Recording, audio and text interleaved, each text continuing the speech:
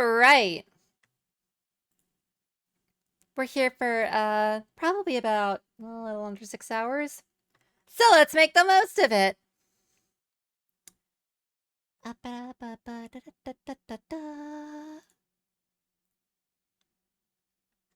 If memory serves me, the last video that I uploaded was was it the 14th?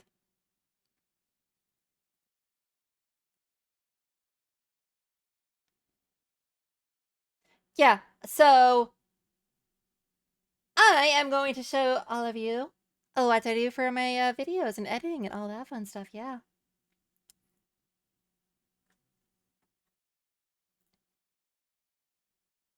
All right. Let's make sure that I don't accidentally dox myself by putting personal files in the VOD / stream.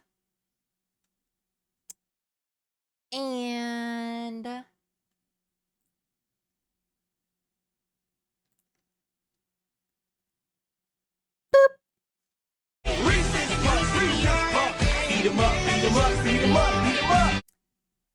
since I missed PowerWash Simulator, we're gonna hop right into that one.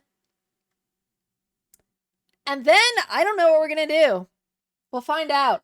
But I got another 4 hours to go before I got stuff to do. 4.5. 4.5. Maybe 5. But yeah. Let's go ahead and load up PowerWash Simulator, knock this DLC out, and then I guess we'll find out what to do from there. I mean, what better way for a stream to start?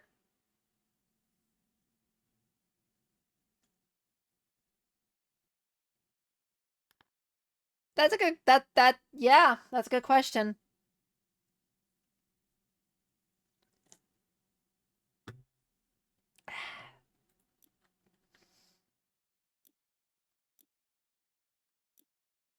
All right, we're doing a whole ass Thunderhawk. Currently drinking a, I don't know if you've ever had one, but it's basically a zero sugar soda. It's not a diet. But it's like a knockoff of Dr. Pepper called Dr. Zevia. Pretty good.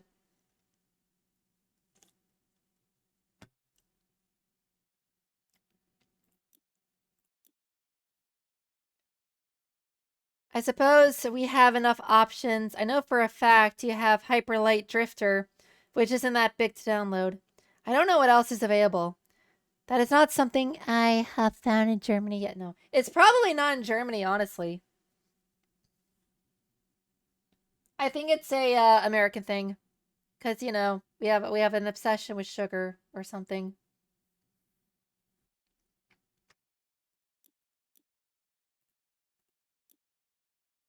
Then I'll never find it.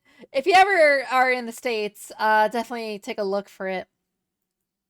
It's hard to find, but certain stores do stock it. Chant of the Exalted Crusader initiated. Did I already read this? I'll just reread it if I did. Urgent!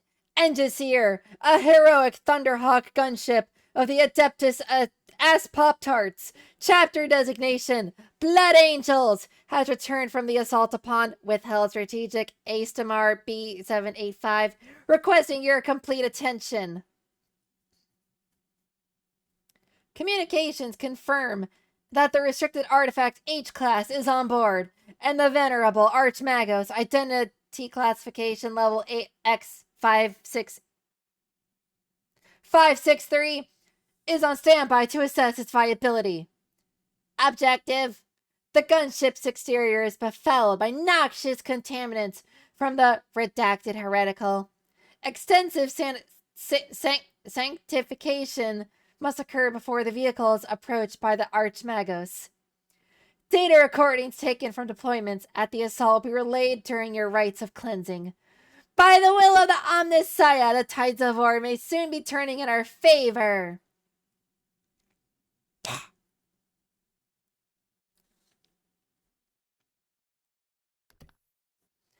That's a neat part. You actually don't. I heard your cola doesn't have sugar, and those that do are the fancy ones. Like the fook.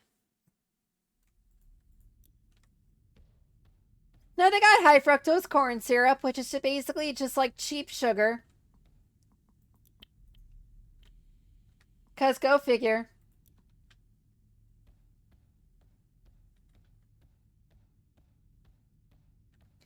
I thought people were mean when I first heard that. What I currently have is it's a drink made with stevia, which is like a very like keto and diabetic friendly form of sugar. Not that I have diabetes, but I don't want to like, you know, I don't want to prompt anything or tempt fate. Data recording Battle of Withheld Strategic ASMR B785. This is from the Thunderhawk pilot. Approaching rendezvous point.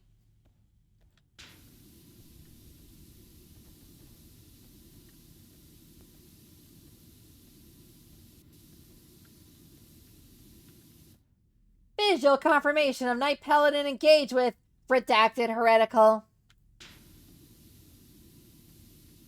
Ooh, there's a fight going on.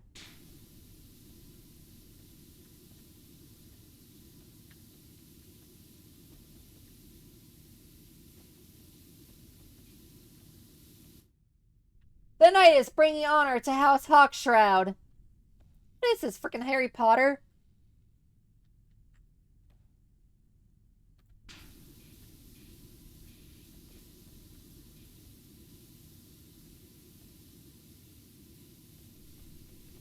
Redacted heretical, moving reserves away from protection of the restricted artifact H class to engage.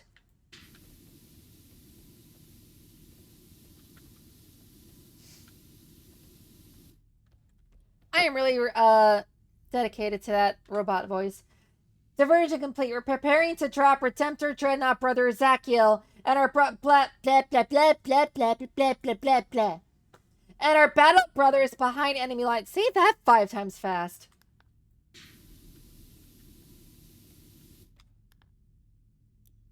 Battle brothers behind. Battle brothers behind. Battle brothers behind.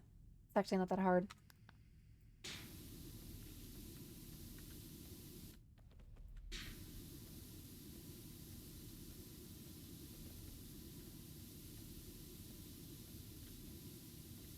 I really hope that the Archmagos they are talking about is Call. The only one besides orcs in 40k having a blast doing what he does.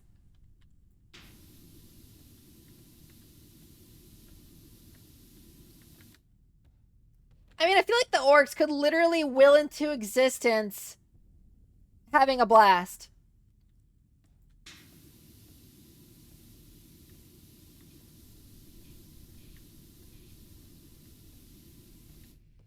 Without being prompted anything else. Like, am I having a blast playing, for example, Resident Evil, eventually 7?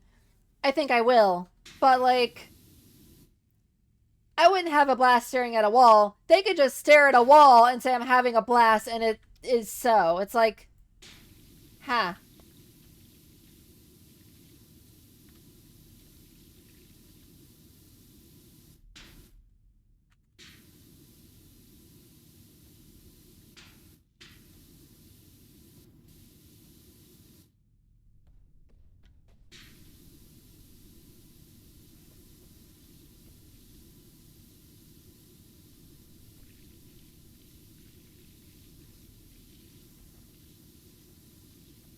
Yeah, the orcs are a funny group, though. I'm actually playing with a friend, Warhammer 3, like Total War. And I'm playing as the lizard people. They're fun.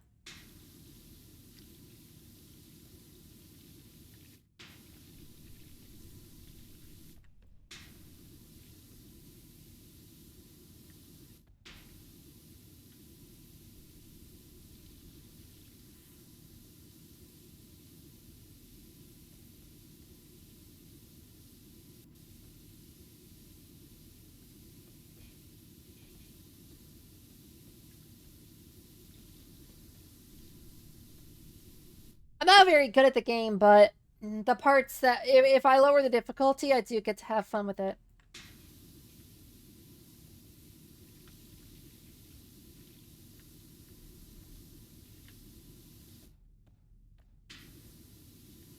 Clearly, I am no military strategist. Good thing that was never something I had to do.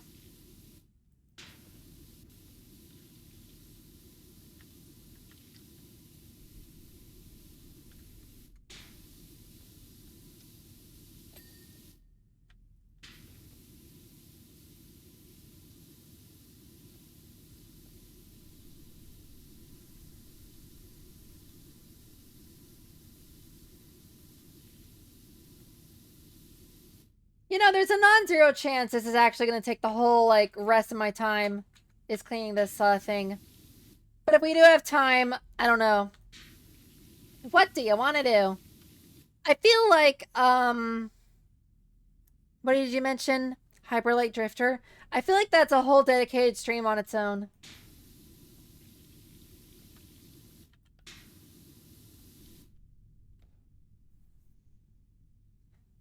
Wow, you posted a lot there.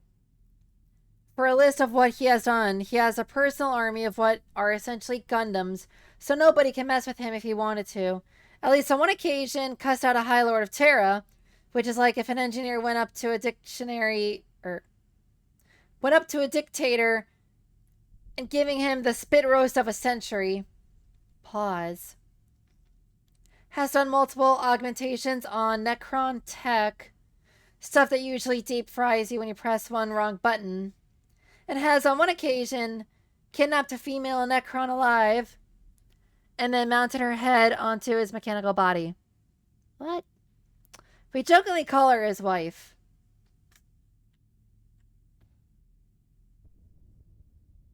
The fuck?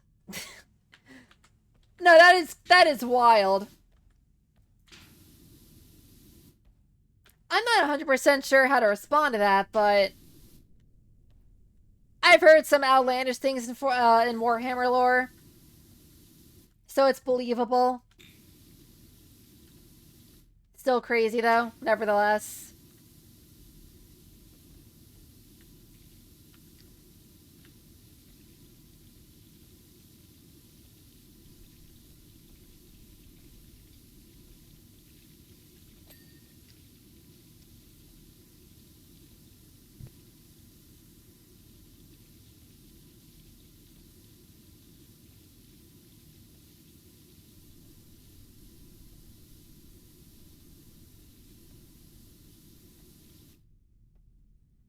Lesson 1 on the Adeptus Mechanicus. Call does not give a crap. Yeah, it doesn't sound like he gives a crap. That is very much giving me I don't give a crap energy.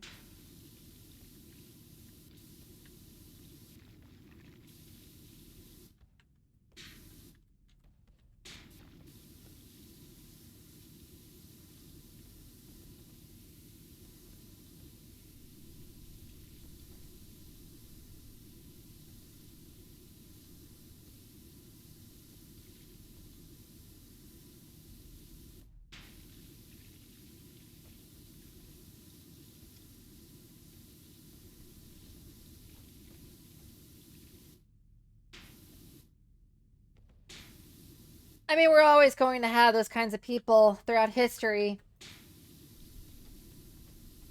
Fiction and nonfiction. But that's pretty much taking the cake right there for... At least for, like, the time being. For Warhammer standards, if you will.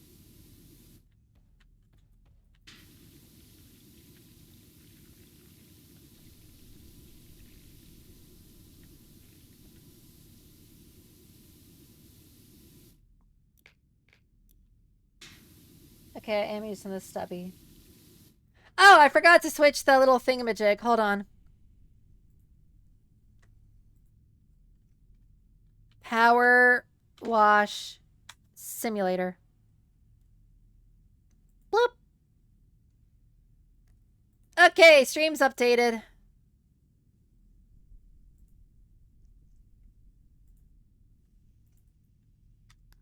My bad.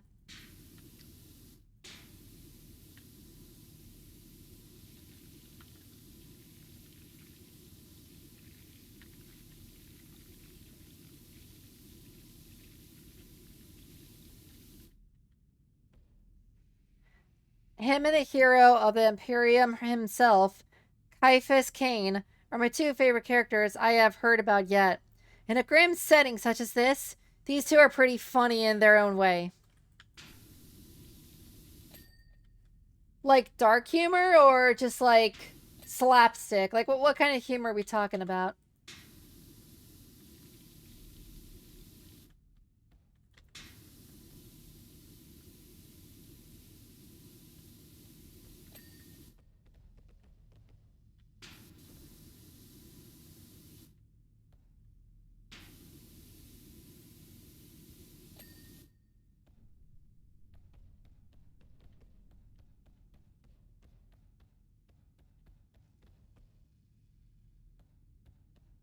I cleaned a single foot. Why is this so tall?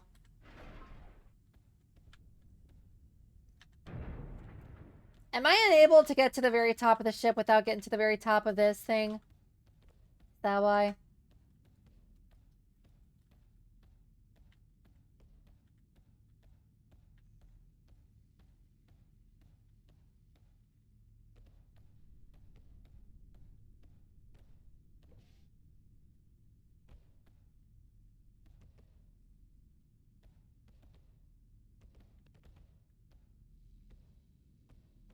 Wait a sec.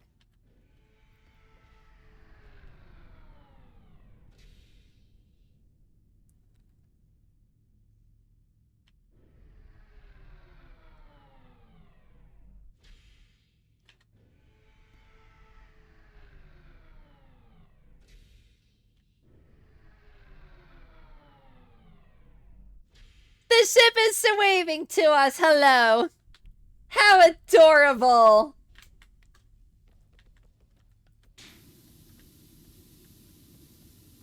I want to do that when it's cleaned off.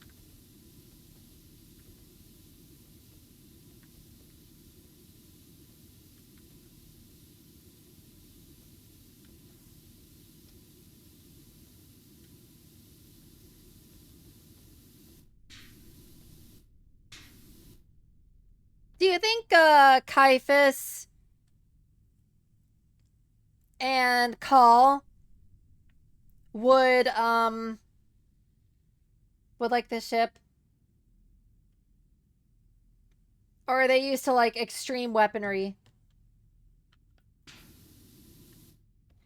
Call does what he wants and cannot be stopped from doing it, and Cain is the master of falling upwards. Oh boy. Call is dark. He does body modifications, etc., but just his way of going, I'ma do this because I am bored, and nobody can stop his shenanigans is hilarious. As for Cain, he can't stop falling upwards despite wanting to.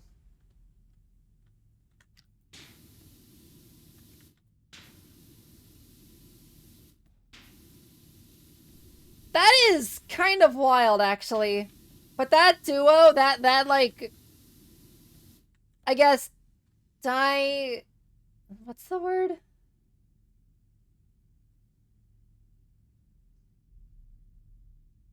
That contrast is kind of funny. Like, that can make for some good moments if they're together.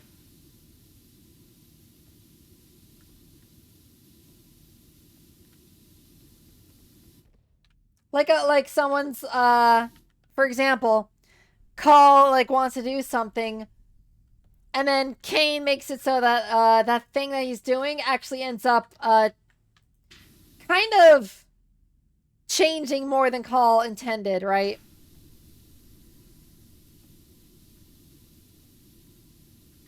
That can make for some very fun writing.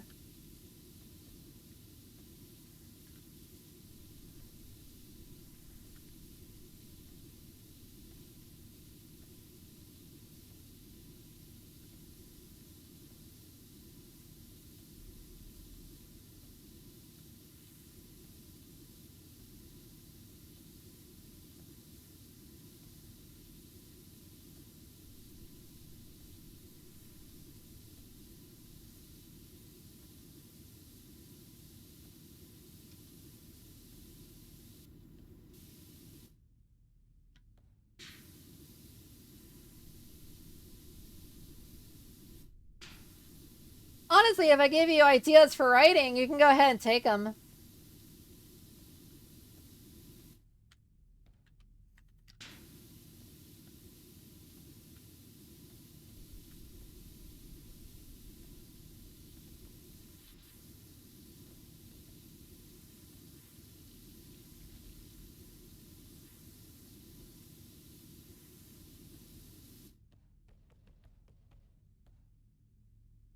Call is used to extreme weaponry. As for Kane, he likes vehicles with an open top, mostly because Jurgen smells worse than orc feces, so he needs to air out, and the other so he can see things coming, so he can hightail it out of there. Basically, Call is used to heavy metal, and Kane wants something light and with an open top as to not die, both physically and mentally from the smell. That sounds like they just need a, like, one of those, what are they called?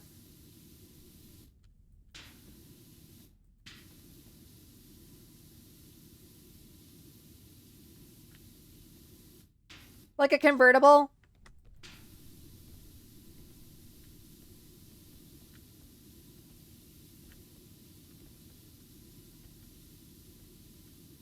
I imagine that could be pretty fun.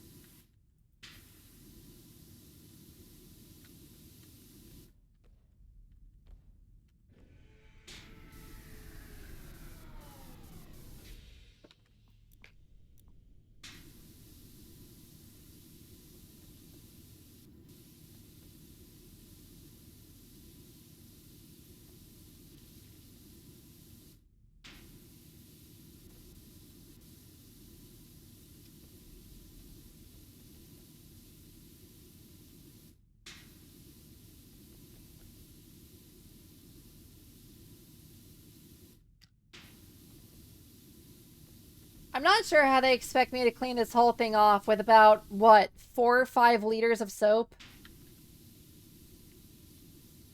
that I'm not using, because why would I?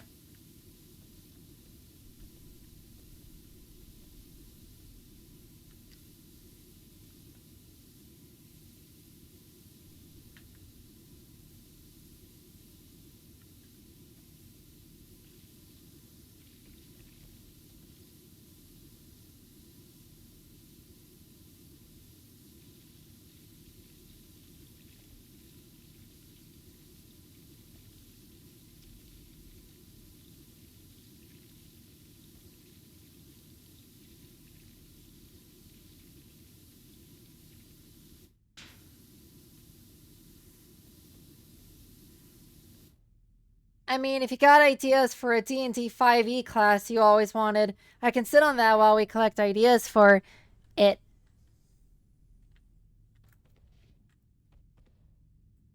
I'm trying to think of a D&D class that isn't already in existence, you know?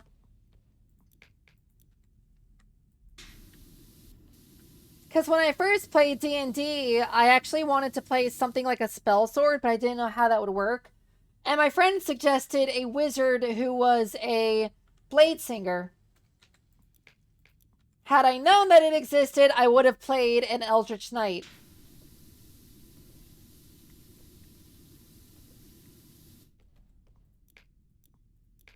Because I didn't like the fact that my character had, like, no hit points whatsoever.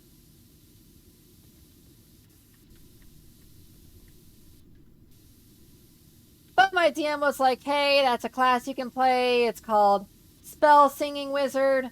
I know that you're a tiefling, but we'll lift the restriction just this once for your character. Because normally elves are supposed to be the ones who take that.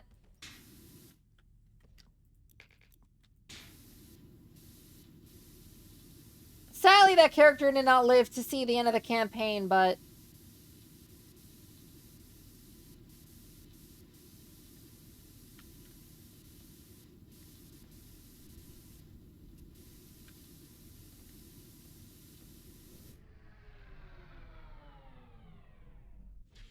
I made a second character. That one was a fighter, and he actually survived for the end of the campaign. He was fun.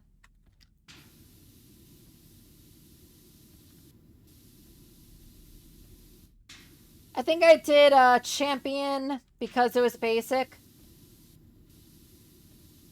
And I like the regeneration that champion knights get.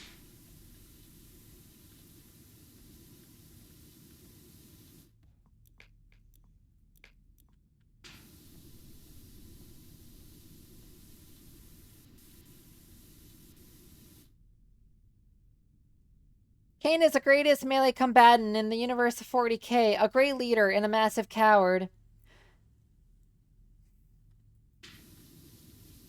That almost sounds like it's contradictory, you know? It's not, but it almost sounds like it is.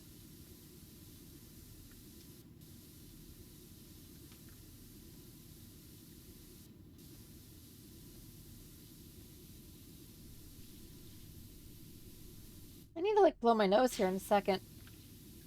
I took a shower before stream, so my nose is, like, a little congested from the water.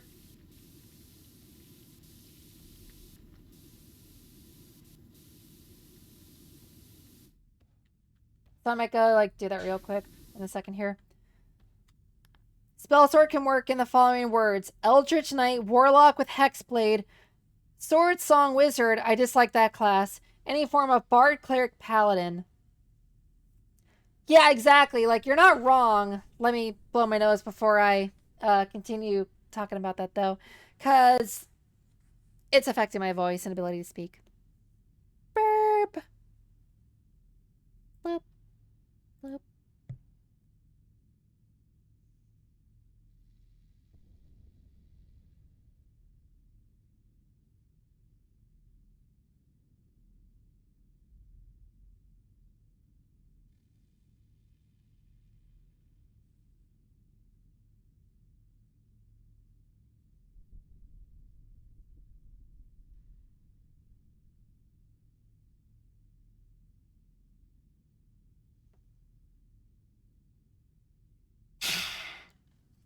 I feel a lot better now. Okay, so. Yeah, Spell Sword, when I was referencing it, it wasn't like necessarily. How do I put this? I didn't necessarily want to follow the whole, like, Bard thing, because he wasn't supposed to be musical in that respect. Cleric didn't really work because he was a-religious. And Paladin wouldn't have worked because, again, a-religious, and he didn't want to uphold a covenant.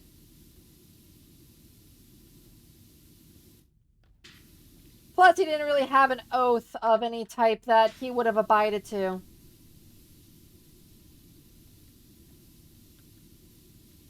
Besides, first character, and I wanted to keep it at least simple enough to follow along.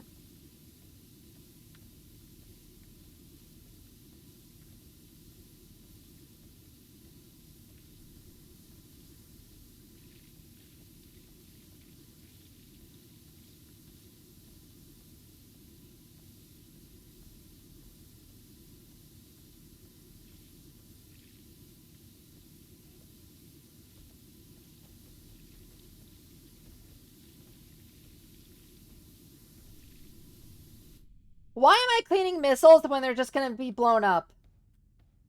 Why are there candles here?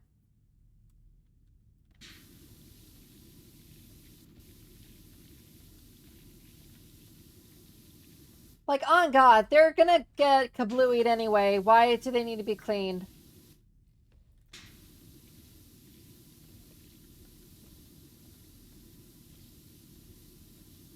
I am confusion.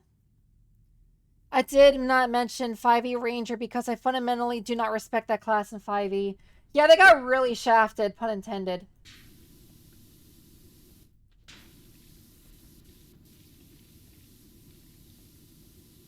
Like, I kind of want to rework Ranger from the ground up.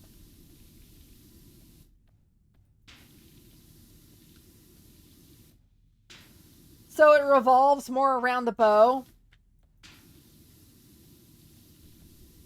And spells that you can use to actually be ranged effectively.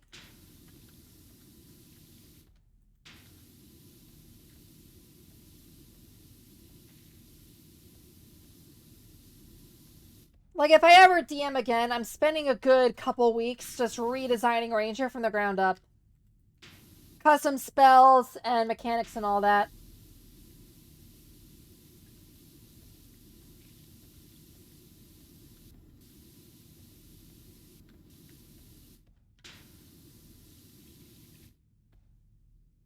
I hate that everyone thinks bards are music only. They can also be interpretive dancers.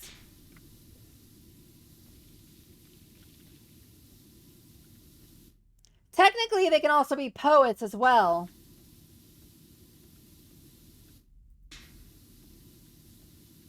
It's just the most common form of a bard is music.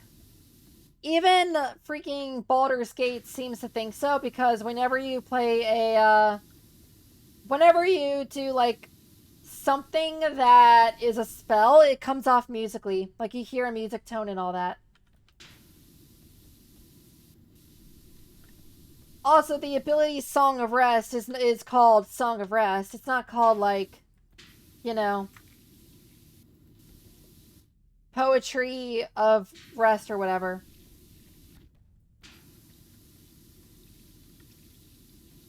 It doesn't have to be music, but I feel like it's the most common component of a bard.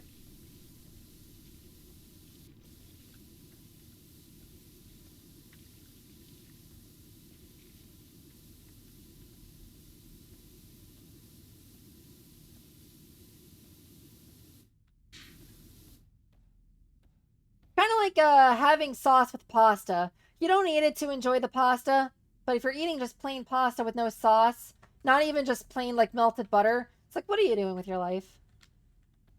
Why is that glowing? I think I might have tagged it by accident.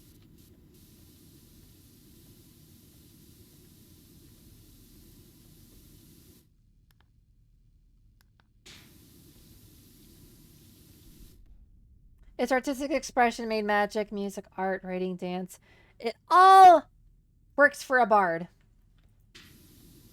Yeah, it's artistic in some way, and that art becomes magic. That's basically the premise.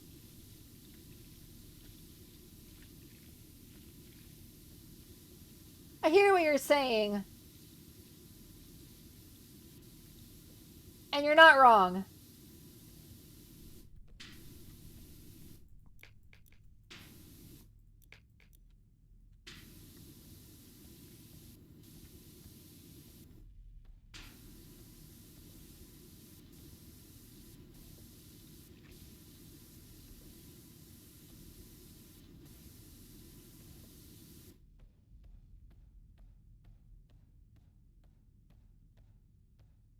I mean, I could rework the Ranger as a side project. I already made a Monster Hunter, which is essentially a Ranger, but without magic and focus on the whole monster slaying.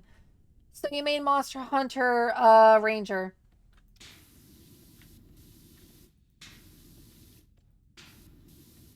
Go hunt O-Dog with it. Hello, Chillcaster. Welcome. I'm alright. How are you doing? I am cleaning the big scary gunship.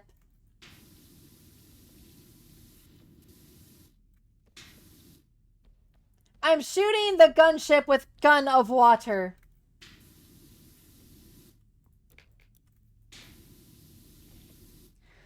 I'm doing alright. Just sprained my ankle. Oh no.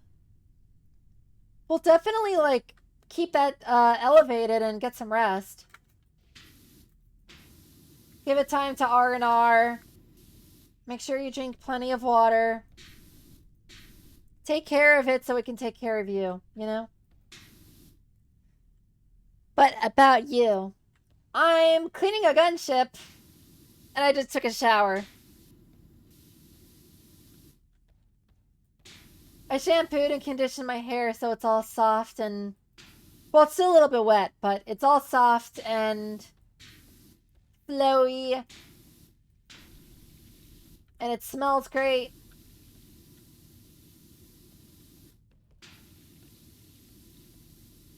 And I'm happy about that.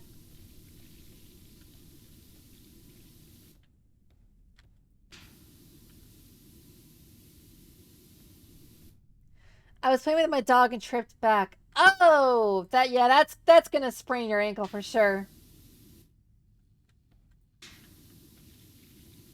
Well, definitely keep it elevated and make sure that you don't put too much pressure on it until it recovers. Your dog will have to understand he caused it. Or she. I don't know your dog's gender.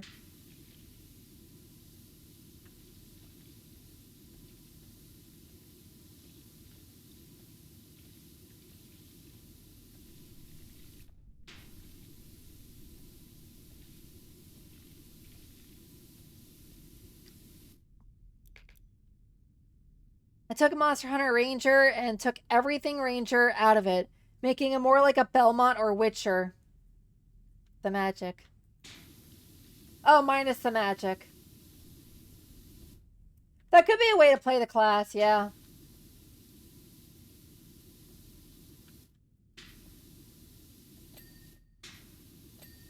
I was thinking something similar to like spell slots, but not.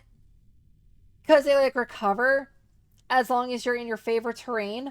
Like you get one back per like every 5 or 10 minutes.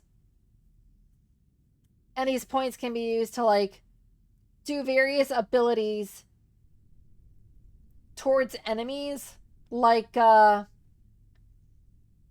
firing 2 arrows at once or enhancing an arrow to slay that specific target if it's a like if it's a favorite enemy type.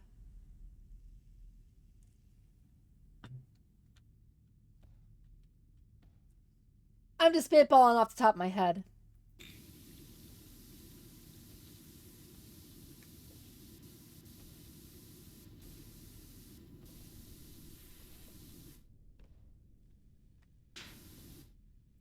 That is an ankle breaker, all right. For sure.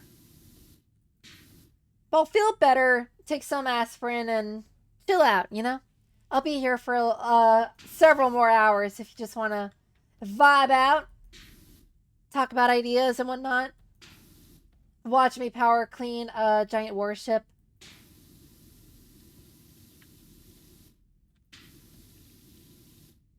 We can even fix some cars later.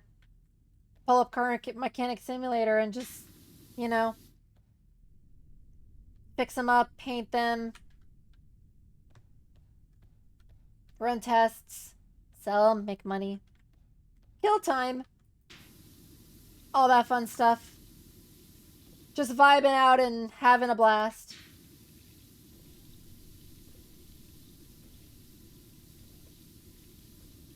Having a Biden blast, if you will.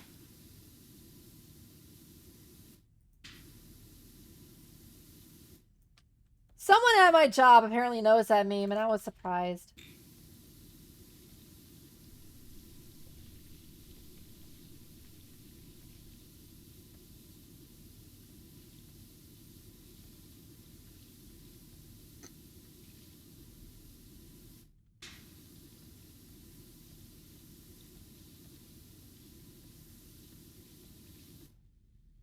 I would take out the whole favorite stuff out. Like, focusing on one specific aspect is the bad thing about the Ranger. That and that it's like the love child of Druid and Rogue, but instead got all the good abilities but bad.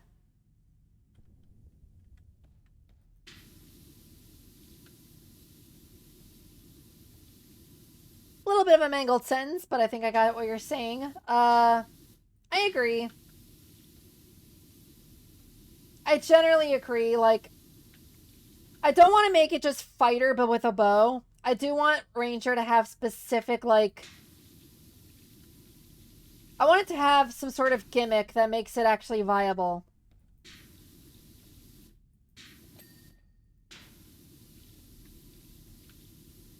Maybe not favorite enemy, but if you want, you could do something like, I do think that having terrain options is an idea that could go somewhere. But where is the question?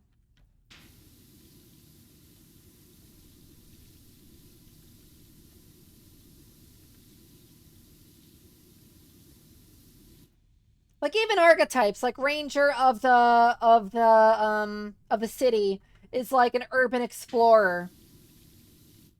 You know? Meanwhile, a Ranger of the wilds is like, you know, your typical like park ranger basically.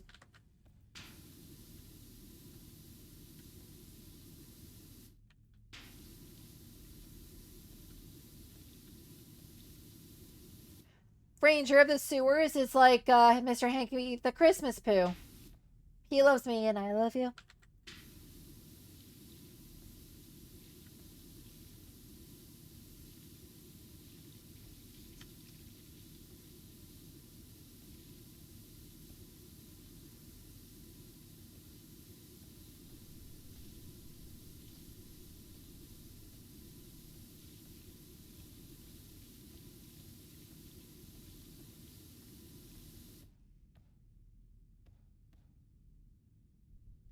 Just do it like the land druid. Instead of making it so you choose a terrain, you get different buffs depending on which terrain you are on. Yeah, that's a good idea. That's kind of what I was alluding to before, how like if you're in your terrain, you get points based on how long you're there. And you can use those points in combat or even out of combat to do different things. It's like you're recharging by being in your favorite area. Again, I'm just spinning off the top of my head, but these are ideas to consider if you need to rework the class. Though I'm not 100% sure how to actually rework it to be like, everyone wants to play it now, you know?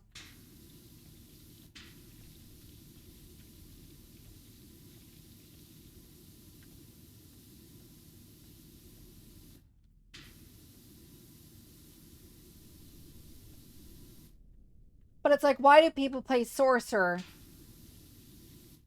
Less people would play Sorcerer if it didn't have the sorcery points and all the things connected to it.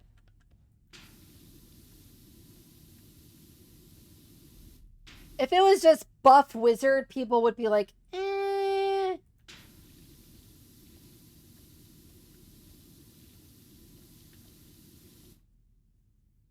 If it was just wizard with a D8 hit die, I mean, I know it's still a D6, but if it had a D8 hit die instead, and use like half charisma, half con for spellcasting, it wouldn't be different enough to warrant like people playing it.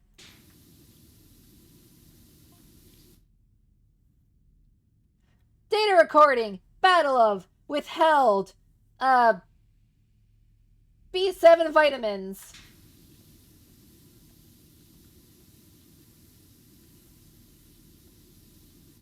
Battle Brothers engagement confirmed.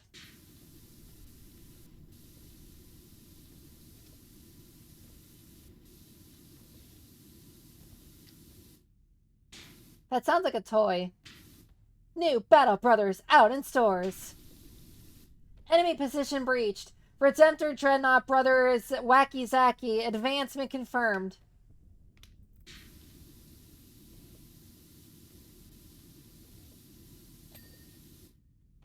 Acquisition of Restricted Artifact H class complete.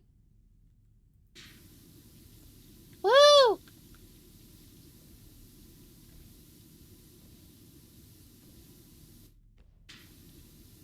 Wacky Zacky proceeding to extraction point.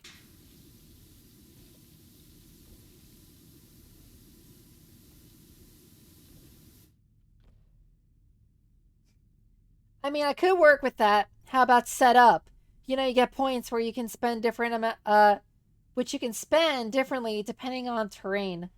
Like with X amount of those points can be used in a forest to make a vine trap, or Y amounts of points in a desert. Oh, you said desert.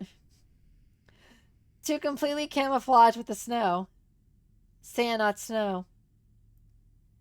Do you prepare the terrain in your favor?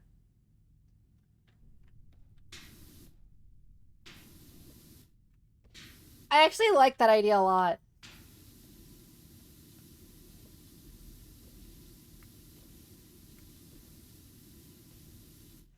Or like one of the archetypes is like Master of Traps. And you can basically set up traps using a trap toolkit that you get when you get the archetype, right?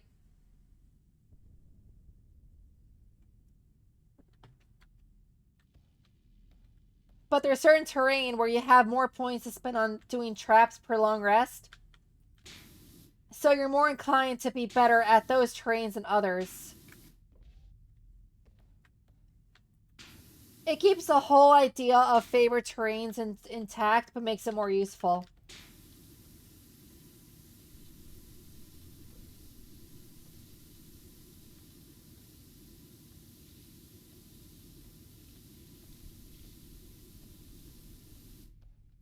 And you can choose whether the traps target AC or a dexterity saving throw.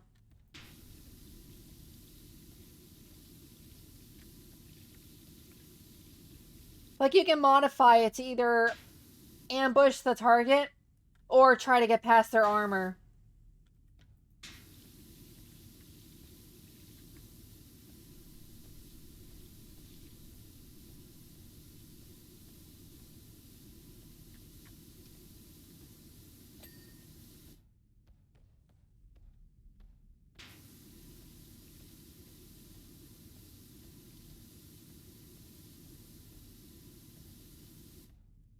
I feel like we're cooking something fierce.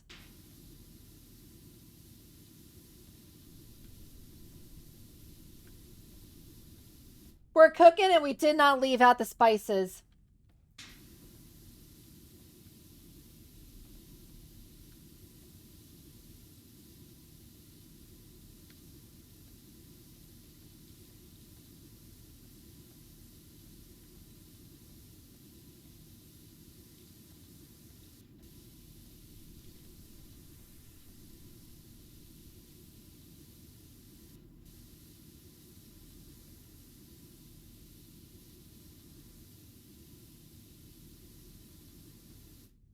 Doing a small shopping run, but I'm getting ideas here. For forests, you can get log traps, vine snares, etc. Or in the desert, you can get image mirages, etc. I can work with that. Yeah, those are some really good ideas. I think that that's a good way to start, like, revamping Ranger.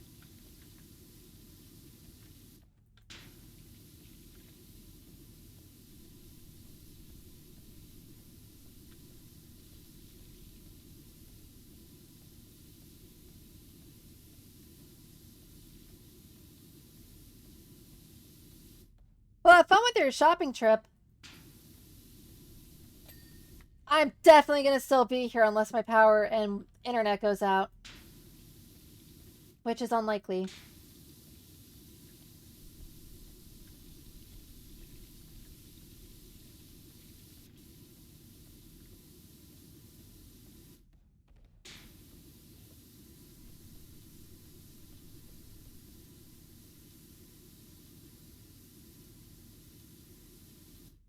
Oh, just a small run, getting some snacks, etc.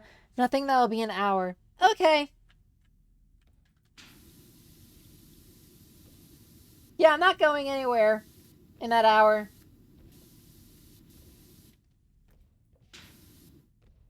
Besides, a mobile is mobile. I am still here.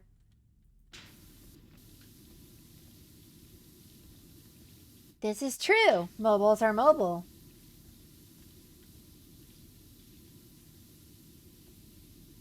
Well, it's reassuring to know that you're still here, so I can bug you.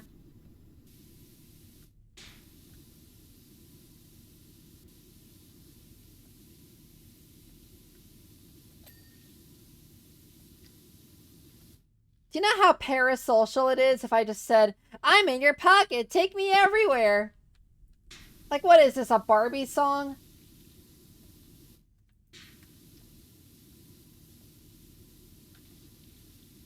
I mean, it's true, but just saying that out loud is kind of funny, actually.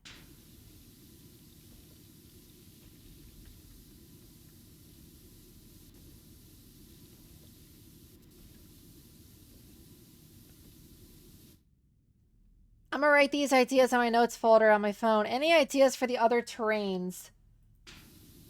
Well, I mean, you could like, it's not necessarily that it's like terrain based. Like different terrains could have different sort of traps. Like urban ones could have like jury rigged abilities. Like you could use some thrown out yarn and some spiked some like nails and boards for a spike trap, right?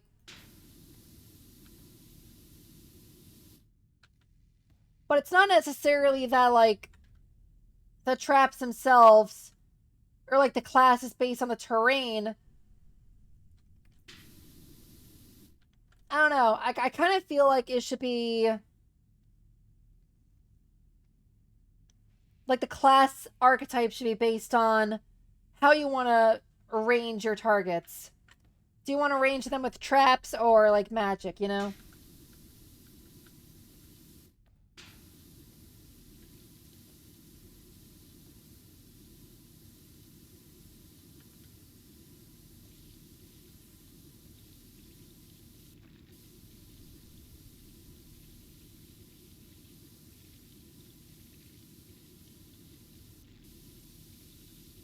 You could have one be like Arcane Archer, which I think is an actual class, but like revamped. So you actually have like spell slots to spend on really good spells for doing archery at people with like magic. And like one of your innate abilities is you can spend 1 minute making a bow attuned to you, making it magical for the purposes of bypassing resistances.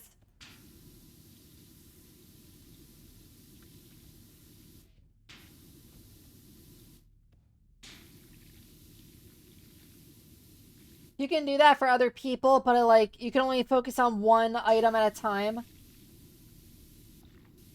or one weapon.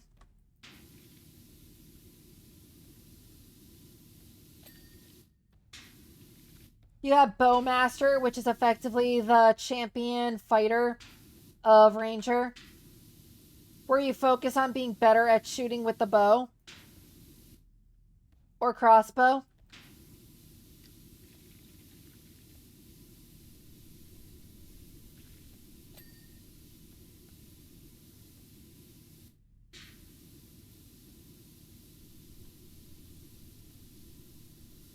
One archetype could be Trick Shot, where it's kind of like Battle Master, but like you spend points in combat doing all sorts of things to cripple, debilitate, and eventually take out an opponent. If you want to do traps and terrain, you could like have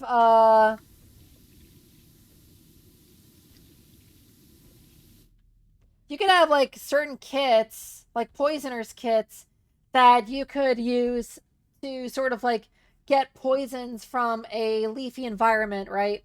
Like poison ivy, and create traps that are poison based.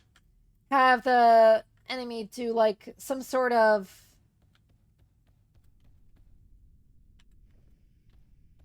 like con save.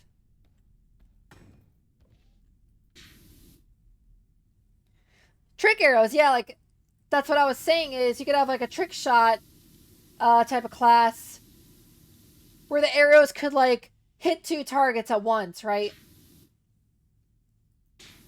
Or they could have advantage to get past armor.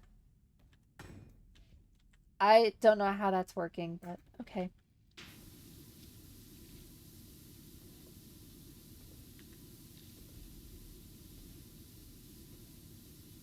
So trick arrows, traps, and magic. Basically, that's what I'm getting at.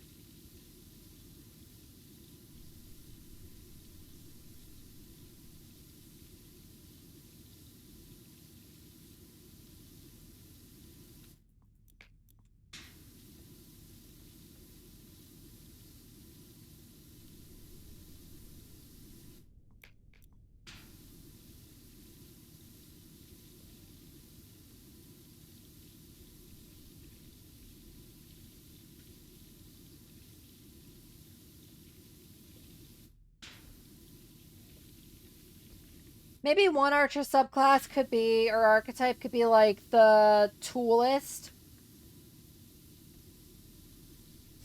Where they have like basically a plethora of little tricks that they can do with equipment.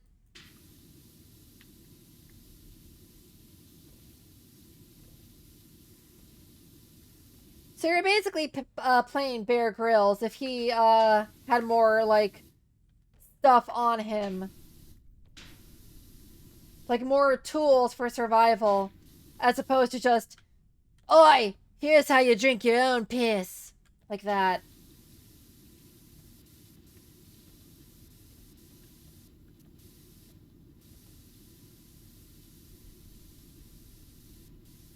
I read somewhere that he actually stays at hotels when he's done shooting.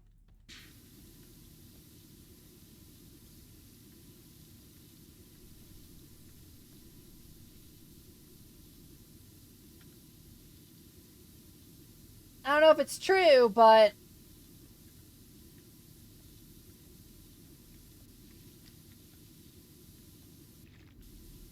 it wouldn't surprise me. We've all become really dependent on society, which isn't a bad thing. It's just, that's a fact of the matter. We're not wild animals anymore, buddy boy. I don't know why I said that. With the goblin crew filming him? Yeah, right?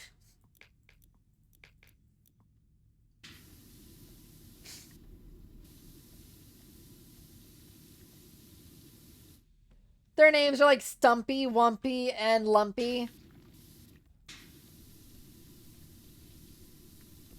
They talk like the grunts in Halo Wars.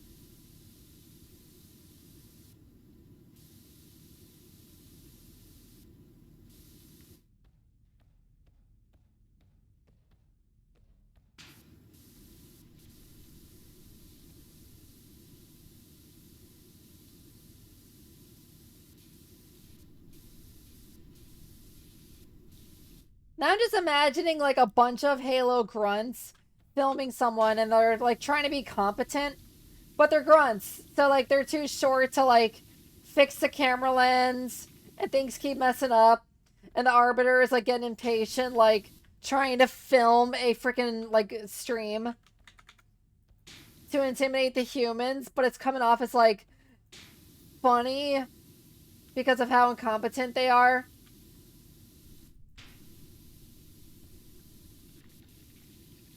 I'm giving a streamer an idea of how to just like make bank. Like a VTuber of the Arbiter, but like you just have a bunch of mishaps happen and it's all blamed on the grunts.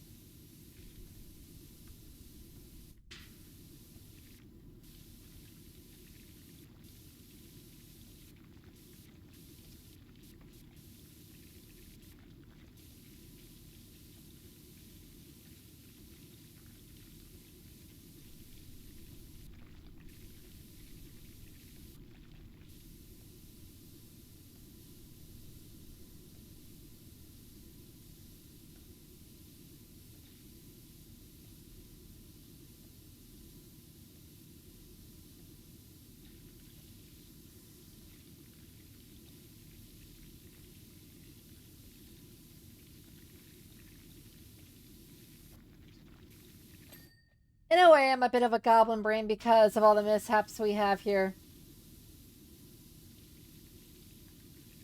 I mean, we have mishaps on this stream. Come on.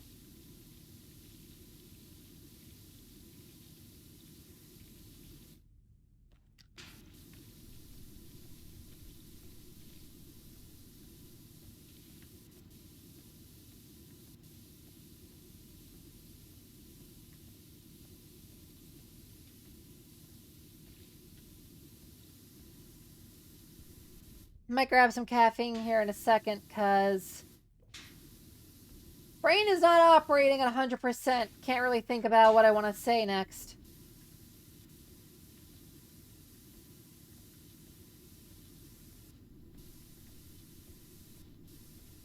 I kind of rely on chat to figure out what I'm going to talk about. So, jungle forest equals poison and snares. Desert equals illusion and heat. Tundra, I think you mean tundra / ice. Hiding, cloaking, and knocking prone, slippery. Sea equals unknown.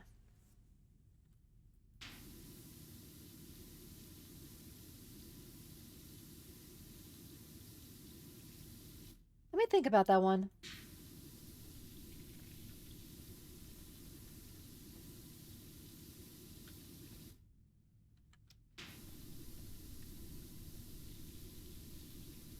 Sea could be like predators, right?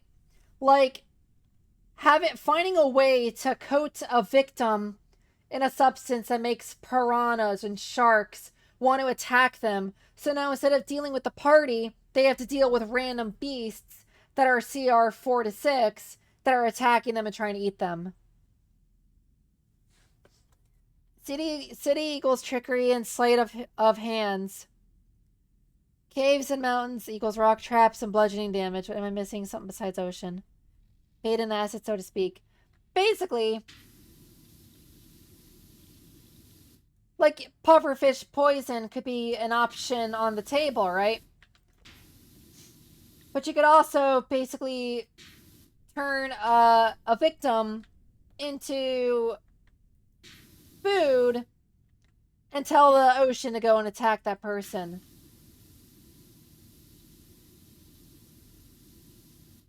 It's a trap, but it's not like just another trap where it's just like, I do the thing, it springs, you take damage. It's like now you have to worry about enemies that are attacking you. So now you have to deal with this turn order of opponents while my team is basically over here eating ramen. Like, that's more or less the idea here.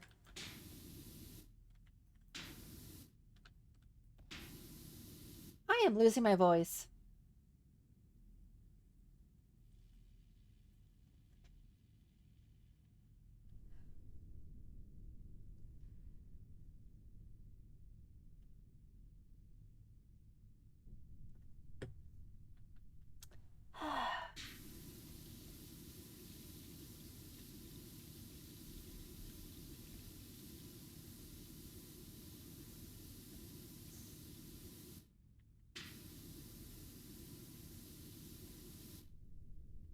Throat was dry. I think I was overcompensating.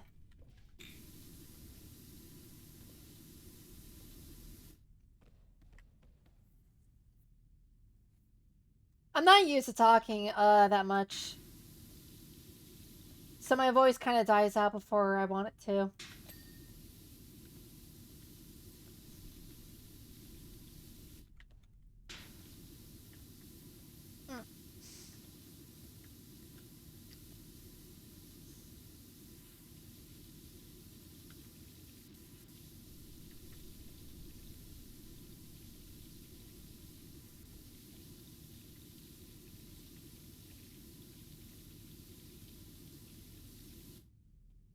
Pufferfish arrow equals thorn armor.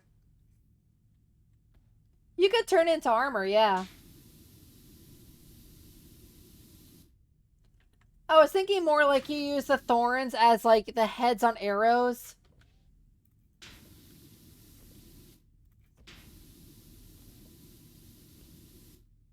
Or you can like put them into some sort of like projectile trap.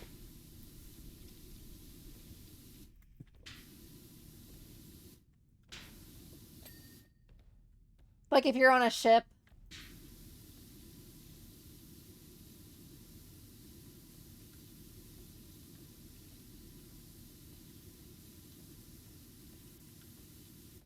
If one of your terrains is the ocean, though, I feel like one of the spells that should be available to you, if not an outright ability, is like either A, the ability to hold your breath for underwater for way longer, Or just breathe underwater on its own, if you don't have the ability already.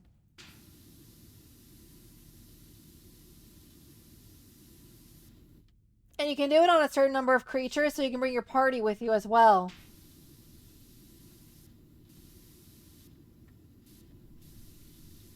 So if you're playing something like a Simic Hybrid, you can still, like, make use of the spell.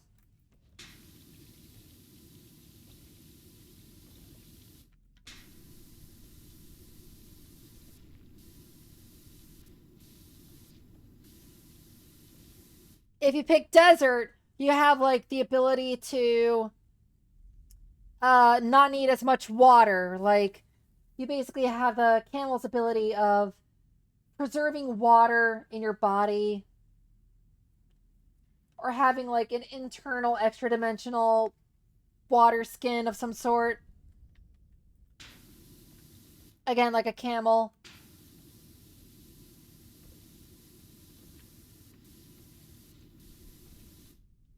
If you're in the city, you can't be robbed. And you have a constant awareness of, like, everything that's on you.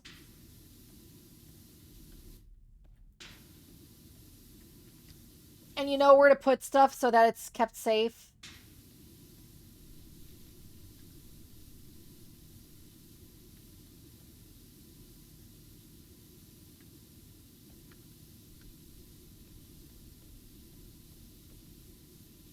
You can recognize safe places to sleep. That's not the tavern, in case you need to save money. Live better, Walmart.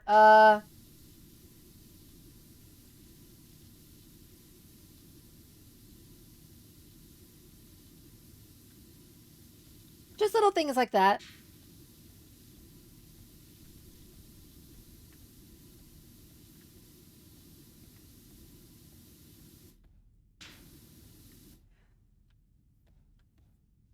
What would be a unique ability for the forest or jungle?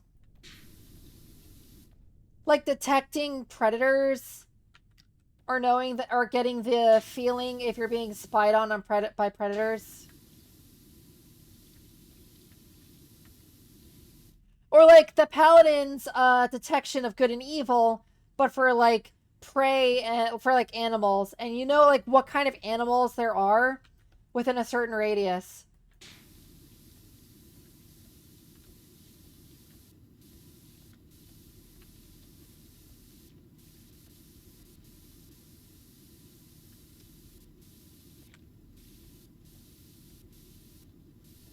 Yeah, it's basically Spidey sense if you think about it.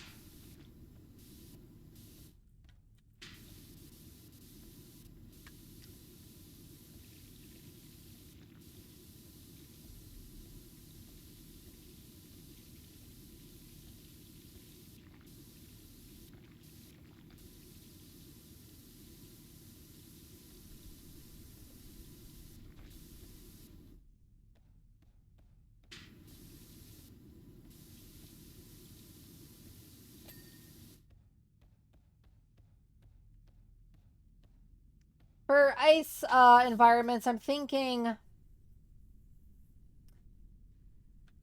you can build a temperature safe like igloo to keep yourself warm, and you have a higher threshold for hypothermia. So if your party is like freezing their butts off and suffering exhaustion, you can keep going a little bit longer to build them like shelter.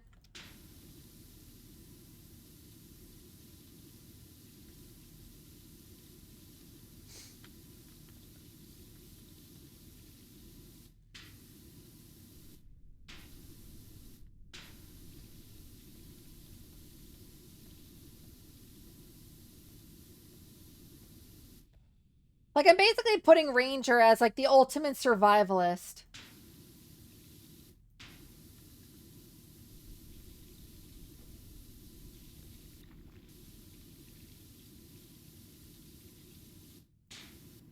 Which feels like it's very niche, but I think putting Rangers as survivalists and sort of like making the class about survival, or even a subclass about survival, could be pretty peak. It could be a lot of fun.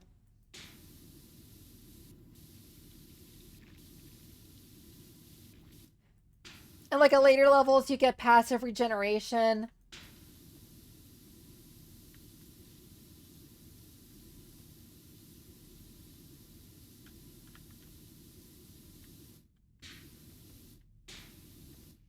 Like in combat, you regain hit points equal to your con modifier.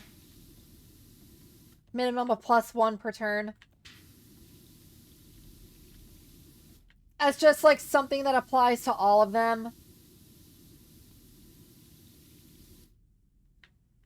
I'm gonna call that ability Darwin's Theory. That could work. I don't know if Darwin is a person that exists in the D&D universe, but that could work, yeah.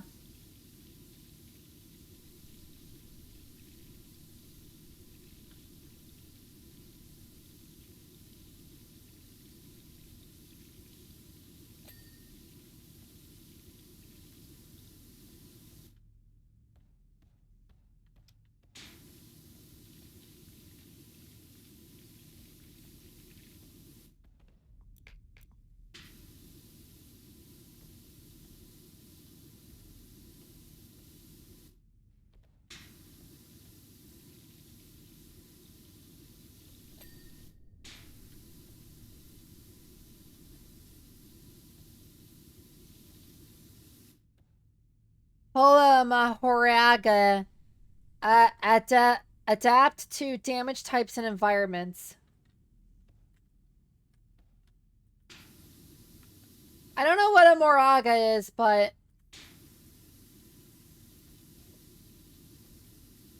yeah, I like that as like a base, maybe an archetype or a base ability of the ranger. Either or.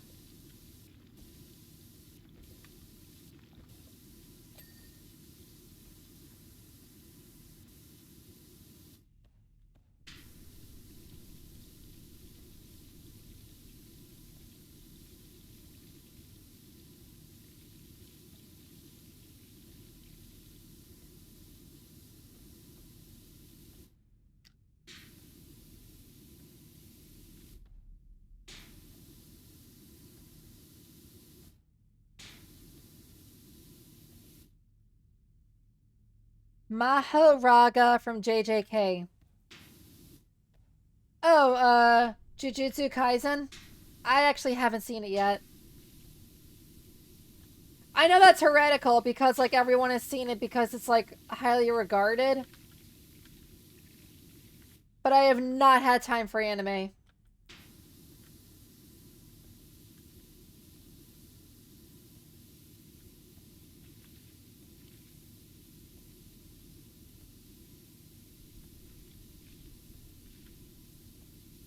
Like, technically I could watch it during work hours when I'm not, like, doing anything important. But at the same time, it's like, what if something amazing happens and I get a phone call? And it ruins the whole moment, you know?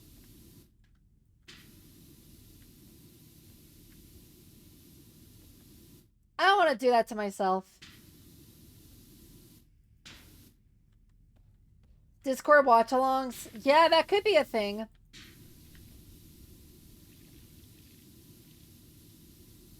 That could be a thing to do, instead of streaming or as a stream.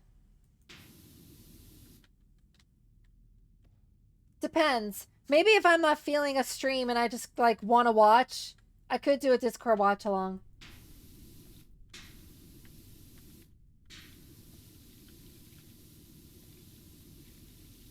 But normally if I don't feel like streaming, I'm just, like, tired and I just want to go to sleep. Not watch stuff, so...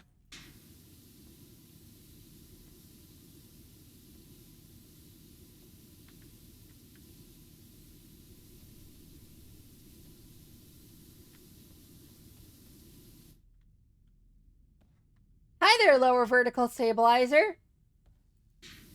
Getting in the way of me cleaning stuff, but okay.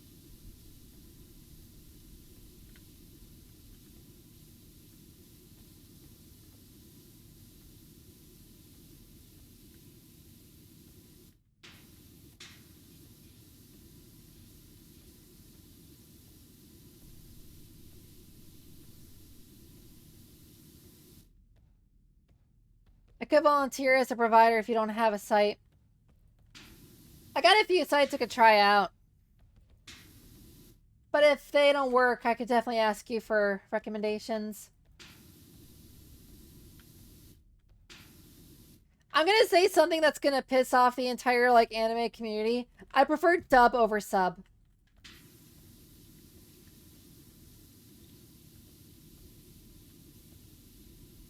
If it exists.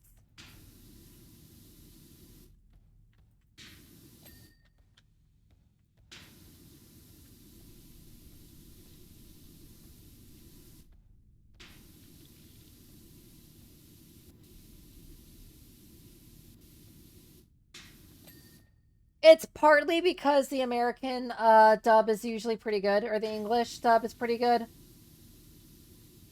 There's a few cases where it's not. But also, if I'm watching my anime, I want to actually watch it. If I wanted to read everything that's going on, I would just get the manga.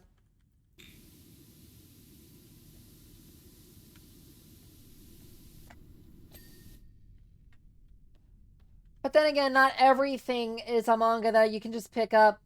And not all anime is actually, like, dubbed, so sometimes you have to resort to sub. I'm okay with that, too. I just have my preferences. I can see some dub. I like sub more, but I can see why some do dub, yeah. There's a lot of stuff that gets lost in translation with dub, but at the same time, it's like... if it's a joke or something that the Japanese audience is going to get already, then changing the dialect or the language is not going to change the fact that I'm not going to get it.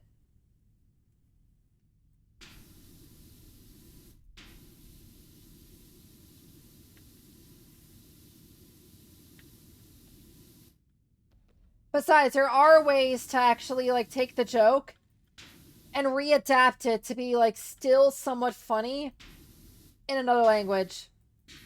It's hard to do, but it's possible.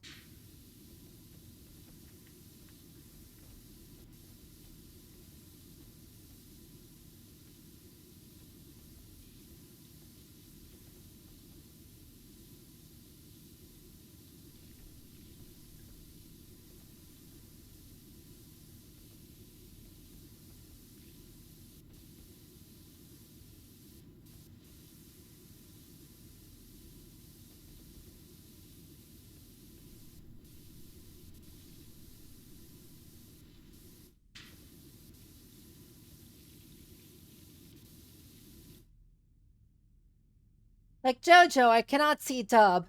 Like, I get that it has great cast, but sub JoJo is so peak.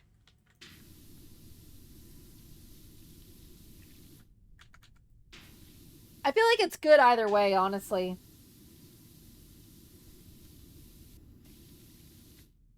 Like, Johnny Bosch Young voices Jonathan Joestar. That, you can't go wrong with him. He did Yu Narukami in Persona 4 anime. And did a really good performance, too.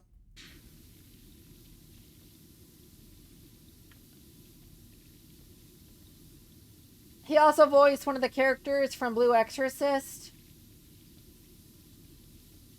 I think the brother of the protagonist. He's good, he's good.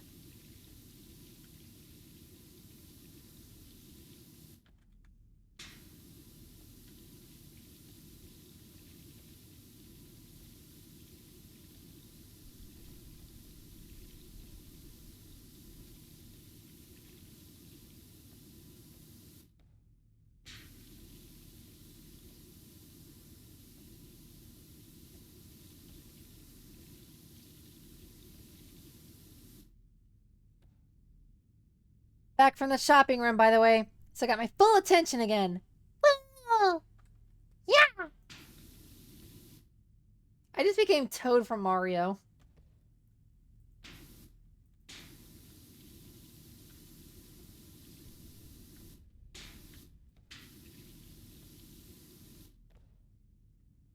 Like, Japanese Dio was made for that role. Okay, yeah, Japanese Dio was pretty peak, I'm not gonna lie.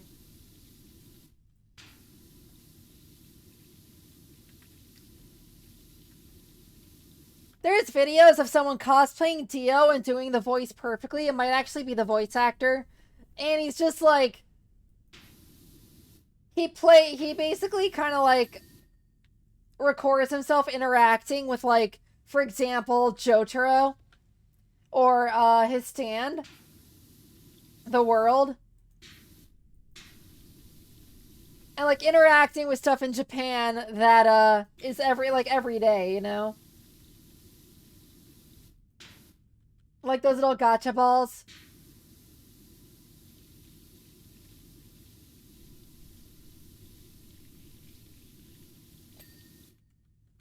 It's so funny.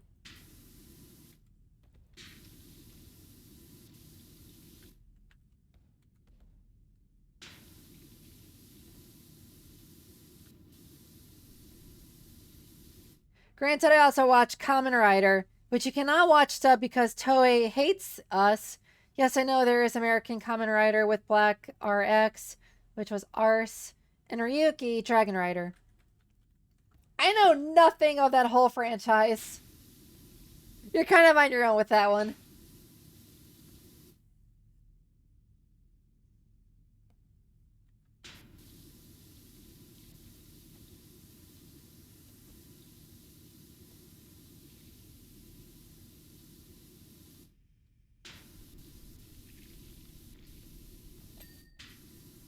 I'm not even necessarily sure what Kamen Rider is like. If it's its own thing, if it's part of like another universe.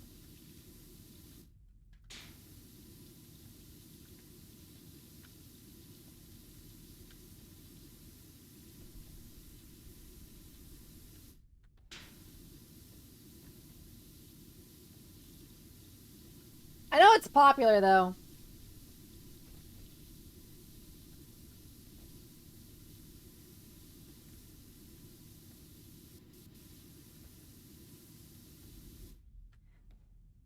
Basically Power Rangers, but way more mature. For example, a rider will not hesitate to put someone down unless a specific rider that doesn't like doing that, like Ryuki or Deno, be it monster or person.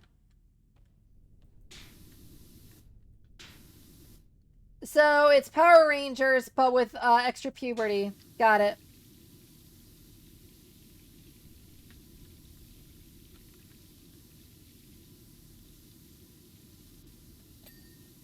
I'll be honest, I heard Rider when I first heard that I thought it was just Power Rangers, but like as a bicycle gang.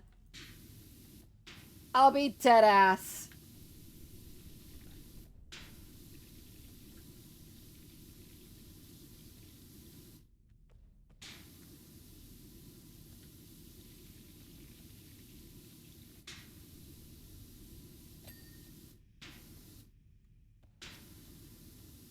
Mighty Morphin Bicycle Riders.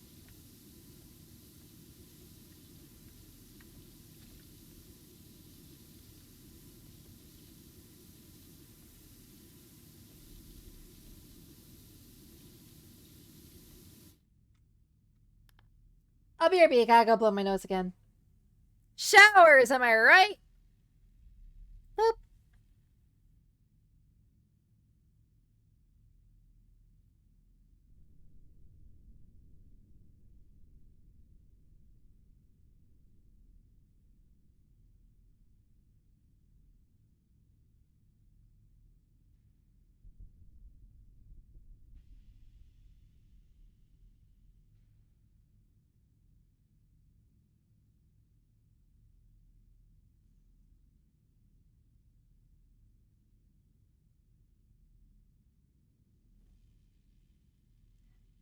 You ever just spend like an hour and a half cleaning a Thunderhawk, and you're like still not even half done? Biker Gang, but I suppose Kamen Rider is actually older than Super Sentai, the Japanese Power Rangers, which they adapted into America. Oh. So they're the OGs then.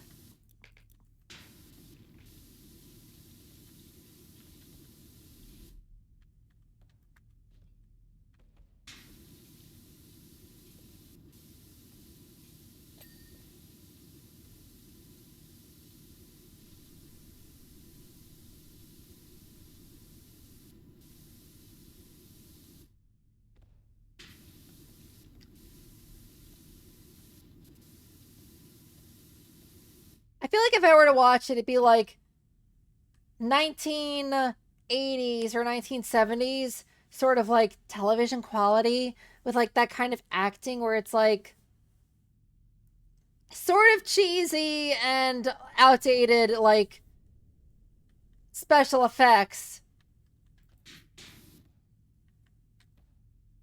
but still kind of worth it for the like comedic value and some of the fight scenes. Kamen Rider started out being super dark for being directed at kids. The 70s were a different time, I suppose. Called it! With a promising teenager being abducted by an ex-Nazi group called Shocker. What? And turned him into a cyborg against his will. He managed to escape before the brainwashing could happen, though, and now fights Shocker with their cybernetic enhancements. Isn't that the plot of a video game?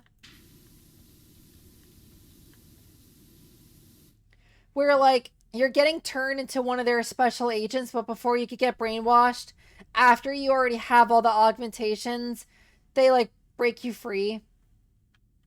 It also starts with an S. What are you watching today? A giant warship! It's a Thunderhawk.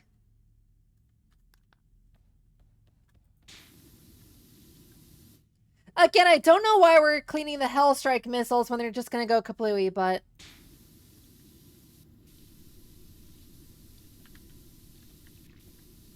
we are.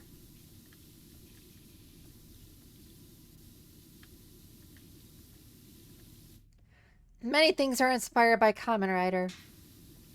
I can see that. Wasn't Kamen Rider in, like, One Punch Man? Data recording. Battle of Withheld Strategic ASMR B785. Extraction point almost secured. Preparing for retrieval.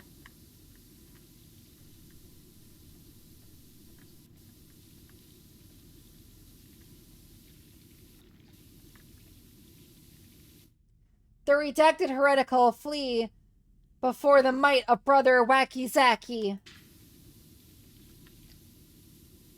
I'm gonna call him that, just so you know.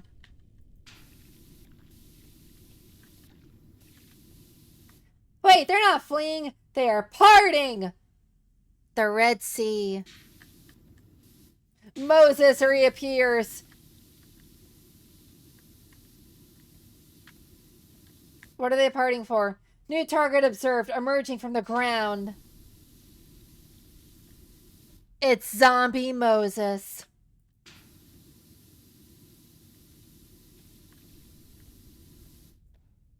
By the Emperor, a redacted heretical.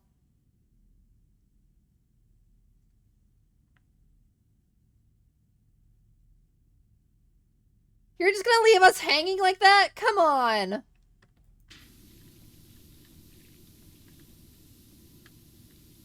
That sucks.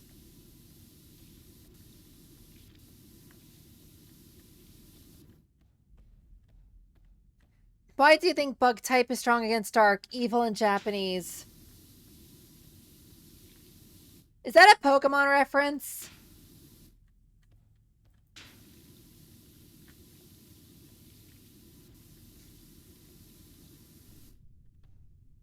Yes, it is Pokemon. I did not know that, actually. I'll be honest. I do not play a lot of Pokemon. Because of the fighting, usually cyborg, grasshopper heroes. Moomin Rider, Bicycle Guy is a reference to it, yes. Got it! That's why it sounded, familiar.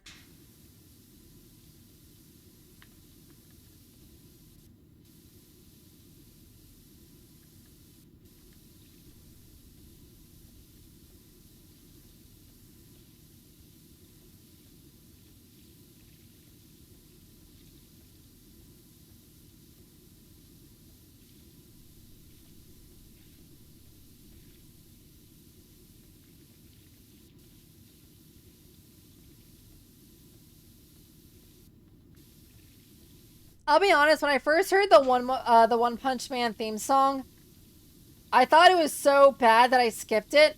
And then when I reheard it, I was like, hold on, this is actually fire. And now I practically know it by memory.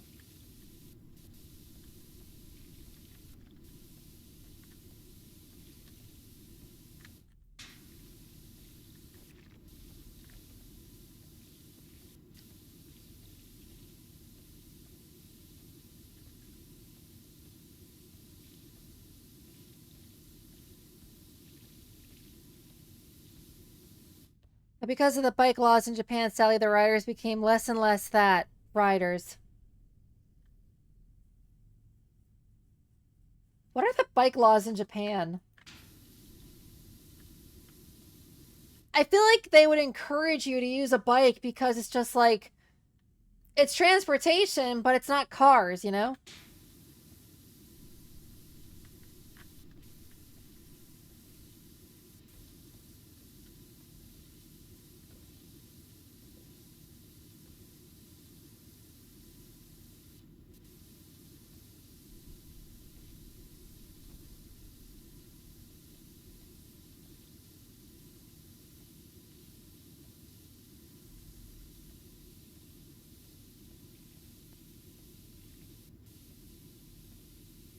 No, not a bike isn't bicycle, but motor. Oh, motorcycle. Got it.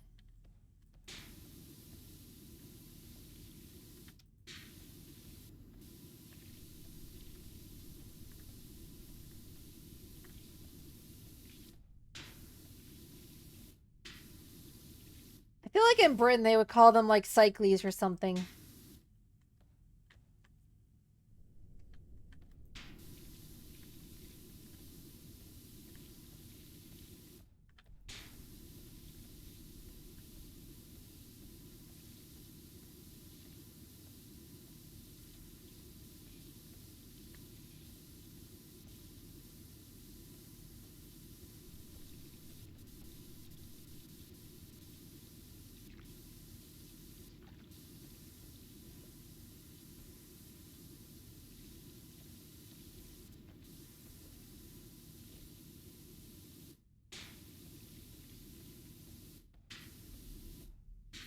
See, having like less free laws on motorbikes I can see, not because I hate motorbikes, but because it's like they're loud, they go vroom vroom, and they eat up gas, so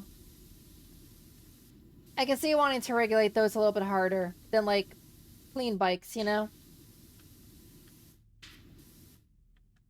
I think the last primary rider I can remember using a bike was Decade 2009. But then again, I have not watched everything yet. Sounds like you need to get on that, huh? Catch up on your riders.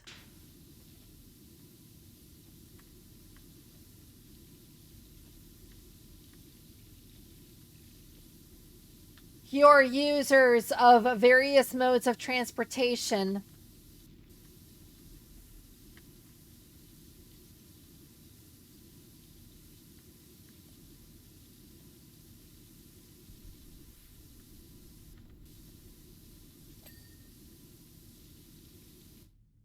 And break ankles! Kamen Rider Ichigo, first rider, broke his leg in a motorcycle incident during filming. Yes, he didn't have a stuntman. You mean like a stunt double? That is wild.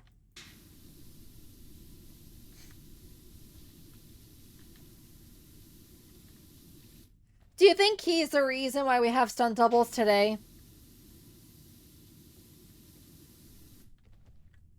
Or was he just stubborn? Or was the budget that tight?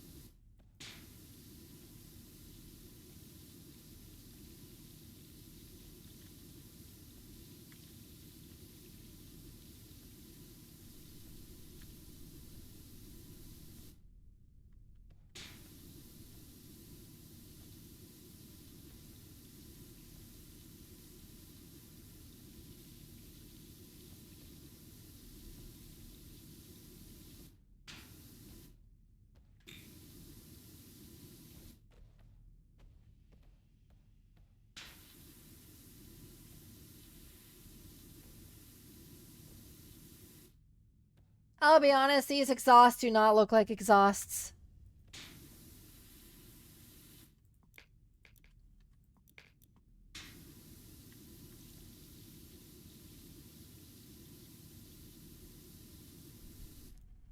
A bit of all of them. Kamen Rider just came out, so the budget wasn't great, and he broke his leg around episode 9. After that, they used stuntmen. Gotcha!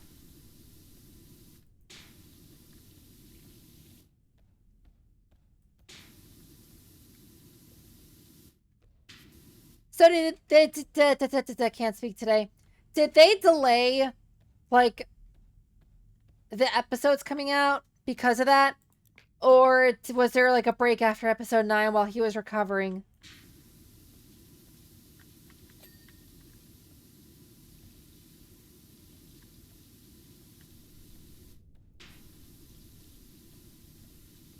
They didn't. What did they do then?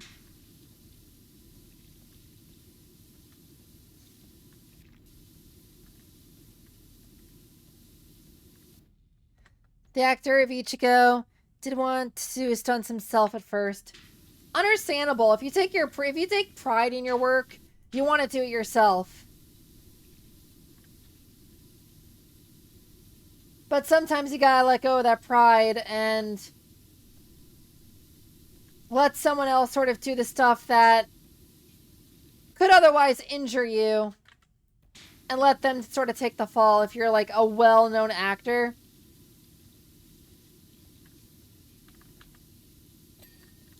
But I get wanting to do it yourself.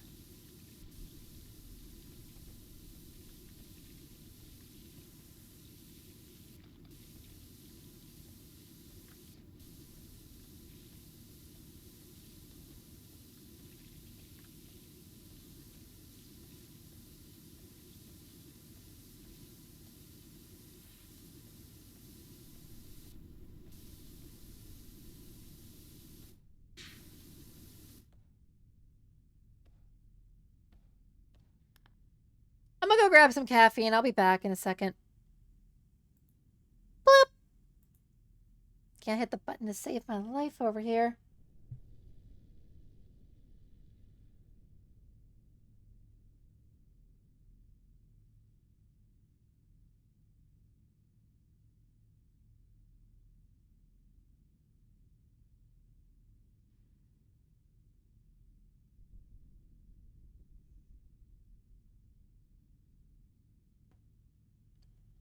Hey, guess what? Guess what? Guess what?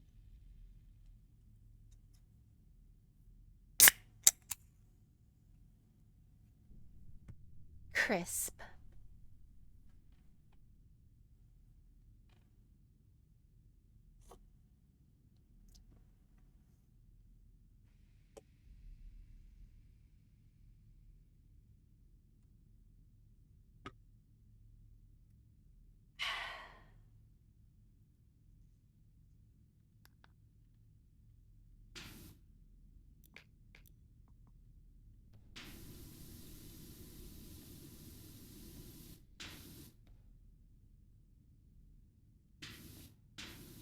In about like 15 to 10 minutes, I should have a little bit more energy.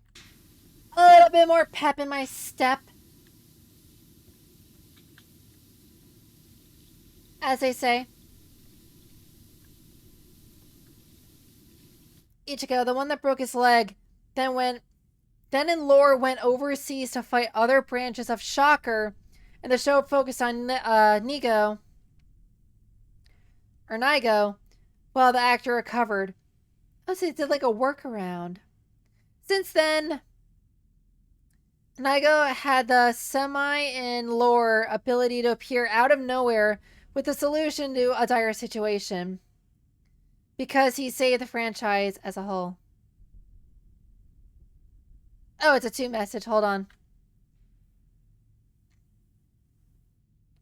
Basically, I had a stand-in, though a poor one, for some scenes where he was the writer while the focus shifted to the side characters while he recovered. So they made a new character. Different Kamen Rider who's Shocker made to fight Ichigo with the same cyborg modifications. That with the help of Ichigo also broke free of the brainwashing. That's actually really clever. I'm not gonna lie.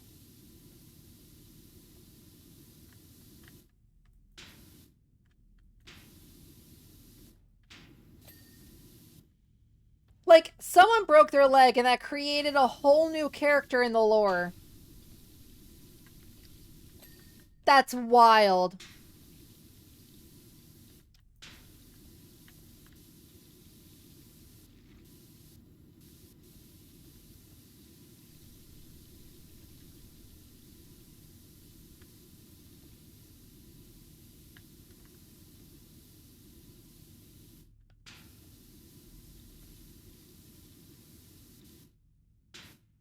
That doesn't happen that often, but I think it did happen in one of the games that is very popular today.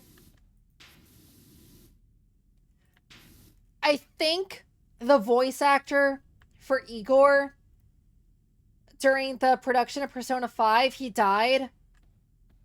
So they had to like rewrite some of the story, if not the entire like story, in order to sort of accommodate the fact that they couldn't have him voice the whole thing.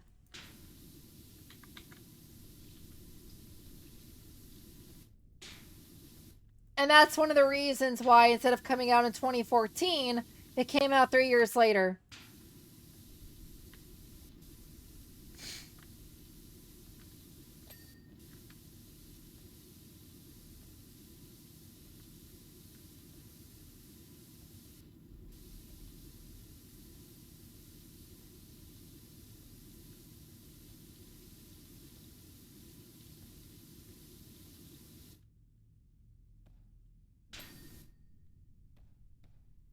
Basically, Ichigo was shopping Shocker, whooping Shocker, since he was the newest cyborg.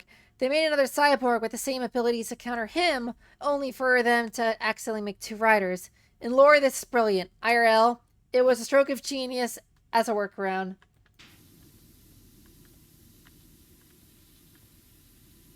Yeah, exactly.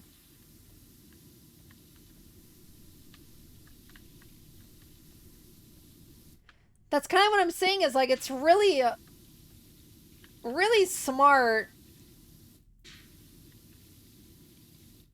It's a smart workaround to get past the fact that like one of your actors just literally cannot do his acting.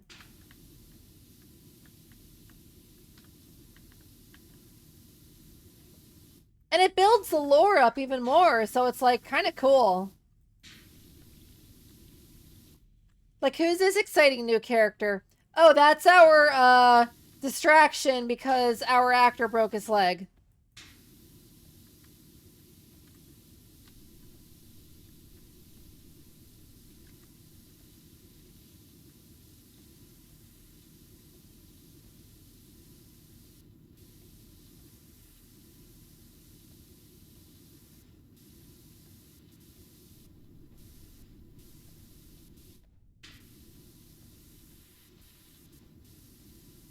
Now, after his recovery, the actor of Ichigo has been Ichigo in every piece of media he appeared in.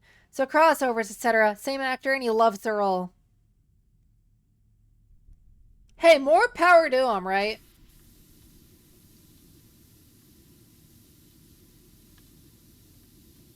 I say if you love what you do, keep going at it.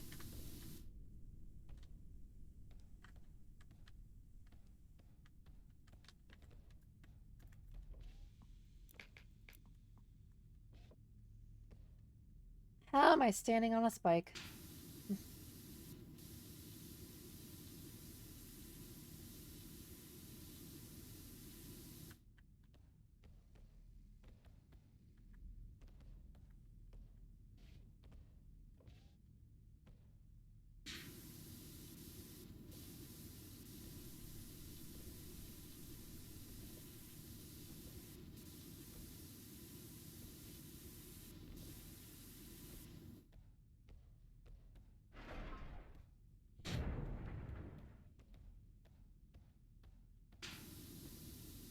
Wait, bro is 80 right now? How How is he still doing that without his bones acting like they're like Snap Crackle Pop Rice Krispies? I think that might be the most impressive part.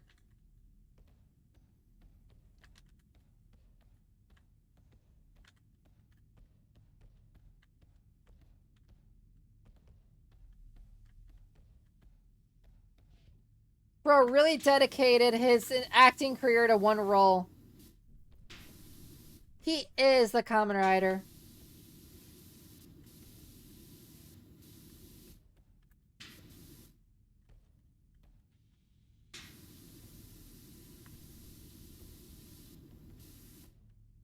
At the very least, if you're doing that role for that long, no one can kind of take it away from you. Yeah, kind of like pulling a Hugh Jackman. He is the Wolverine. Robert Downey Jr. is the Iron Man.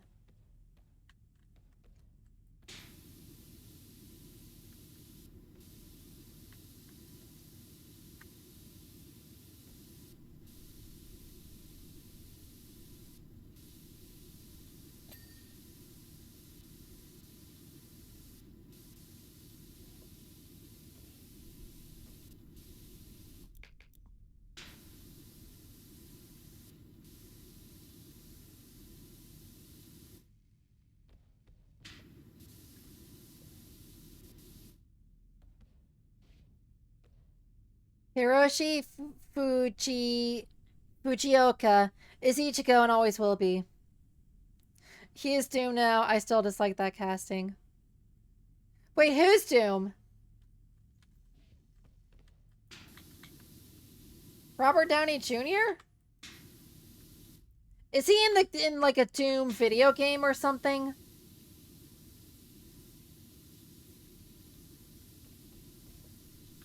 Is that what you're saying?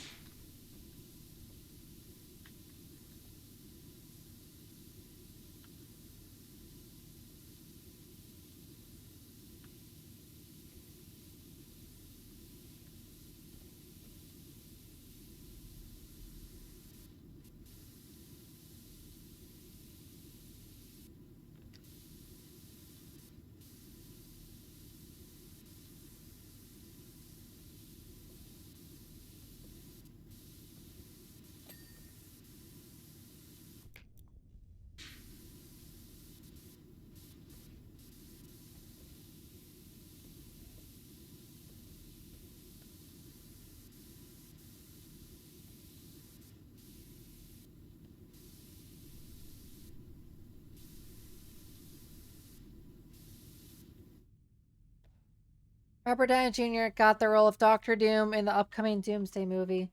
Oh!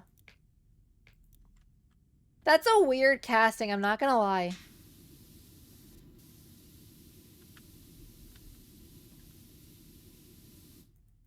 Like, who is the actor who did, Wait, it was Doctor Doom. Was he revealed in that, after that Fantastic Four movie? At the end?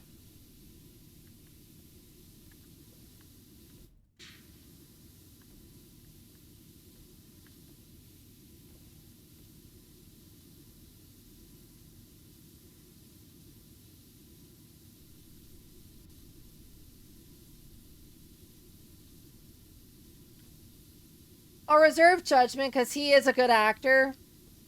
But I am curious to see how they're going to make Robert Downey Jr. play that role.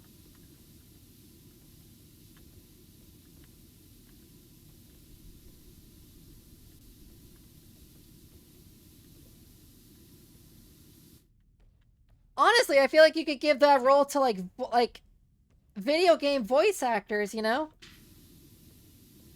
If they're capable of doing all the little stunts, they should be able to pull the roles off pretty well.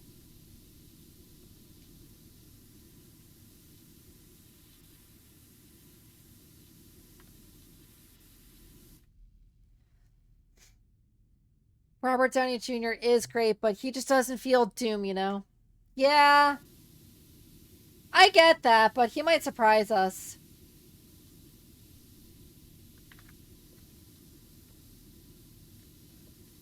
Like, I don't want to cast the cards before I know how the hand is played. Cards reference, but, we'll see. We'll see. If he does a bad job, cast Judgment, but if he pulls it off somehow, then that's a talent that he has.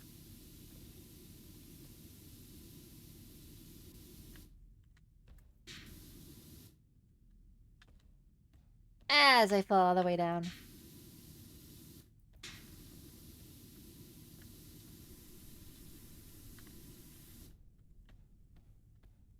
If he surprises us, that's good. If he makes Iron Man 2.0, no, just no. Yeah, that's kind of what I'm worried about.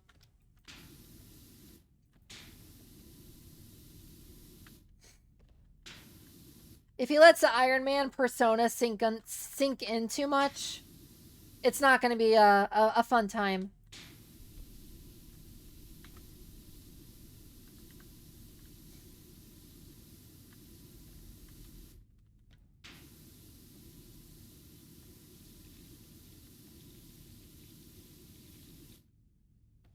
I'm just thankful that most power scalers haven't touched Kamen Rider yet.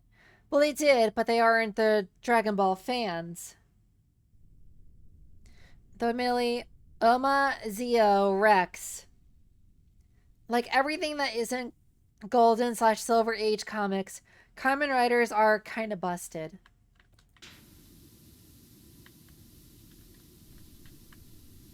I'll take your word for it.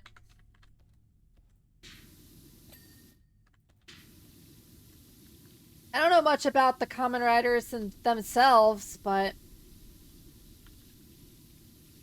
they are the original Power Rangers, so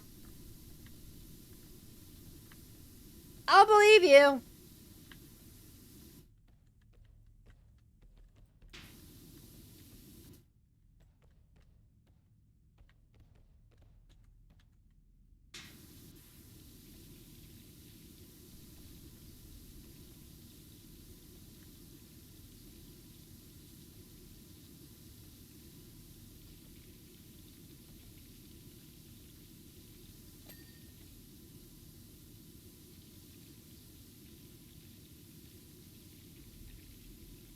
Trying to remember which key it was that lets me just whooshy whooshy around all over the place.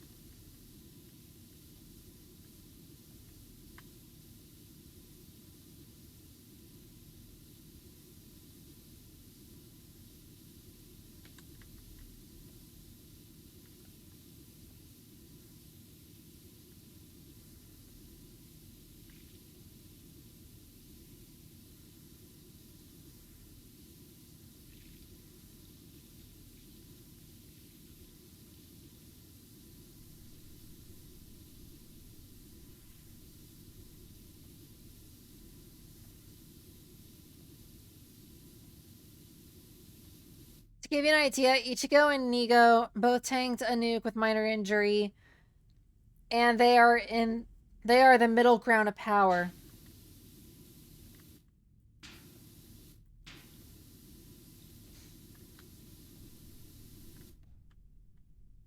Yeah, that's pretty powerful. That's what, like maybe about the power of Super Saiyan 1 Goku then?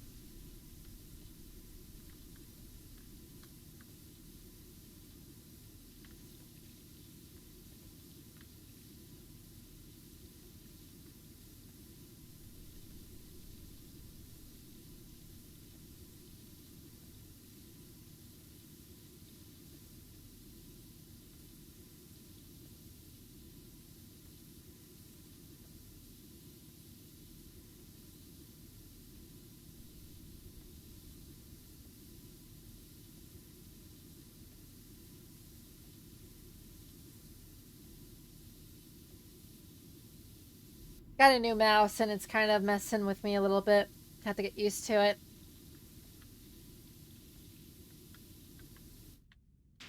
I like how I still had the volume all the way down and I wasn't told.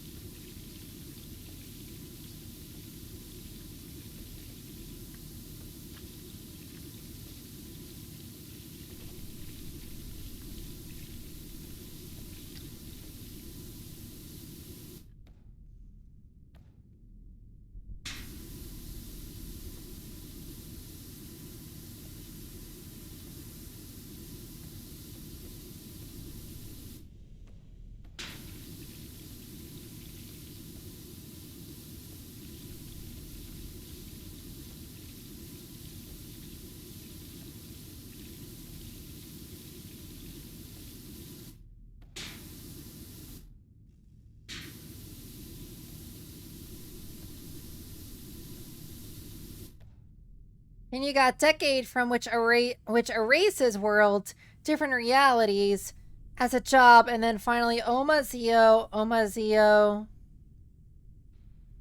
The demon lord of time has complete control over time and space, able to summon any past and current rider at full power to fight for him and use all of their powers himself as well.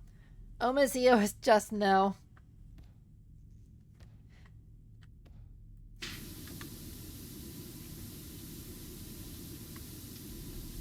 Omazio is just Dio.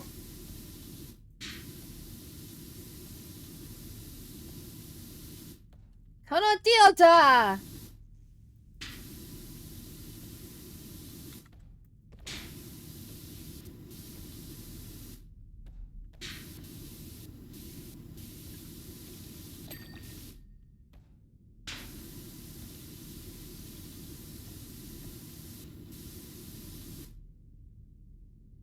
Decade who can destroy worlds, he has that power. 01, who was quantum uncertainty, Schrodinger's cat, has that. He has that. It's just too broken. I mean, it sounds broken. Also, Schrodinger's cat in that show is ridiculous.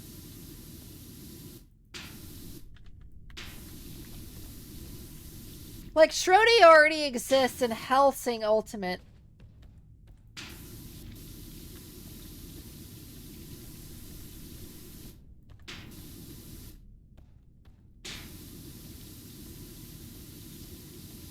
How many versions do we need?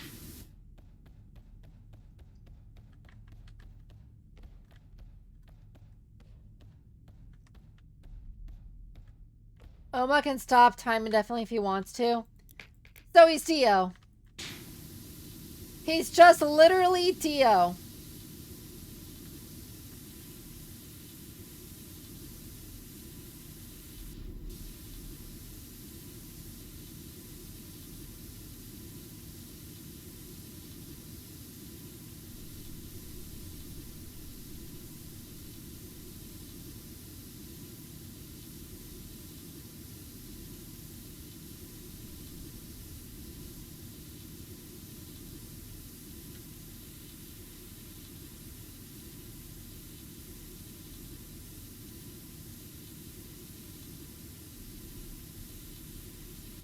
I like how I'm cleaning this ship from another zip code.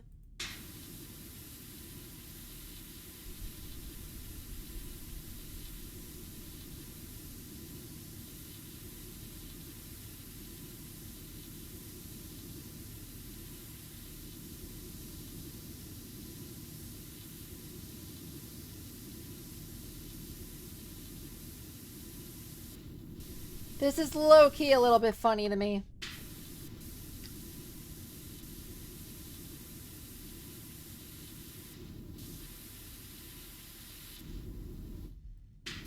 Okay, well, we found our limit.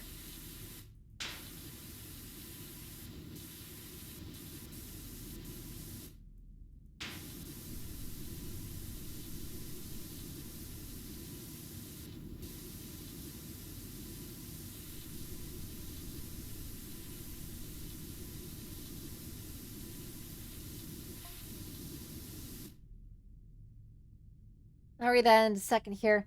Data recording, Battle of Withheld Strategic B7. Just gonna call it that, because reading the whole thing is annoying, to say the least. The Astra Militarum are in disarray. Commissar Franz has redacted unconfirmed. Died? Unalived. Extraction impossible. The redacted heretical prevents our approach.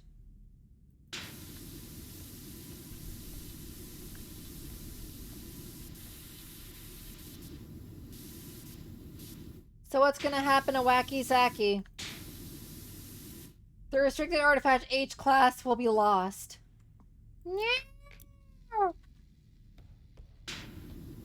I like how my answer of saying no is just a cat meow.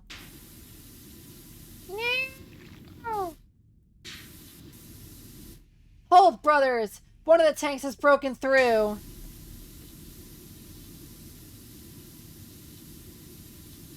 One of our tanks or their tanks? I'm guessing ours. Okay, what are you saying here? The Japanese like German. That is a well-established fact, and they take a lot of inspiration. He is Dio Kira, Dio Volo, and Pushi mixed into one and more. Gotcha. Fun fact, Cat Girls are canon in 40k. Why?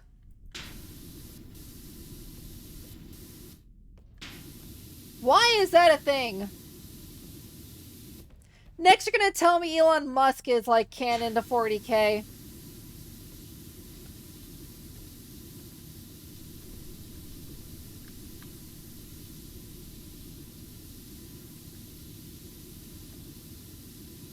Wasn't there a joke thread going around that he wanted to fund Catgirl research?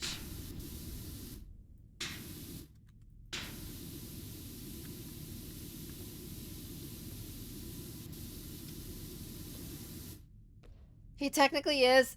Yeah, at this point, I don't doubt it.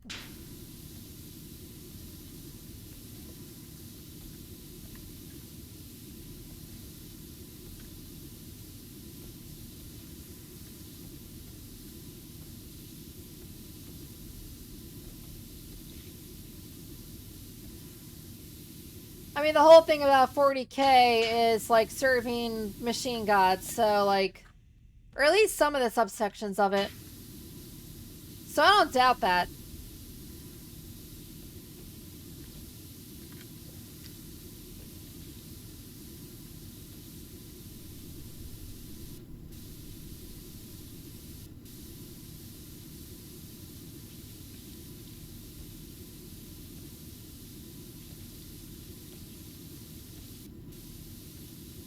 I feel like a techno janitor right now.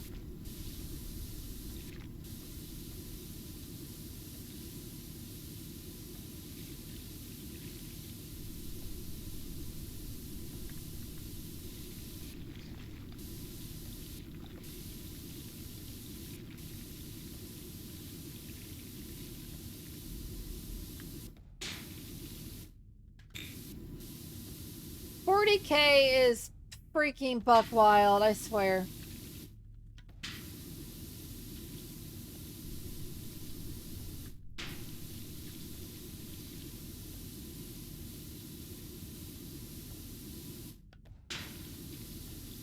I feel like you could be a self-proclaimed expert on the topic and still not know everything.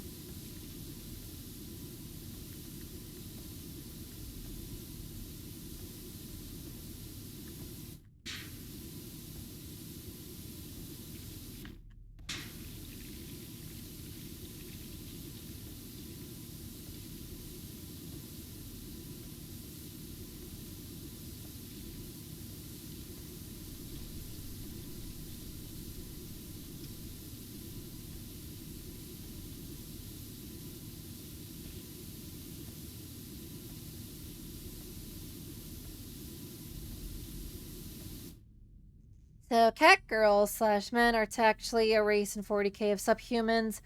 Essentially, the Mechanicus, probably Call, did some tomfoolery with genes and made cat-human hybrids. Of course he would.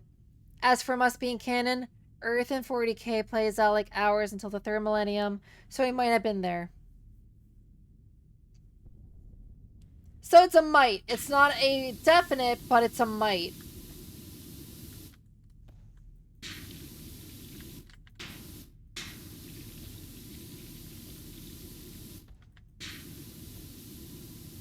Because keep in mind, all of us here on Earth are one pull-out method away from not being born. Let that sink in your head.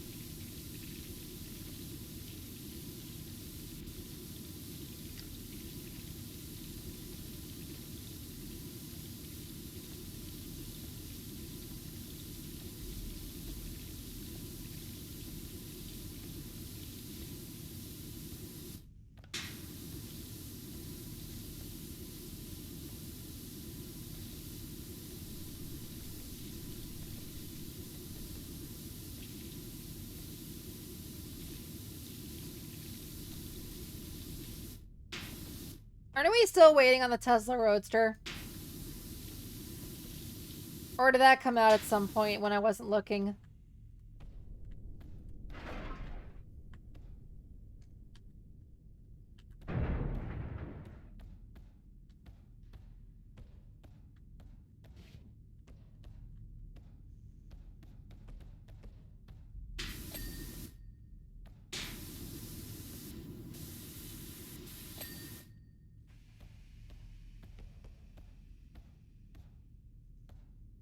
Where is my goddamn electric car, Bruce?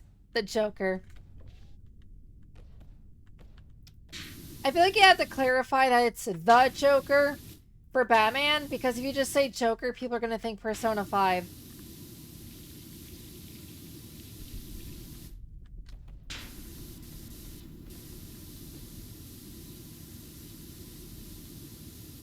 Can you imagine Joker from Persona 5 wearing the makeup from the Joker? Like Joker playing Joker?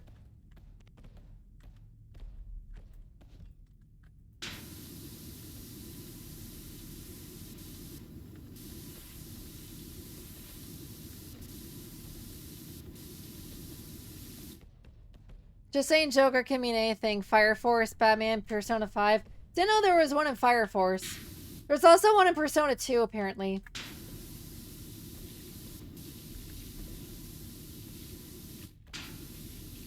To give credence to your point, you know?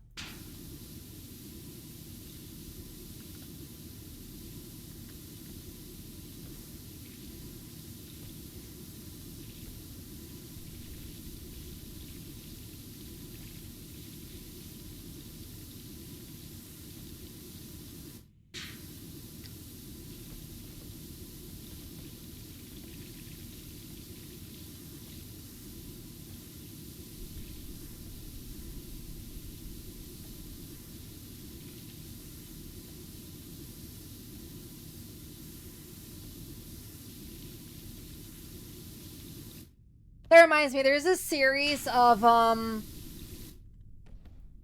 like, basically someone who's a comedian rewrote, like, the script, of certain, like, movies.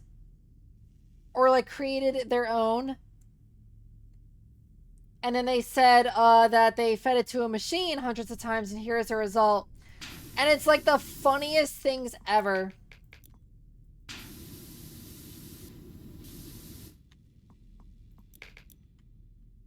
I'll look up one in a second here.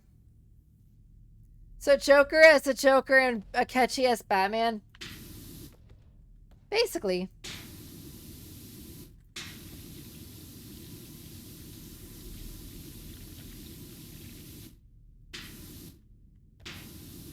To her point about the sub versus dub earlier, though, you can't tell me that dub Joker or dub Akechi is a bad performance. Like, there is no way that that performance is worse than the Japanese one.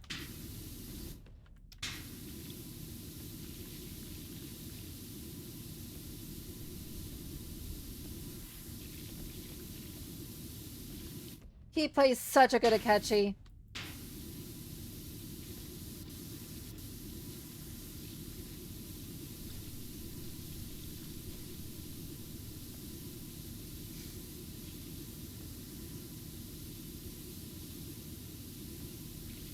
What's his name? Like Robbie or Ronnie or something like that? Robbie Rotten.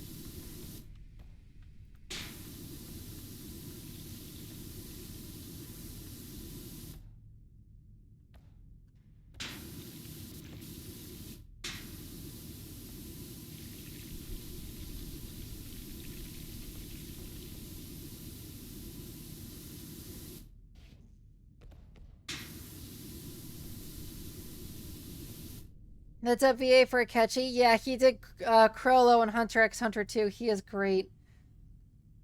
See, that's what I'm saying is like, it's not about dub versus sub. It's like, who do you get for the voice acting roles? Because some people are just so good.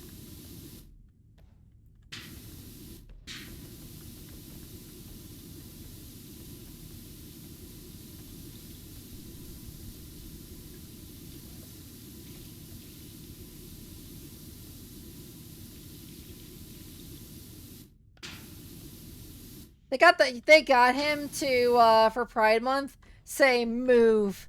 I'm gay. It's funny. It's great.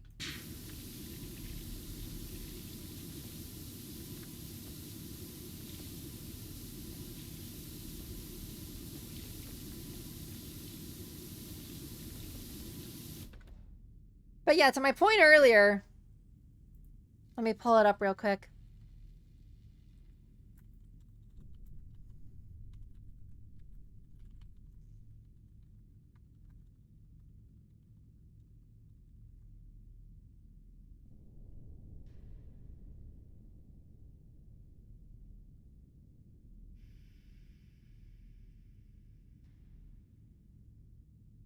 Okay, so here's let me go ahead and pull up the whole shebangle here. We'll read it together. It's really funny. Okay?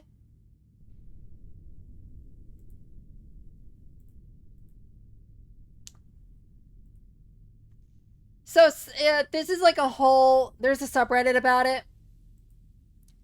Someone forced a bot to watch over 1,000 hours of Batman movies and then asked to make a movie of its own. But it's actually like like a comedian who wrote it. Batman.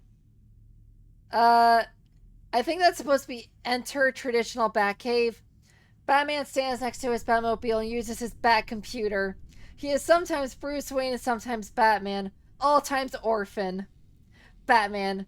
This is now a safe city. I have punched a penguin into prison. Alfred, Batman's loyal battler, carries a tray of Gotham. Like Gotham. Alfred, eat a dinner, mattress Wayne. An explosion explodes. The Joker and Two-Face enter the cave. Joker is a clown but insane. Two-Face is a man but attorney.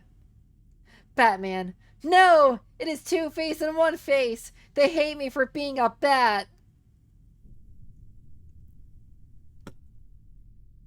Batman throws Alfred at Two-Face. Two-Face flips Alfred like a coin. Alfred lands heads up, which means Two-Face goes home. Batman continued. It is just you and I, the Joker. Bat versus clown. Moral enemies. Not mortal, moral. The Joker. I am such a freak. Society is bad. You drink water. I drink anarchy. Batman. I drink bats just like a bat would. Batman looks around for his parents, but they are still dead. This makes him have anger. He fires a bat rocket. The Joker deflects it with his sixth sense of humor. A clownly power. The Joker. I have never followed a rule. That is my rule. Do you follow? I don't. Batman. Alfred, give birth to Robin. Alfred begins the process since it is his job. The Joker now has a present in his hand. He juggles it over to Batman. The Joker. Happy Bat Day, Birthman. Batman opens the present since he's a good guy. It contains a coupon for new parents, but it is expired. This is a Joker joke.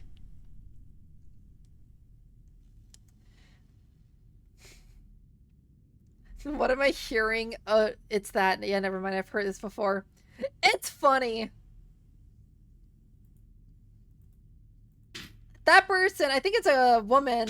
She's done it for multiple movies and franchises.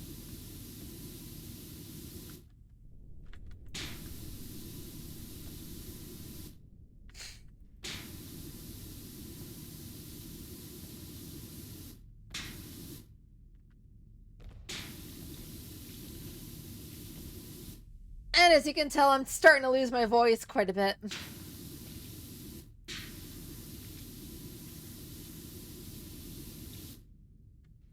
I'm not used to talking for this long.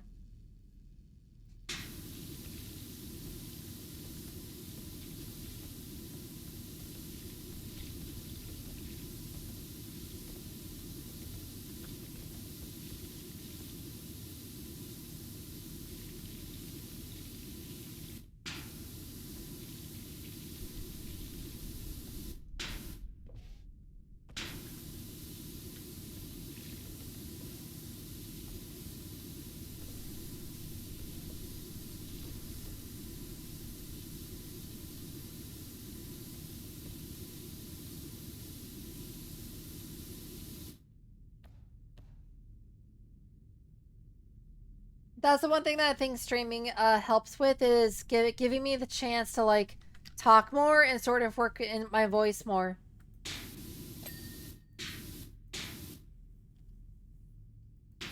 To sort of strengthen it so I can actually talk longer.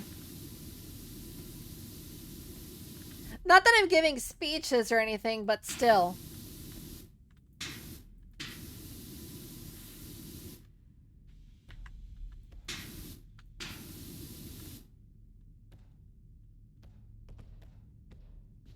But yeah, that's hilarious.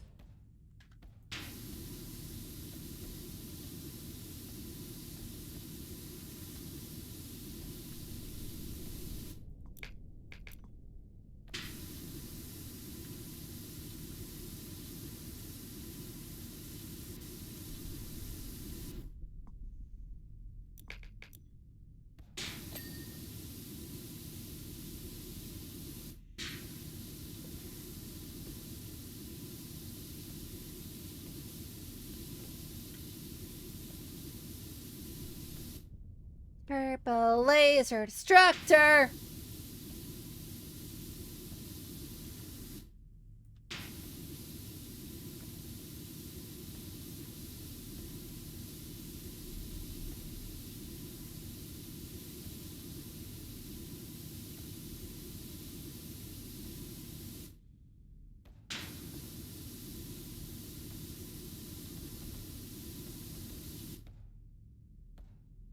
I talk nonstop for work and with friends. My tongue can grow numb, but it takes a bit.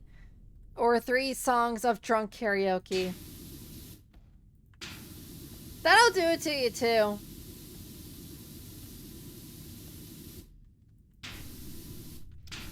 Though I think your tongue is gonna start getting numb from other things other than the karaoke.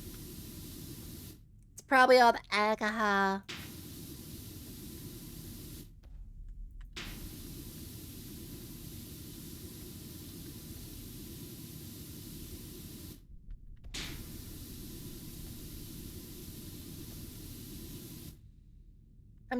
I'm German. My tolerance and recovery is high. By heritage, I'm part German too. My tolerance isn't that great, but my ability to hold my alcohol is pretty good. Like, I can be absolutely hammered and still appear somewhat functional. I'm actually terrifyingly good at that.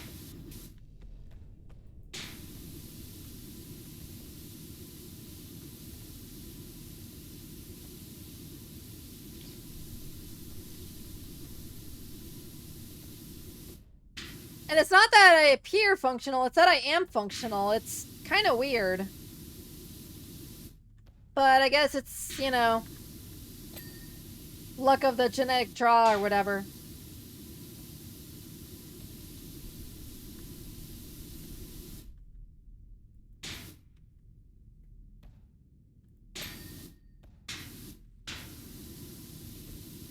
You know what song you should sing at karaoke if it's an option?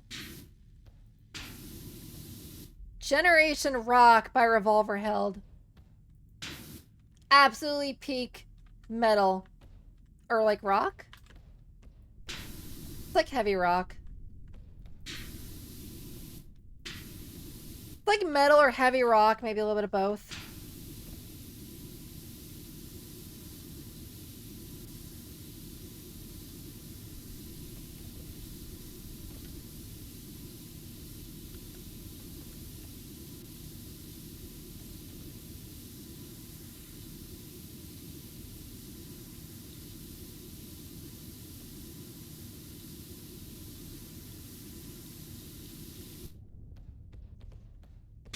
Go ahead and clear the starboard bow. That's the rear of the ship, right? The starboard? Or is that the front? I don't remember.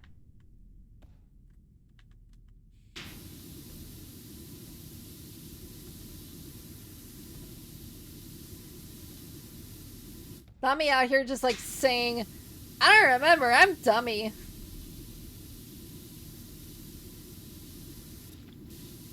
Totally not me saying that.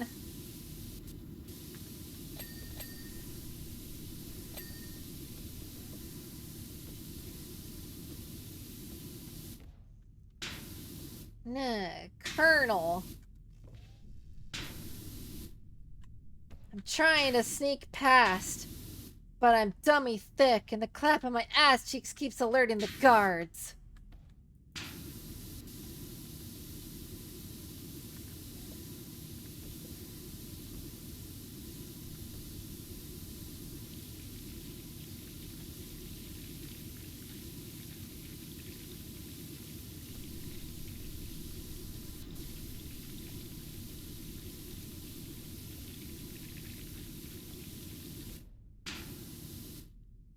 That is probably the funniest thing anyone's gotten the voice actor of Snake to ever say.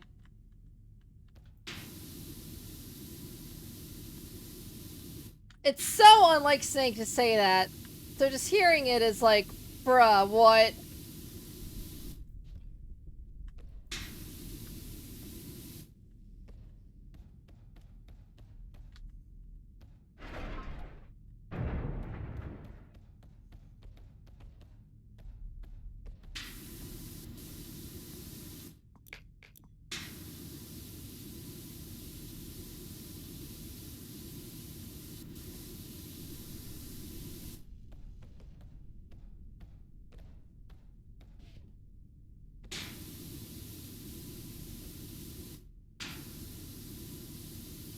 The VA of Snake and Octocon wished a VTuber happy birthday. They are based. Oh, which one? I know that Gargura got, back when they were still going by Gargura, got birthday wishes from Dante and Virgil.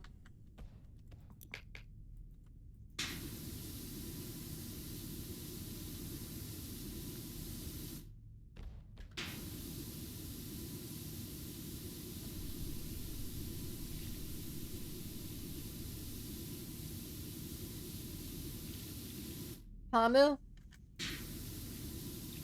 I'll be honest, that's one I haven't heard of before. They must have been streaming a lot of Metal Gear Solid to get like that kind of, I guess, attention from the VAs. It's an elf lady, very into Metal Gear Solid. Gotcha.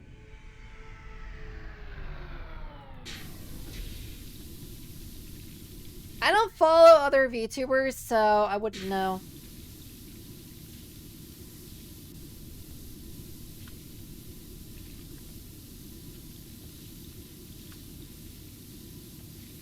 Like, I should, being one myself, but it's like, at the same time, holding down a full-time job, it's like, oh, you have to work 40 hours a week, but it feels more like it's 50.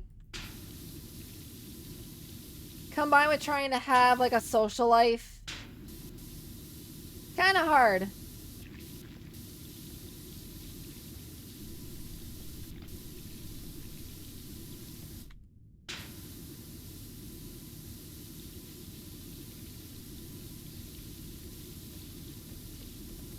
It's not like I have the hardest job in the world, but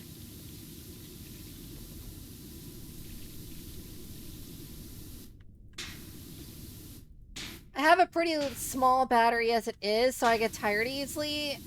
And yeah, I can only do so much in a day before I'm just like out.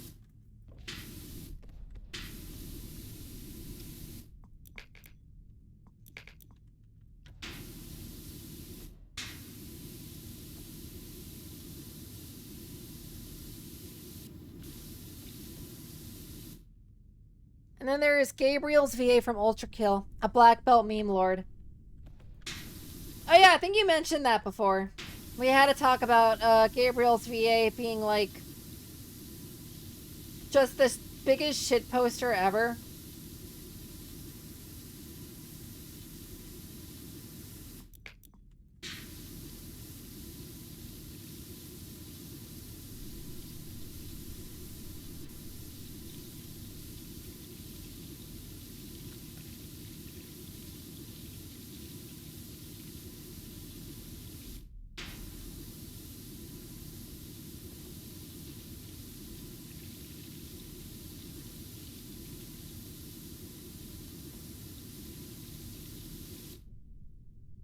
I do not have daddy issues. I am Papa's special effing boy.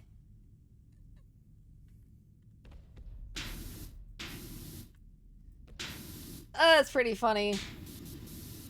If I actually remembered how Gabriel sounded, I feel like I would have more fun with that.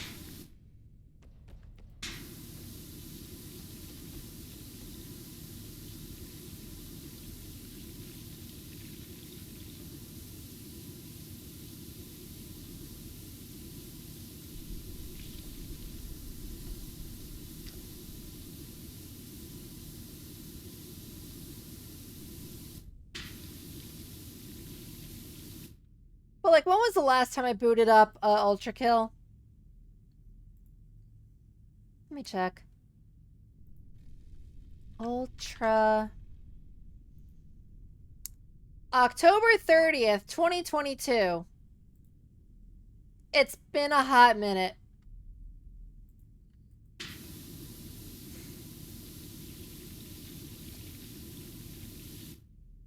Oh, you're gonna send it in memes? Okay.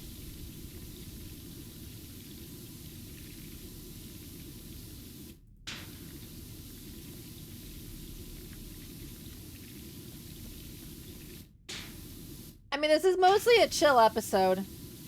Or a chill stream, so yeah, we can meme it up.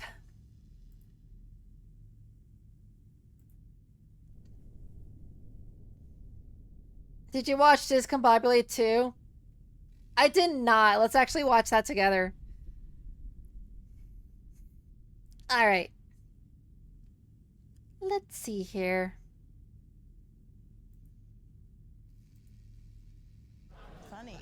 The man has jokes. He's funny. Okay. Thanks, YouTube ads. Oi, we ain't done yet. This mustn't register on an emotional level. First, discombobulate. Dazed, discombobulate. Distract target. Discombobulate. Line jab. Discombobulate. Discombobulate. He'll attempt wild haymaker. Discombobulate. In summary, discombobulate.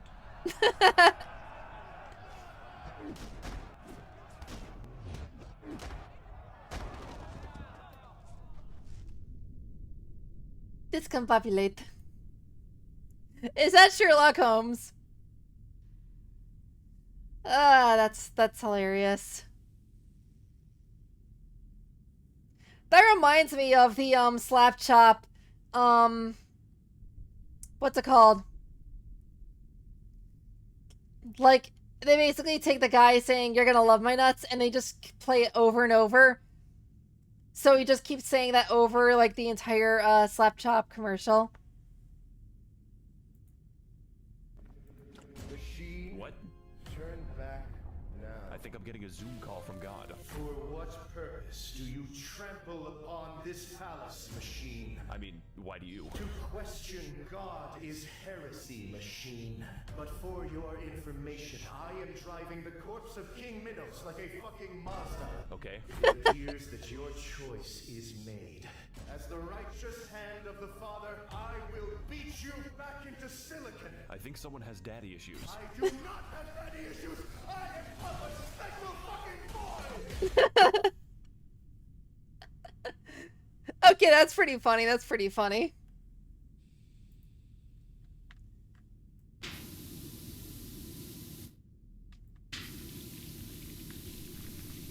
Did they just, like, get him to say that, like, off the cuff?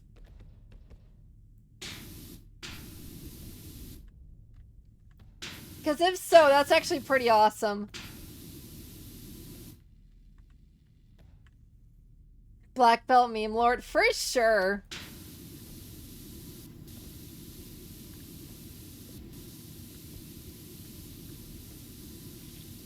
He's definitely coming off as a meme lord.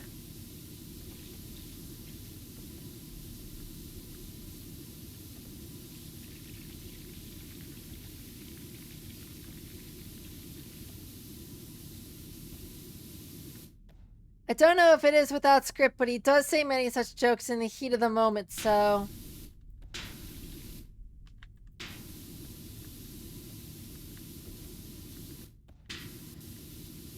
mean, he's having fun with the voice, right?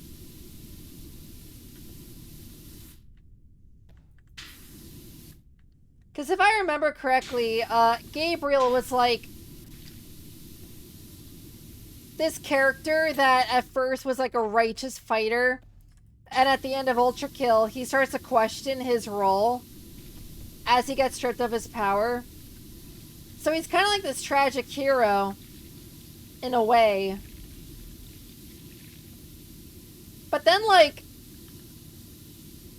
seeing and hearing that just puts a whole new spin on it.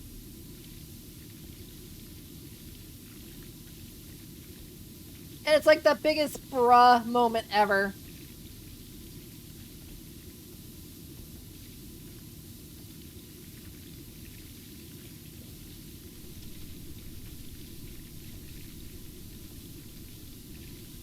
I mean, I'm like making jokes in the heat of the moment too.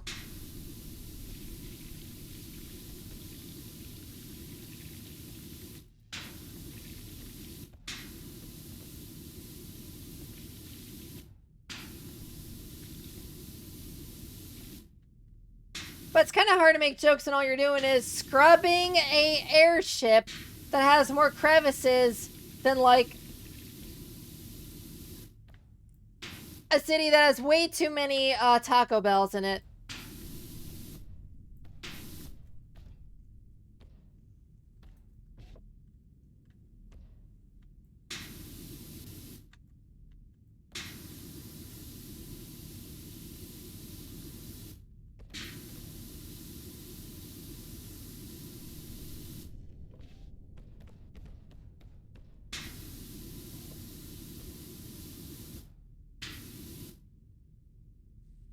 For example, of his bullshittery, does Gabriel have a thing for V1's feet? I was told not to answer lore-relevant questions by the devs.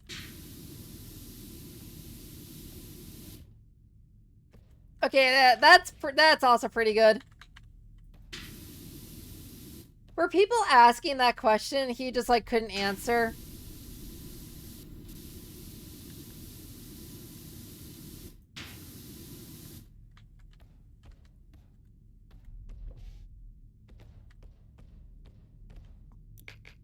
I am contractually obligated to not answer that question because it is bad.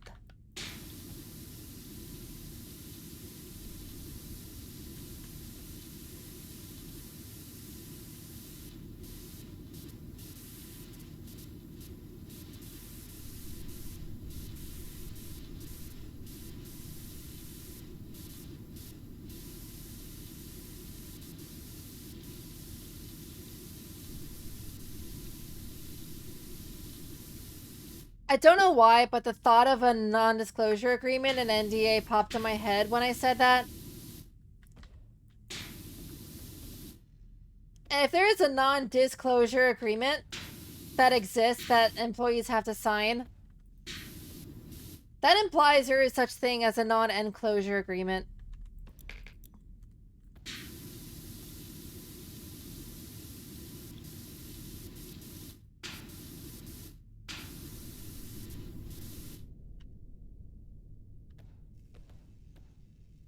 Or his response to the sex update where they implemented official adult support for the game.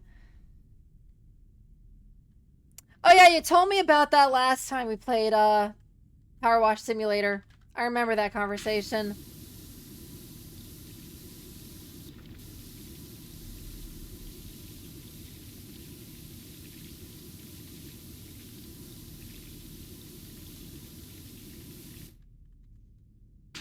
I mean, look, if you're trying to get off to Ultra Kill, you deserve to get memed on. I'm not gonna lie.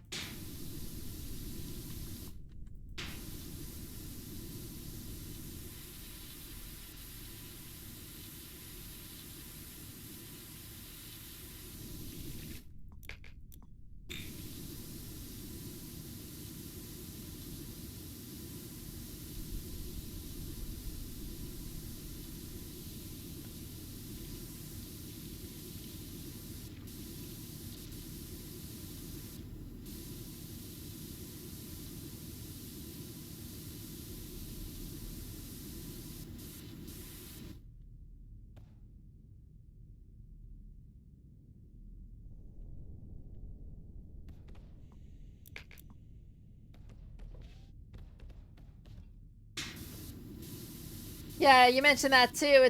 I think that's really crazy. Because depending upon who you are, that basically incentivizes you to basically, get killed a lot.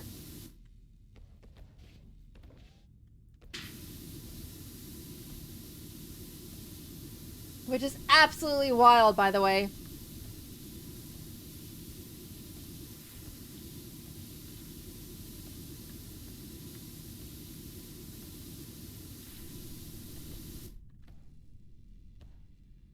But I mean, people are into some weird stuff in this world, so I can't really, like, say whatever. I just feel like Ultra Kill is not something that is traditionally a Rule 34-able game, for lack of better terminology.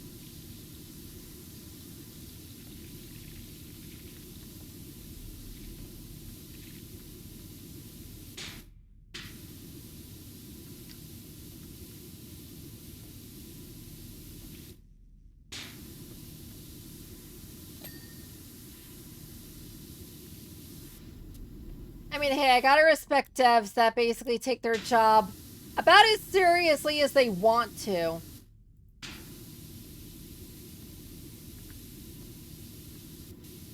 You got devs that are like, oh, we have to be, you know, buttoned down, press suit, perfect. We can't do anything that spoils our brands. And then you got devs doing that stuff. It's like, I kind of prefer the second of the two. Because they're willing to do some interesting stuff, and I'm all here for it.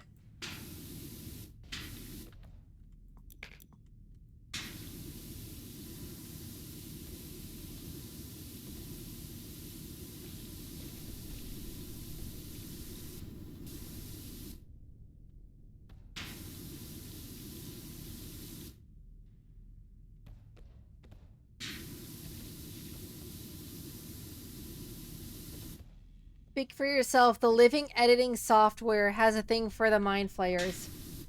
What living editing software?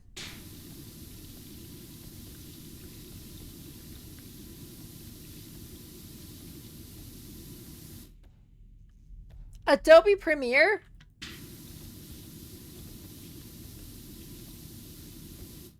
Ball!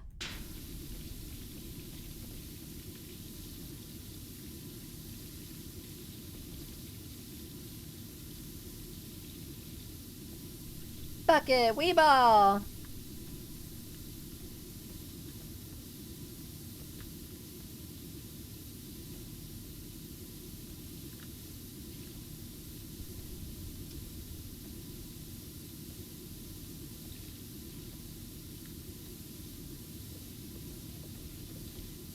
Maxor, the melter of brains. He makes YouTube videos that are, well, to the question of how overstimulated you want to be today, he says yes.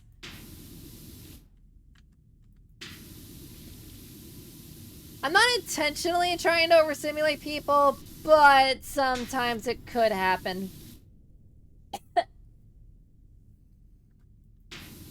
Oh, excuse me. I'm not saying I'm Maxor, but I guess I just implied it by accident.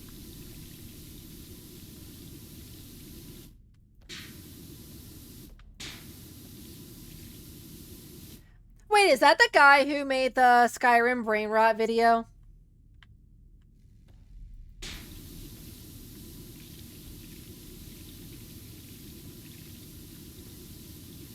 Or is that someone else? Oh, that's a different one? Okay.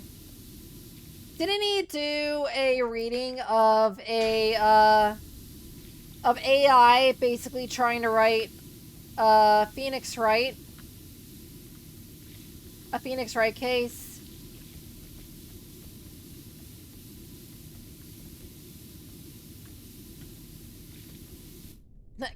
Correction, I'm not a reactor yet. But if I'm given enough stuff where it's like, hey, I want to see you react to this, I probably could become a reactor. I'm leaving the door to that realm open, but it's like, I've seen a lot of stuff on YouTube. Getting me to have a genuine reaction to something I haven't seen, that's gonna be a little bit of a fun time.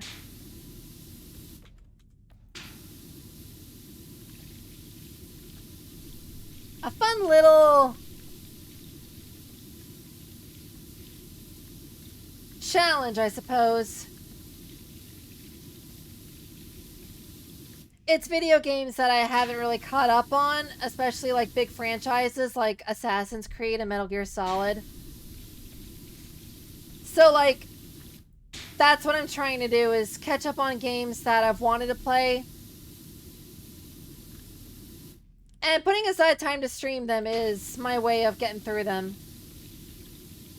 And sharing the experiences with all of you.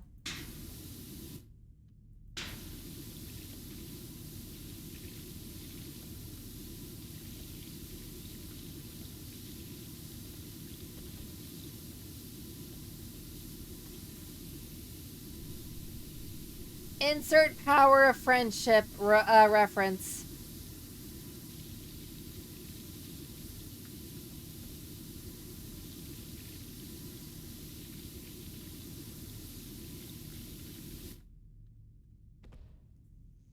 I mean, I have something you'd probably greatly enjoy, but that would take an hour. It's a two-parter. Part 1 is 20 minutes and part 2, 40. I might upload it as a YouTube video and see how it does. I could set aside a day where I just react to stuff on Twitch. That could be fun. Means I don't have to focus on like game. I can just focus on the funny, the interesting, the good, the bad, and the ugly.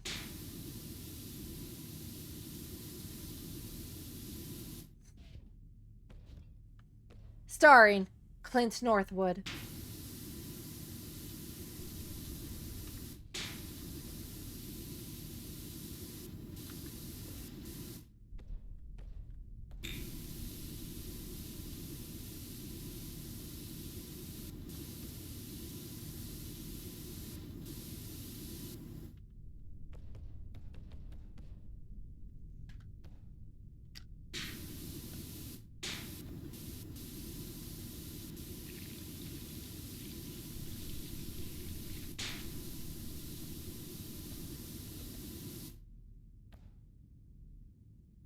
I save it for then. You could just say later.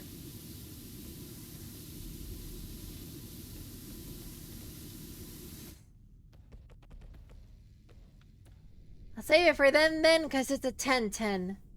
Out of 10-10.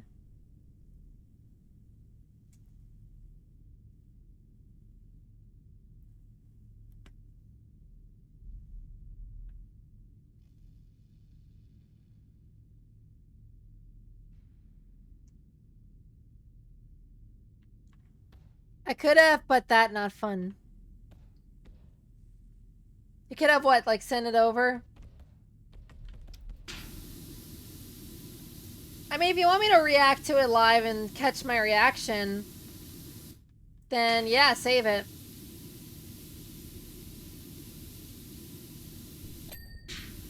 I'll set up a reaction day and we can like test it out, you know? See if it goes well.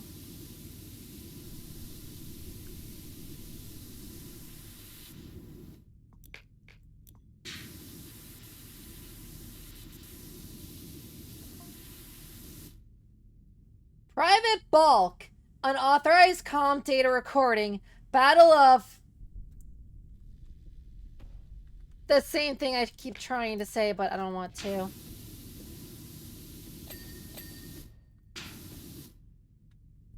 This is Private Bulk of the Penal Legions reporting for duty. He said private. I see the situation requires someone with scant regard for self-preservation. Please don't kamikaze yourself, Private Bulk. Bulk order. I've commandeered Commander Franz's Rogel Dorn tank, and I intend to deliver it straight into that sniveling redacted heretical. He's gonna kamikaze himself, isn't he? Impact in 5 seconds. Mark my final words.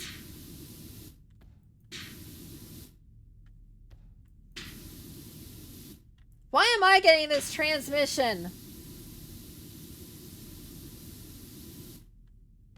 Redacted irrelevant.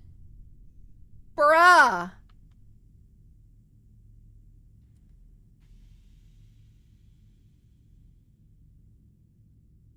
They did not. That is wild. That's foul. Literally saying your final words are not relevant.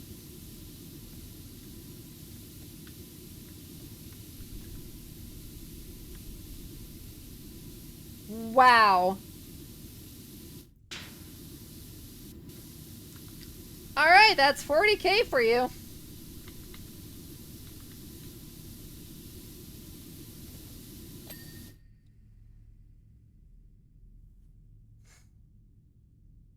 Or have you watched Indie Cross before? I have not. I've never even heard of it before.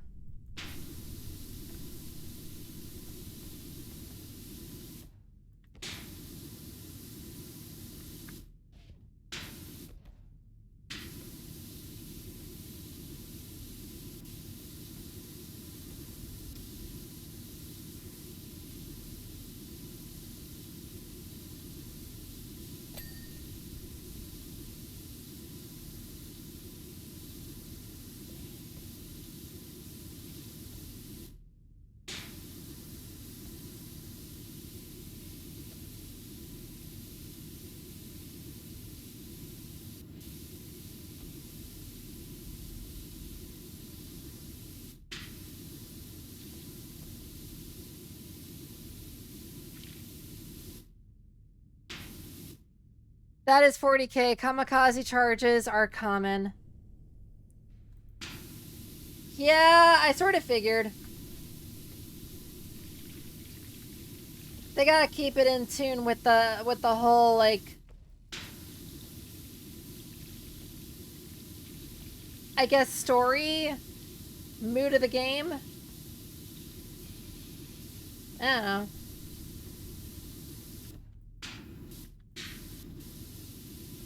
I don't know, I just work here.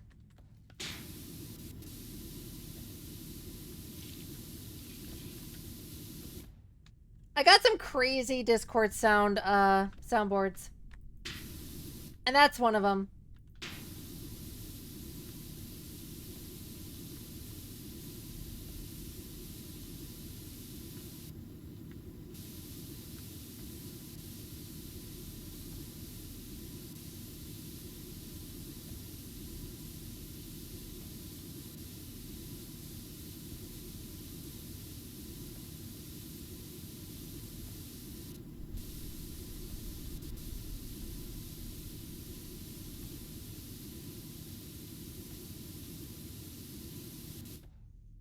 The Krieg enjoy them very much. I'm gonna be honest, every time I read Krieg, I keep thinking of, like, the coffee maker.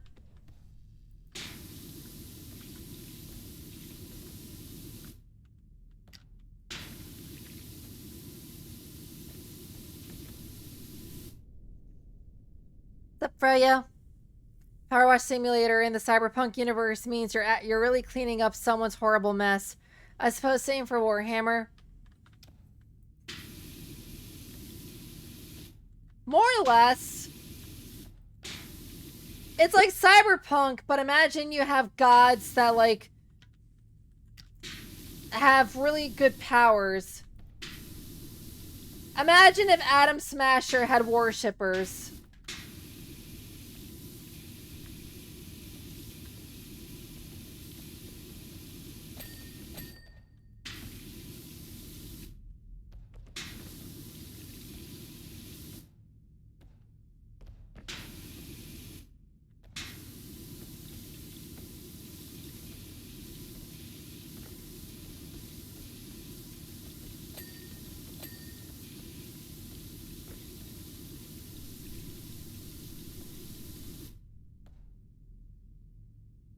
Blood, gore, and filth are common. In both universes, it is.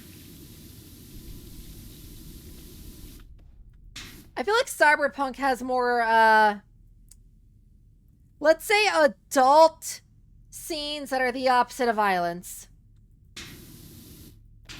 That still involve impaling stuff. Has a lot more of it than this game does, but... Well, 40k, but...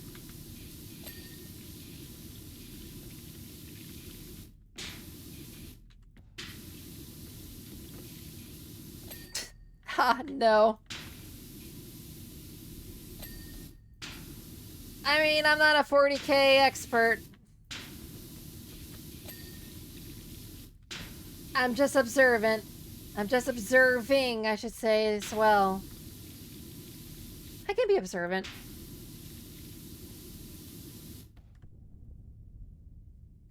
Slanesh is literally a demon god of pleasure and excess. Which one was the god of like violence?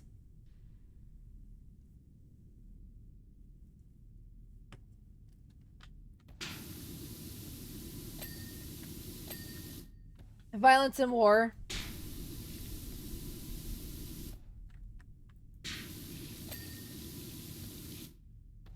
Corn, yeah. Blood for the blood god. Milk for the cornflakes.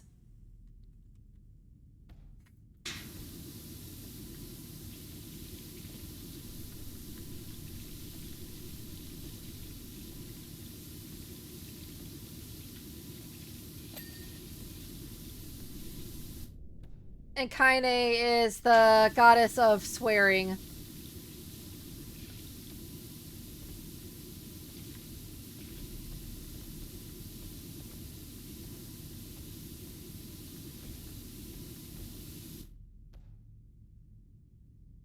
So imagine an entire faction of certain activity enjoyers.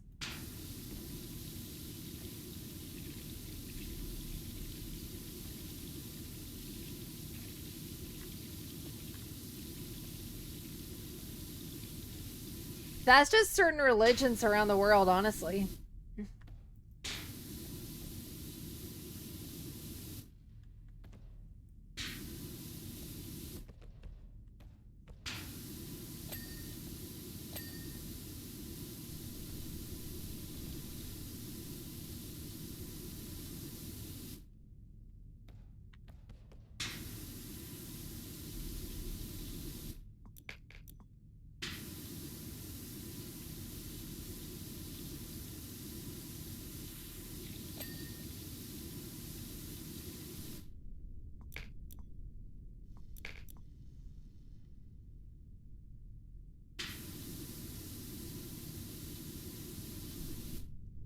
There are 4 gods of chaos. Nurgle equals plague. I knew that one because he's basically the main god that you're fighting against in Ham Warmer 40k Darktide.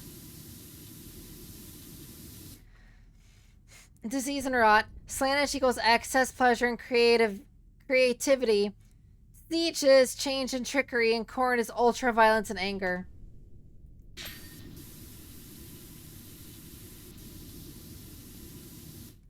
I feel like Siege is probably the least bad.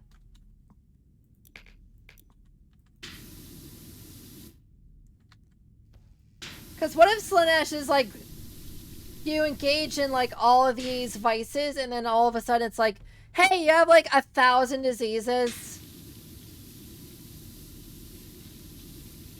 Like, okay. Guess I'll just go disease myself off into a corner. So yeah.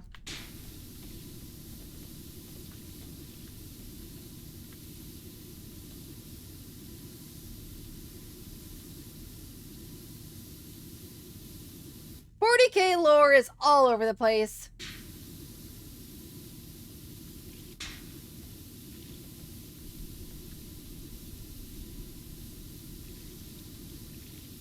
I am very confused by it. Zeech is a major a-hole, personally shoving his own demons into a time warp just to see what will happen. That just sounds funny, honestly.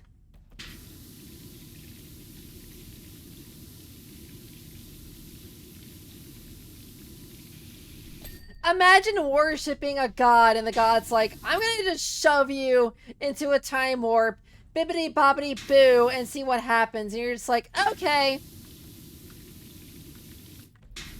You end up becoming a god of, like, cavemen because you taught them how to make fire.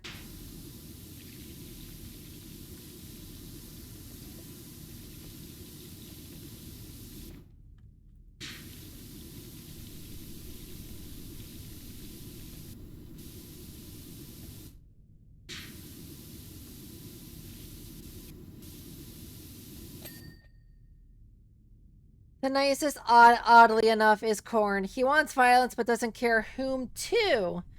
So if you pick up a curse weapon in Korn and beat up his own demons with it, he likes that too.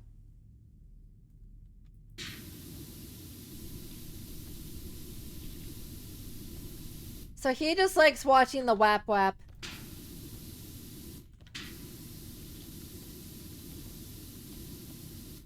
Wait, then you could actually carry out his will by taking out the bad guys in society. In a weird way, you could be like a paladin of vengeance for Korn then.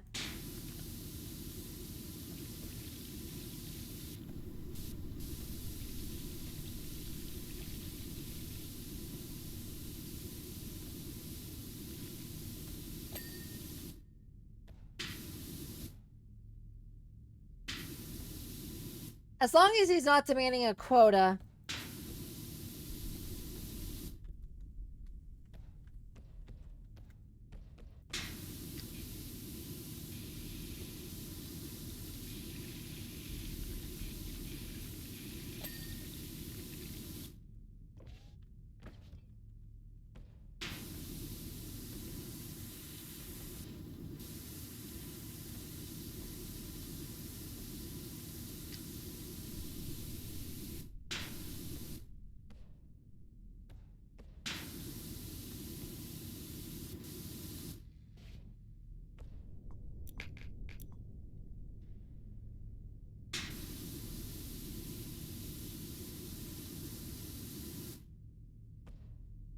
Correct. The blood god doesn't care where or whose blood flows, only that it does. I mean, my blood flows in my veins, so...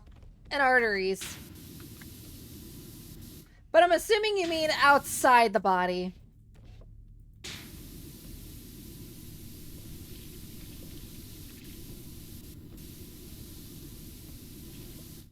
He demands a quota from his worshippers, not you specifically unless you fall for his corruption.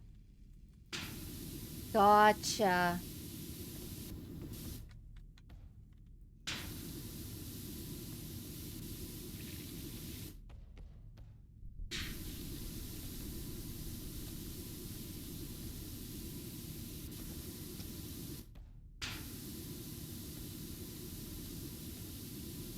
He sounds a bit like a warlock's patron.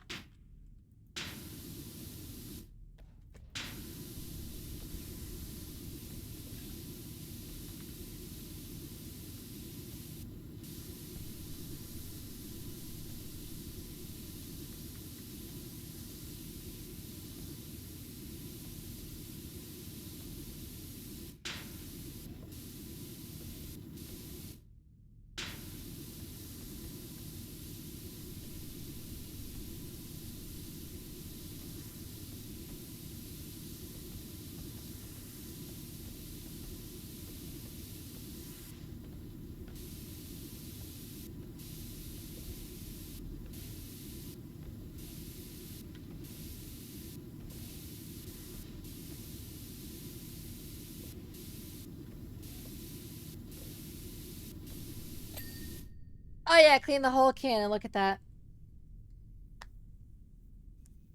I mean, you could technically have each Chaos God as a Warlock patron. Just would recommend it too much.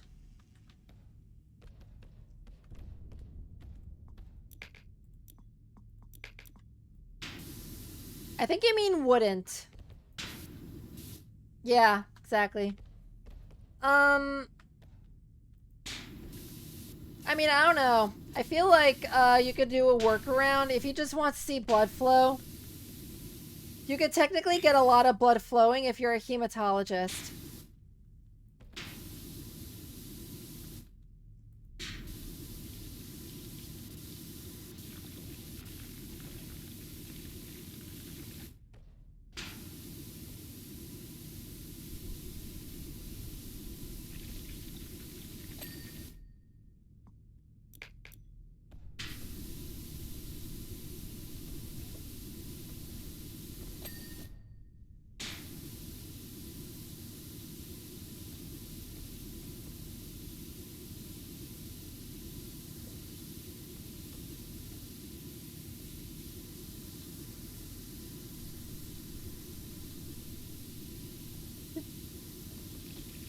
Darn you, autocorrect.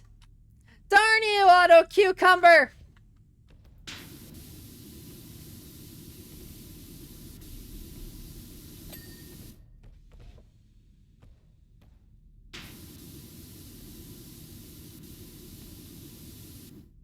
Yeah, I turned off autocomplete on my phone because it does the same stuff where, like, I'm trying to type something and it thinks I'm typing something else.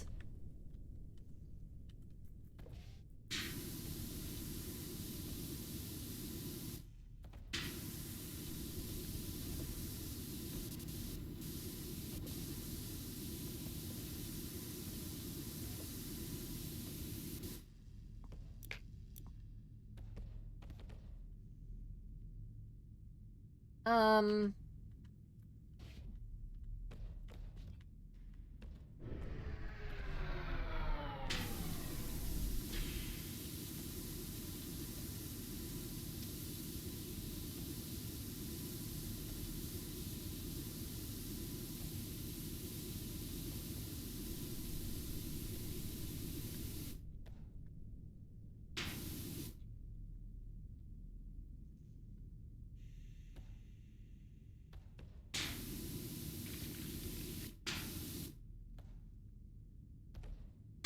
There we go.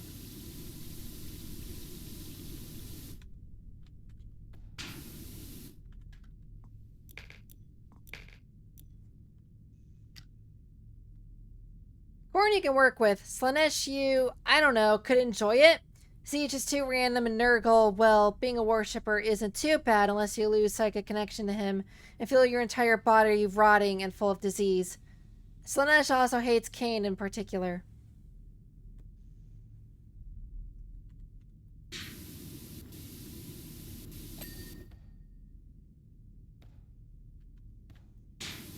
I mean, haters gonna hate, potatoes gonna potate, and all that.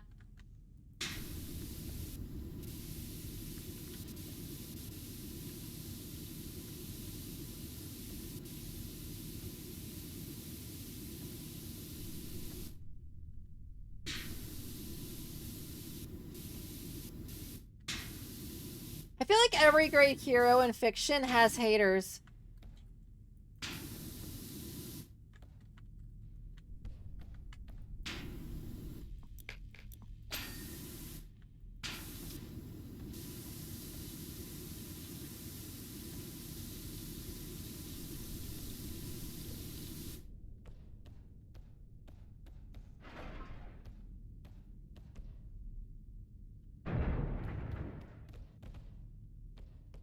I need to turn this around.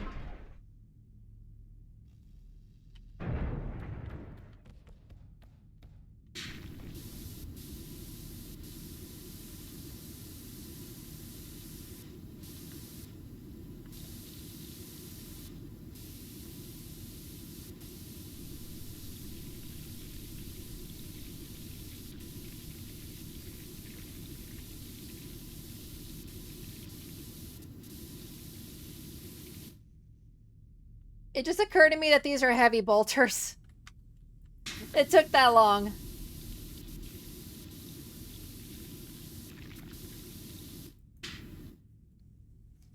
Because Cain goes at it like a rabbit, but his Slanesh corruption keeps being at a score of 0.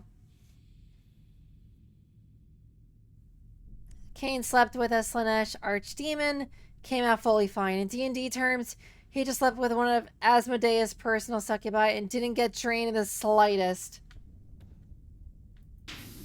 Just built different, dude.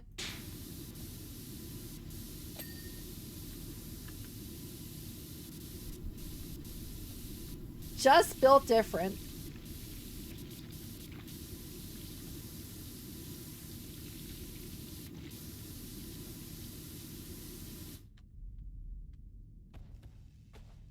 To be fair, I feel like we all have our things that we're good at. Our little moments of, I'm built different. I was made for this.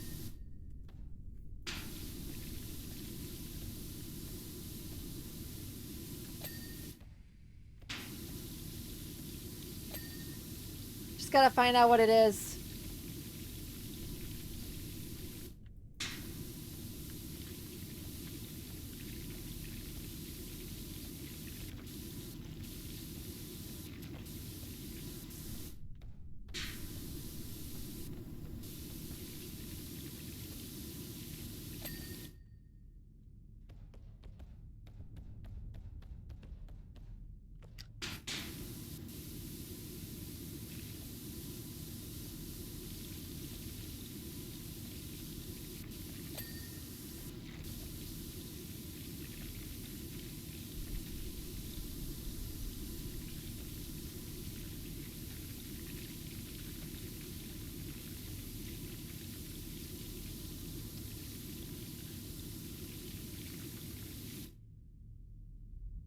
Built different, built stupid.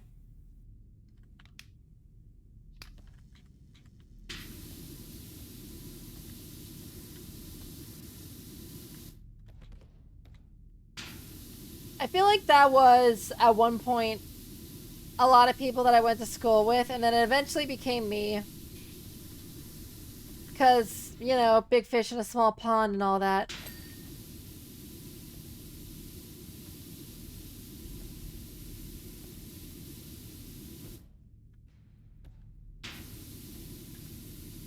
I think I broke the audio for a second at that point.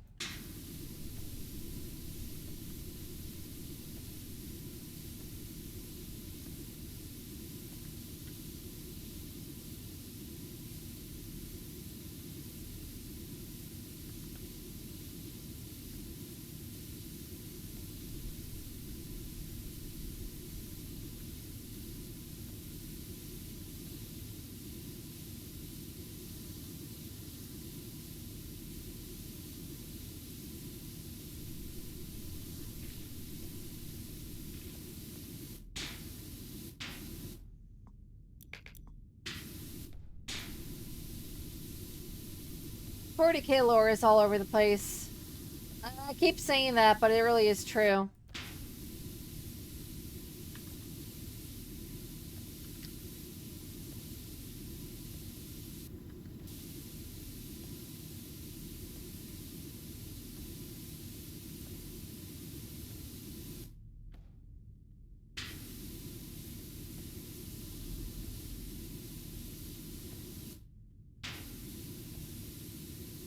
I feel like you could probably memorize a lot of it, but I wonder how much you can memorize of, like, just in general before you start running out of, like, things you can remember. Because apparently the brain can, like, store, I think it's like 4.2 petabytes of data.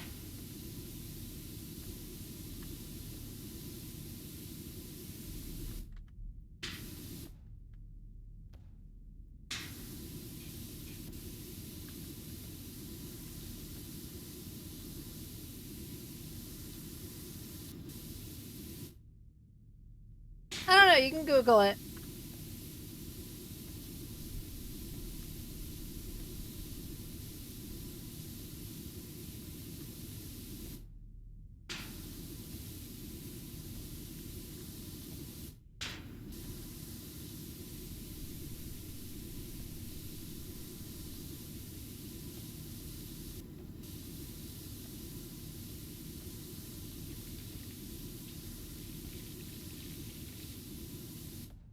Or I can.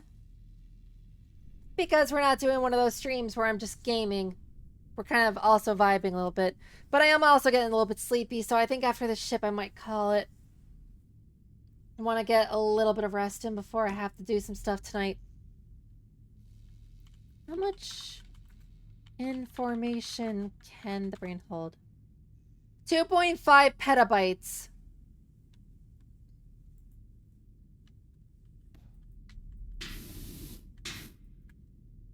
I was a bit off.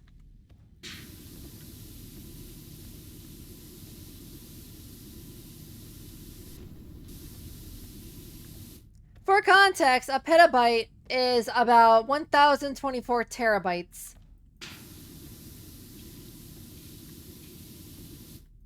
You know, that unit of measurement that we're using for like a lot of modern storage devices.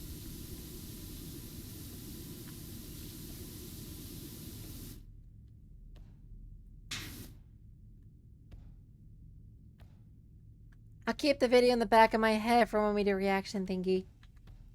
Yeah, just bookmark it for later. Eventually, I might just do a reaction to stuff that's sent in. Could make that a series.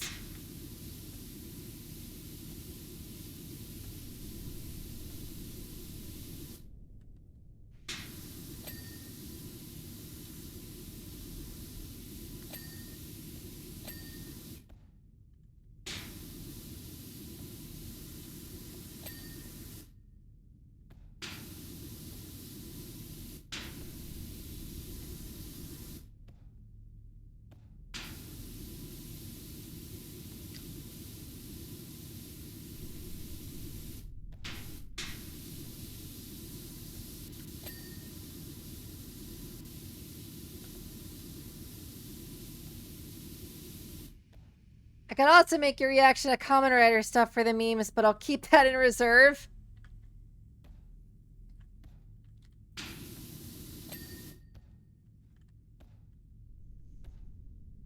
If you're the only one that shows up to the reactions, I'm just gonna have to, like, eventually become a freaking Kamen Rider reaction channel. Almost not even of my own will, either.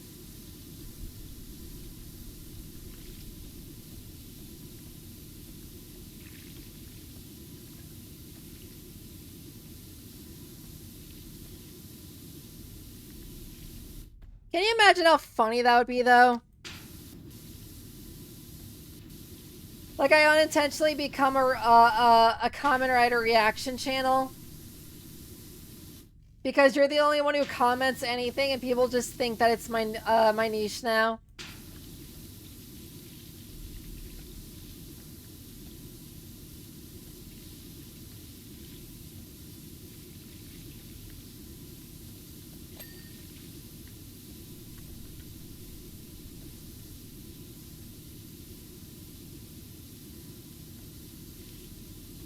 I feel like some channels are probably like that, though. Like, they'll start off as just general reactions or general gaming, and they're like, oh, let's play some fun games. And then they find a franchise that their viewers, like, are really engrossed in and hyperfixate on. And then they get sucked into because the viewers want them to play it.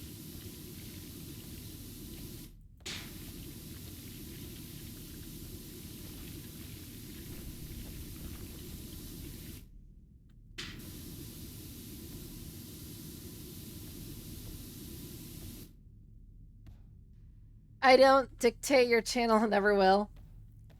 I know, and I appreciate that. I'm just saying, like, it could happen organically.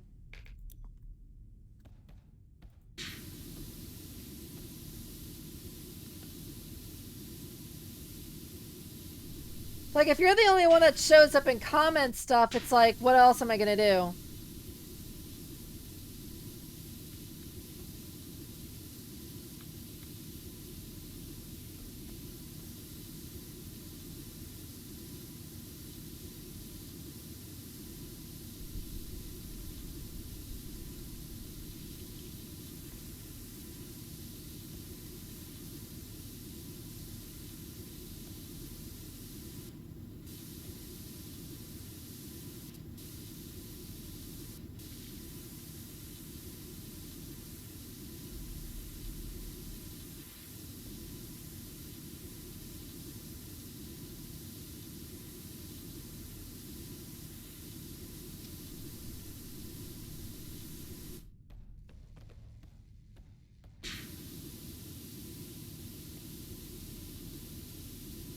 this ship so hard to clean?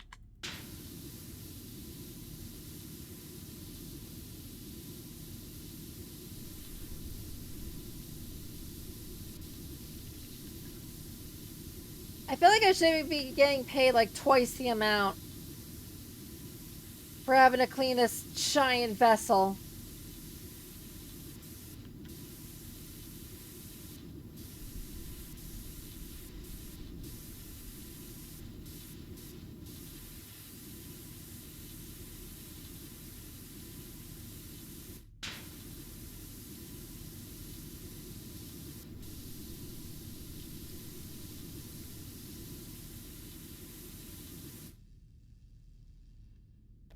I watched you play that drum game that made me feel like I am on acid.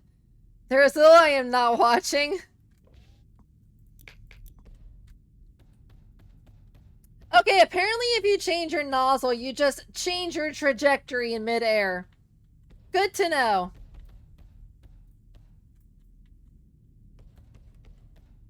Didn't know that I would just bump up like that. Okay.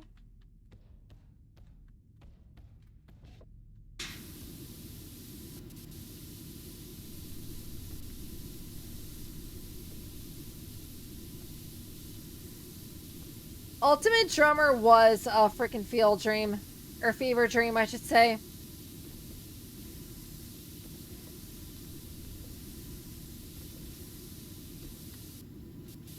But that's an actual game you can get on Steam, and they charge money for it, so...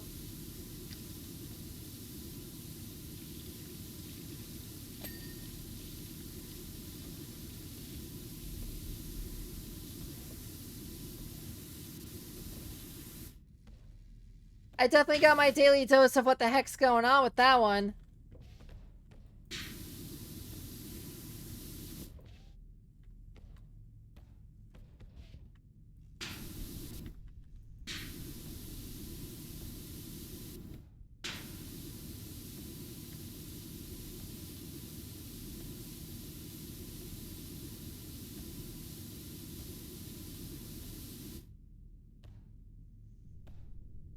That was 3-ish hours. My brain melted.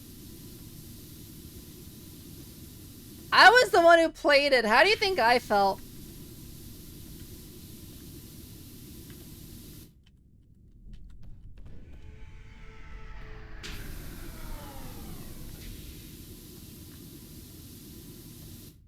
The entire time I was questioning my life choices that led me to that game.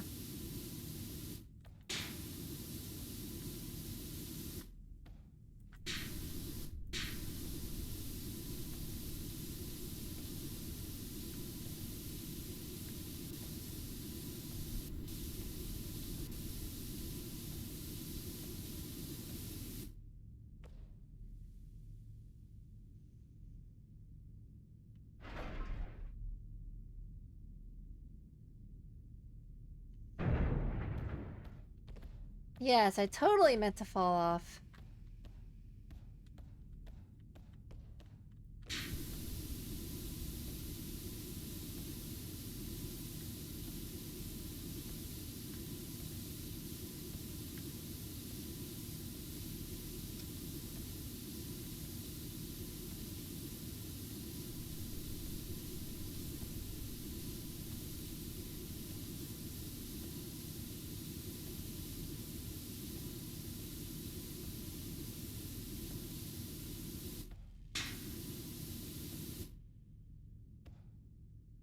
It was an experience that I'd rather not repeat. There is only so much brain rot I can handle.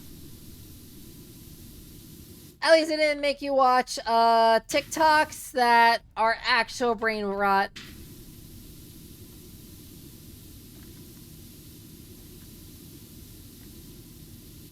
At least I didn't make people watch freaking Skibbity Toilet TikTok edit videos that are like 6 seconds long.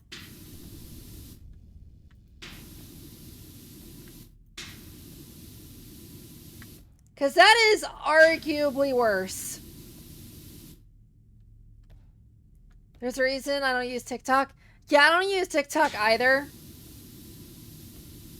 Mostly because Vine did it better. When Vine died, so did the whole entertainment value of short form video.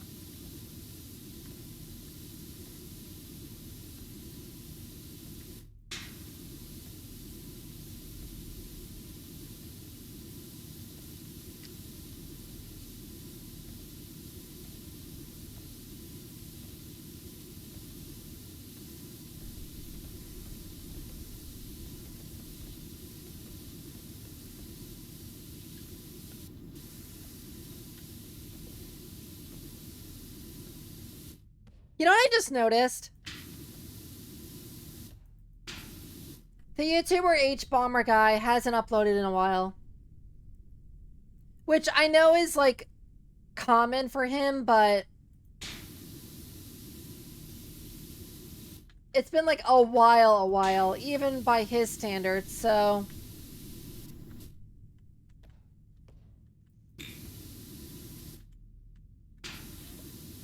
I hope he's alright. I like his content.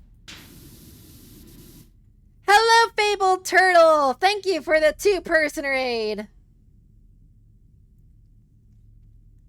I watched Brain Rot before, but we are evolving backwards. Are we really?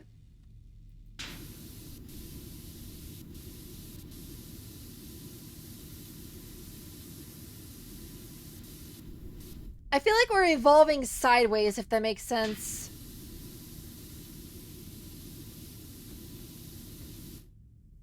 It's a turtle raid! Yes, yes it is. Am I not turtly enough for the Turtle Club?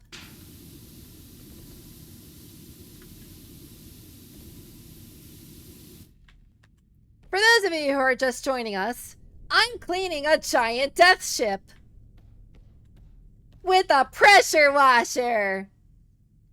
I'm also a robot.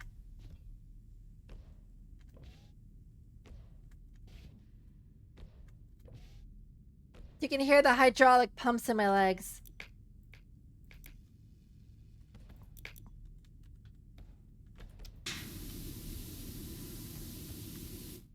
It's taking a while to clean this death ship by myself.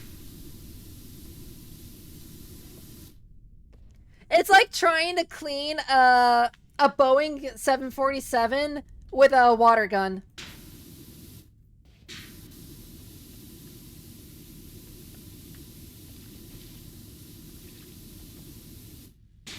If anyone's familiar with that that plane model. Are you a robot? I thought you were a mechanic. Yeah, mechanicus, but it's like, how many people know that term?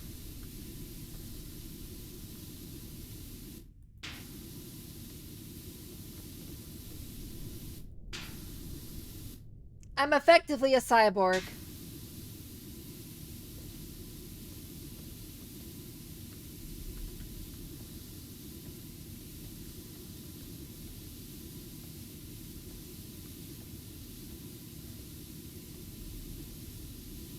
Huh, you're a mechanicus. You can mechanicus celebrities nuts. Got him.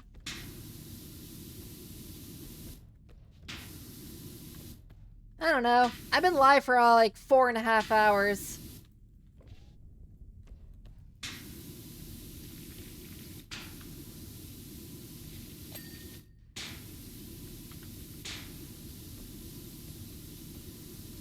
But yeah, other than pressure washing a giant death ship, we're just talking about stuff.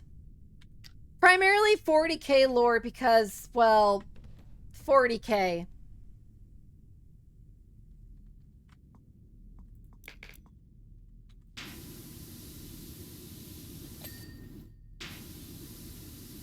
I just realized a lot of the terminology in 40k sounds like either Latin or Italian.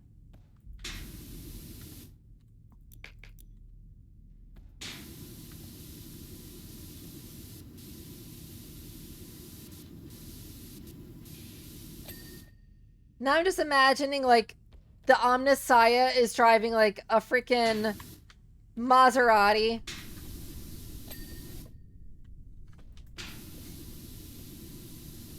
The Omnissiah requires an oil change.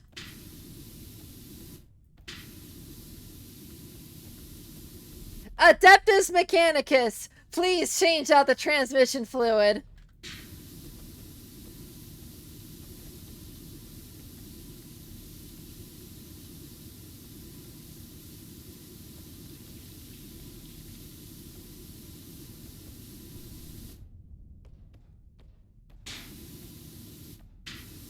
Yeah, sometimes I wonder why my brain is like this sometimes. Wait, that was redundant.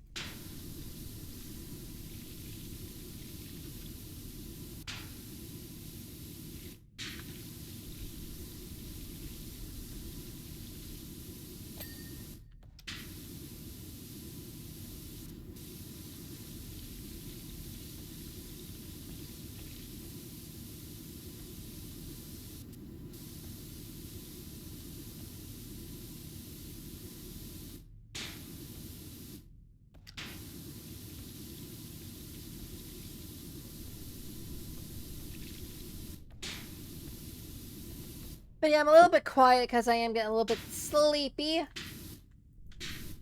Trying to stay awake, but it's getting harder.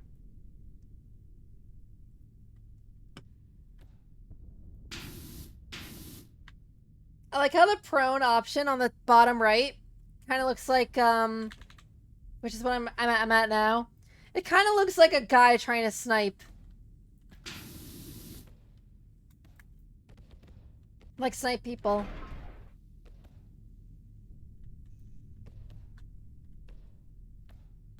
Don't mind me, just using my telepathic powers over here.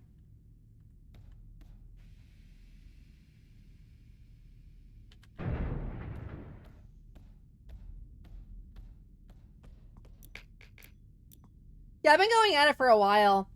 I feel like time passes quicker when I'm streaming, but at the same time, it's like my energy also drops.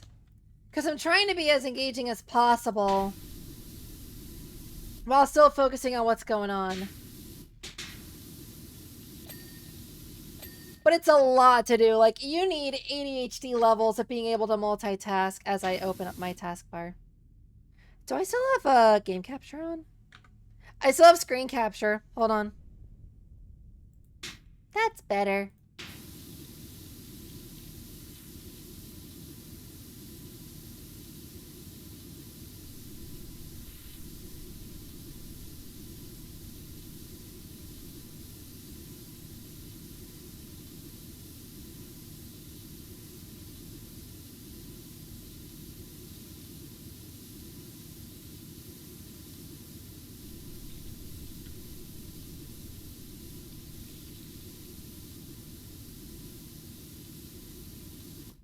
Oh yeah, this attachment, the extra long extension, for those of you who haven't seen it, you can basically power wash things that are in a different zip code. It's kind of amazing.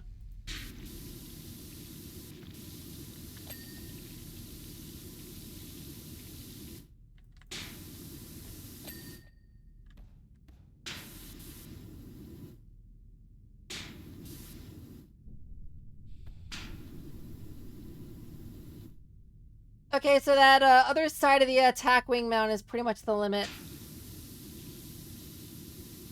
But that's pretty far, all things considered.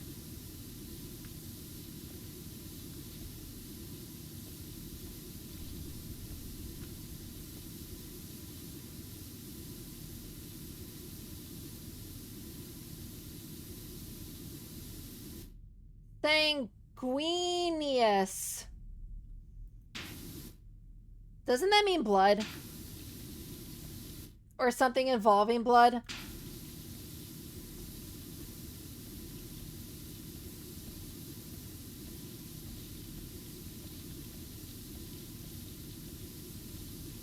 Also, this game just forced me to say the word weenie. I don't know how I feel about that.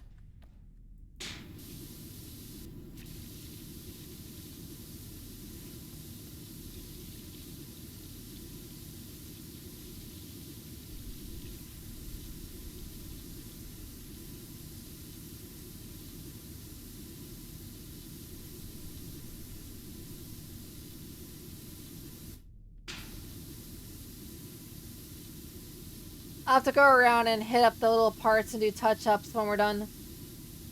all the major spots.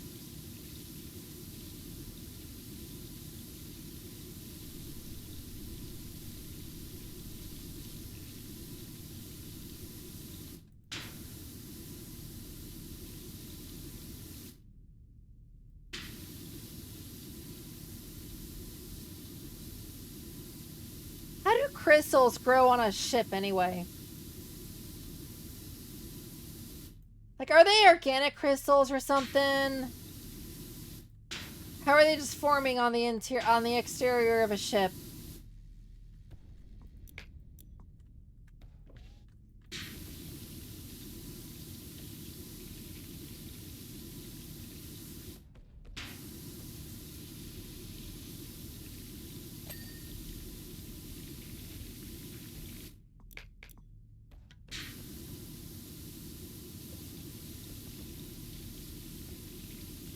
Oh yeah, we also referenced a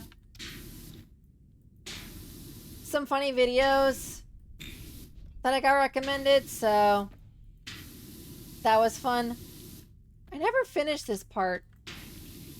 Cleaning off the front.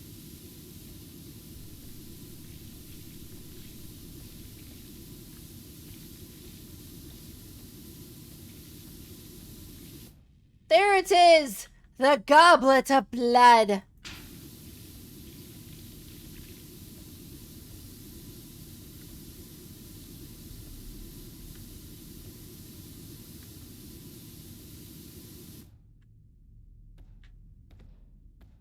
Tell your friend, hey, do you like goblets?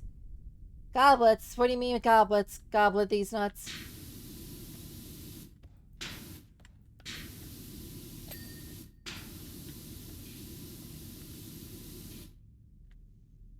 Perform a dab and just freaking Fortnite dance away.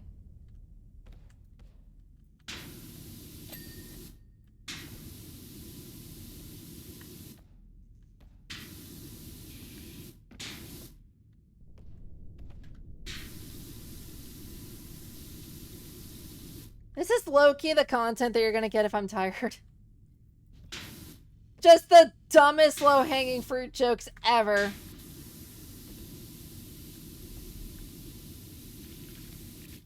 But you know what? It kind of works.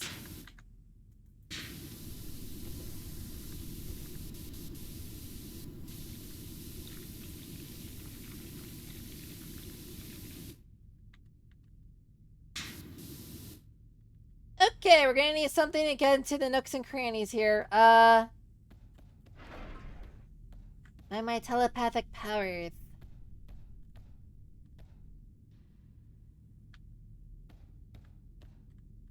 That wing's in the way.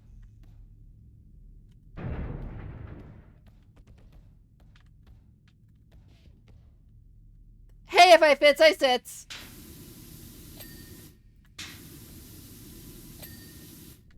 Peak comedy? If this is peak to you, I am so sorry.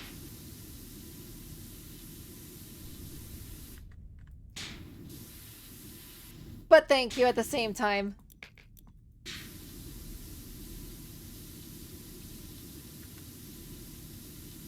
Flattery will get you everywhere in life. Except for buying a brand new car. I'll make a draft for the updated Ranger and send it to you when it's done, by the way. I like the idea of being pretty.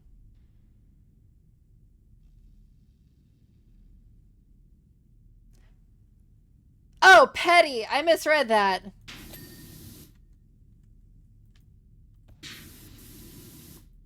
I don't think I did a petty ranger necessarily.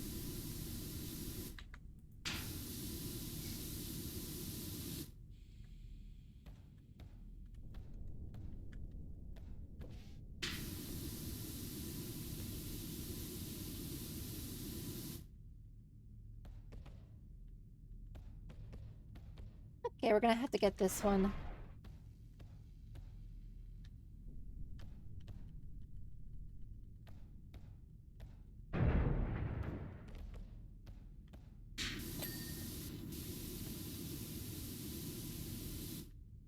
I dislike the class, and reworking it because I dislike it is peak petty. I see what you're saying now. Okay. I'm following.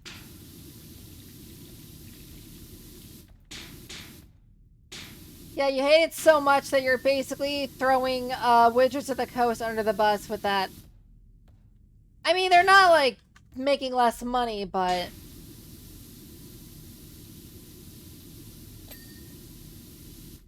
I sort of feel like they're focused more on their Magic the Gathering Miku edition.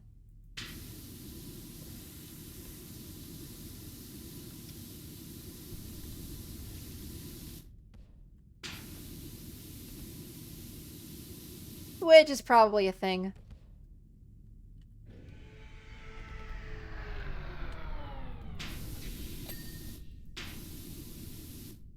That sounds like my brain on a math problem.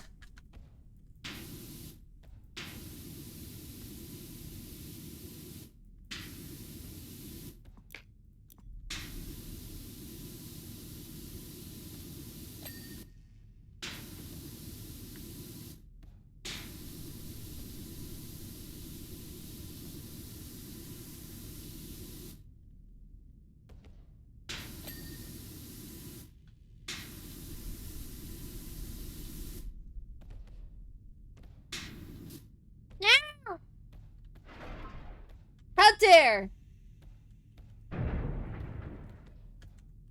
Fine, I'll just clean the rockets from the other side. How about that? I don't know why we're cleaning munitions, but okay. I still never got a logical answer to that one.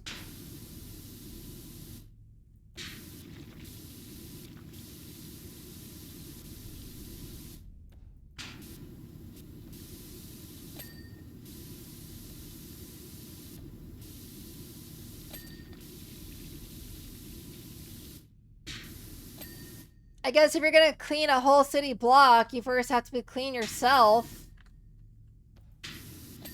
I don't know. Well, they're clean now. Congratulations.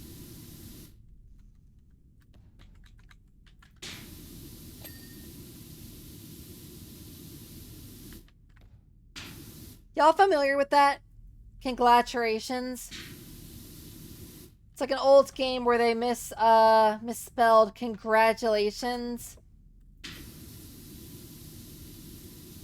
Because her translators weren't the best. I think it was like an old Nintendo game. Like the original Metroid or like Zelda or something like that.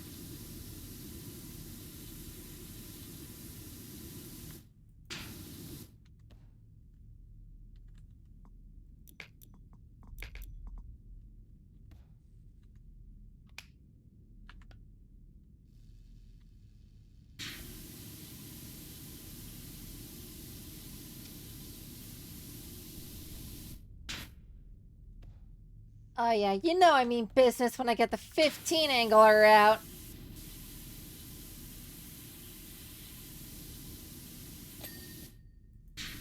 Power washing so hard I'm stripping the metal right off of the paint. Yeah, you heard me.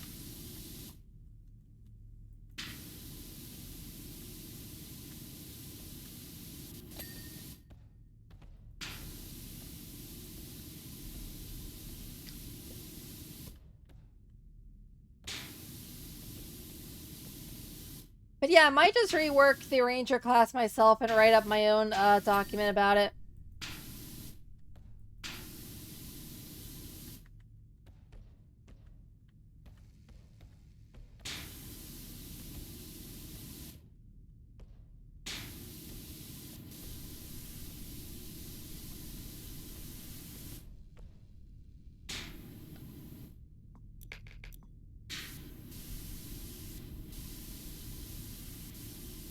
You know what we should do one day?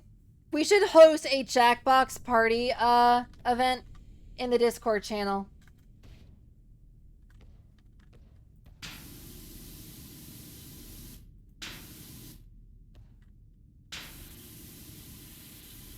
It doesn't even have to be streamed. It would just be fun.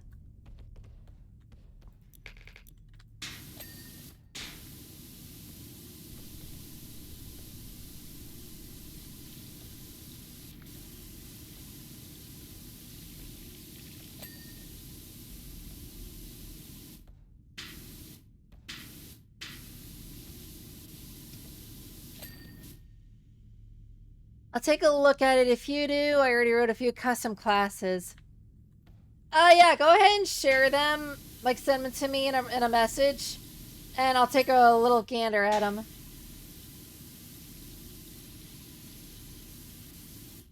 A jack in a what event? A jackbox.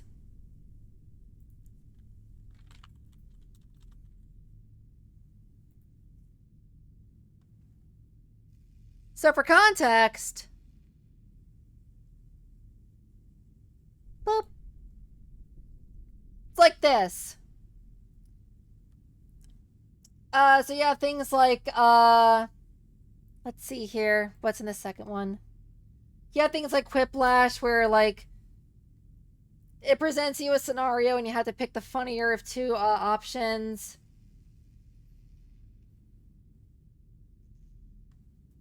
I think Fibbage is like the funnier of the lies. Bidiots is like making a product and then you have to like bid on the item if you would get it or not. It's like party games that are funny. Trivia Murder Party, which is basically like trivia about like murders and stuff. TKO is a fun one. You make t-shirts that you can actually buy, by the way.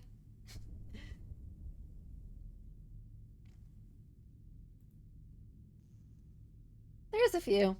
There's a few.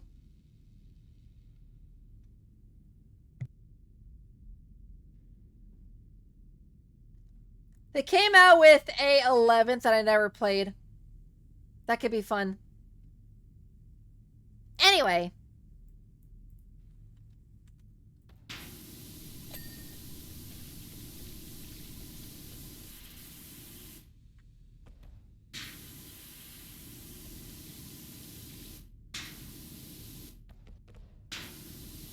Yeah, it gets really funny if you have the right people.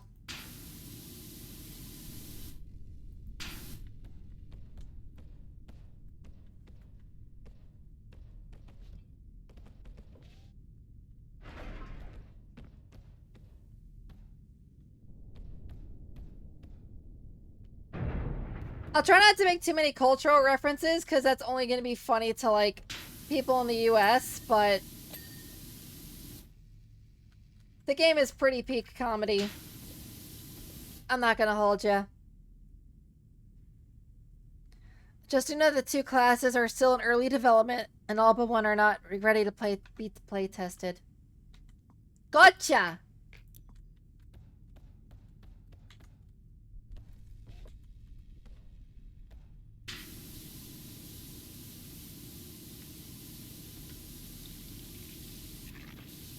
That's fine.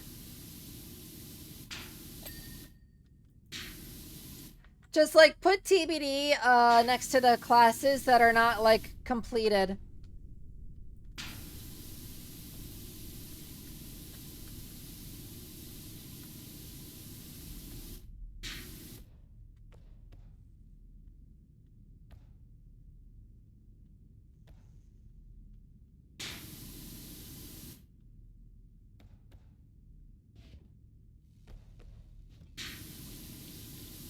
Guys, we're cooking over here with 5th edition classes.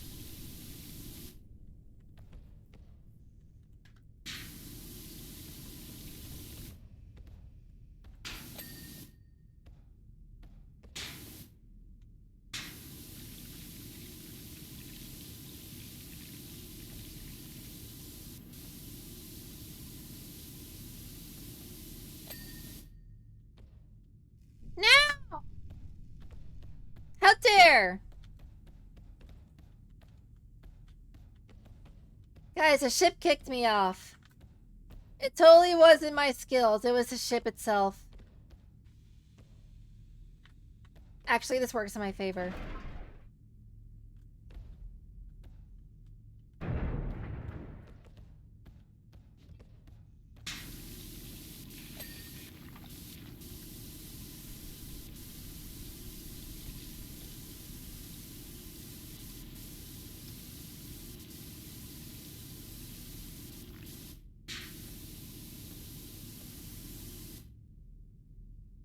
Sometimes I wonder if washing my hair was a mistake because, like, it's now getting in my face.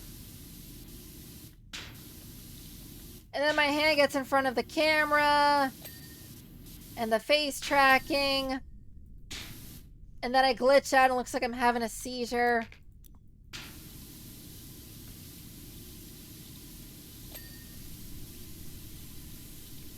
At least it smells nice.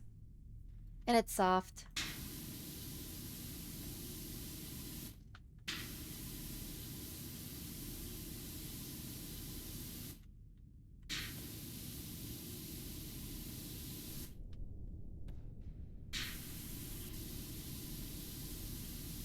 Does anyone else find that they sleep better after they shower?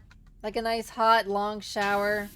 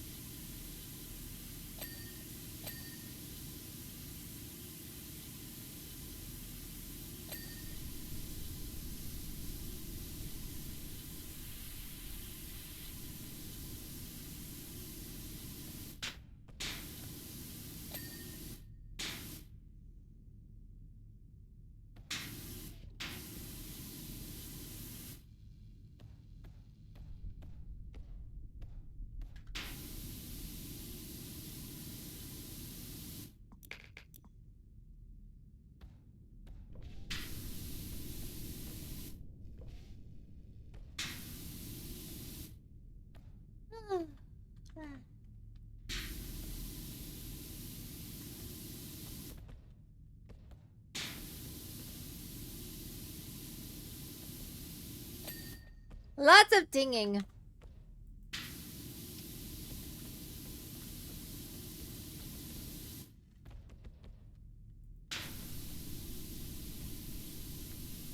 Makes me want to have French fries.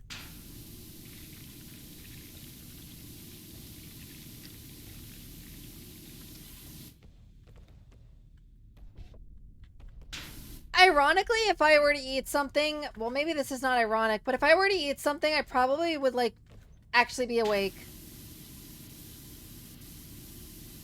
Anyone notice that? Like, if you eat something, sometimes you'll stay awake longer.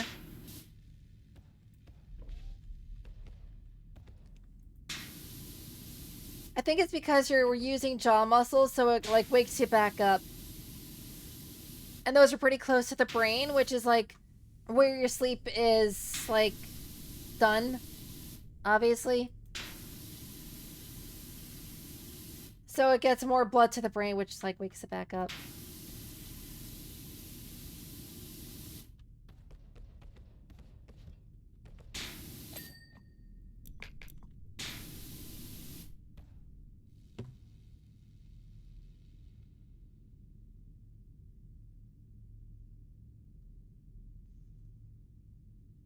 I just when I heard a car just, like, going off in the distance.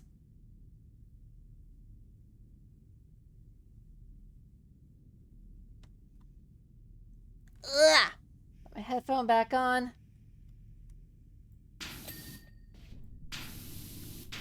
For a second, I thought it was, like, something in my room, because I have a few devices that if they go offline, they're gonna start beeping.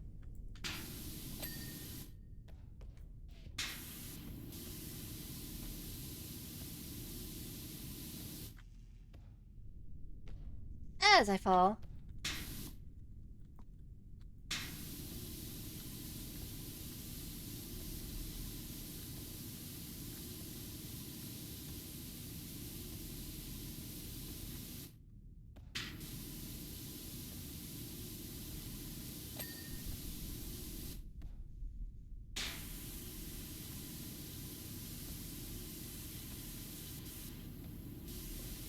Gosh, it looks like someone coomed all over the exhaust. How gross.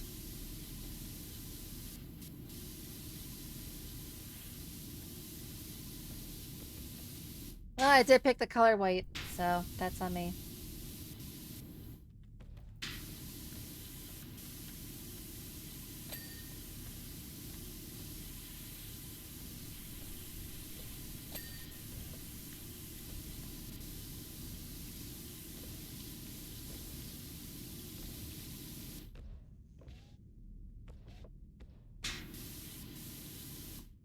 That's a lot of areas I missed.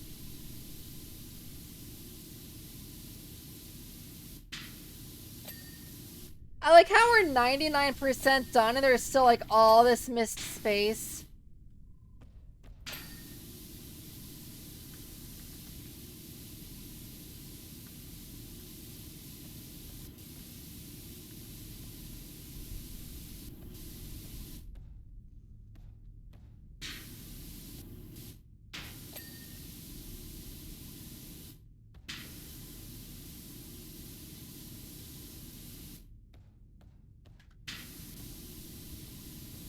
Take care of this mess over here before I forget.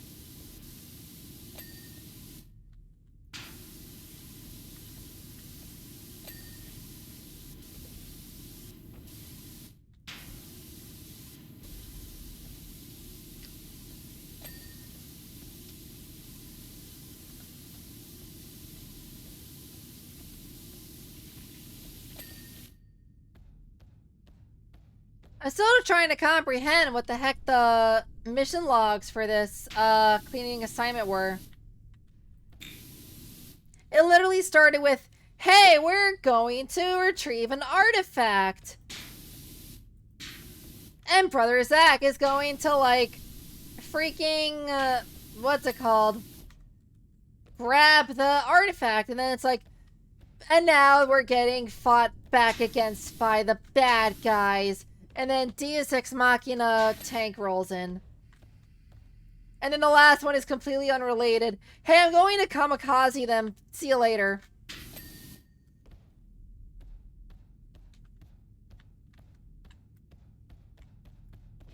Hammer or 40K is a fever dream.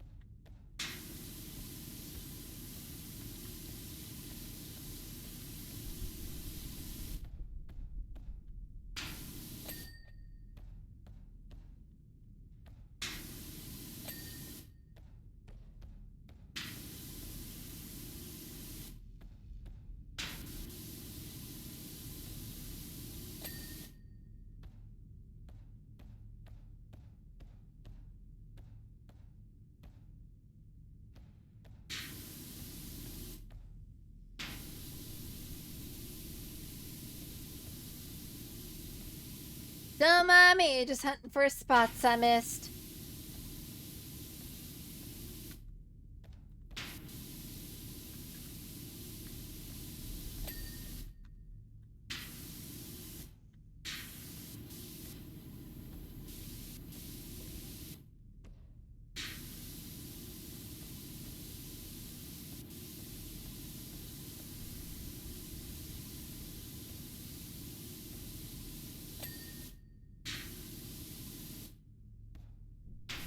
Yeah, I'm definitely gonna have to, like, lie down after this.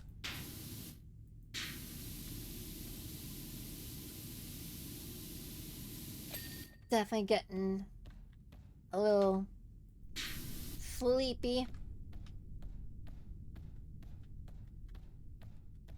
But we're not stopping until I get this ship done.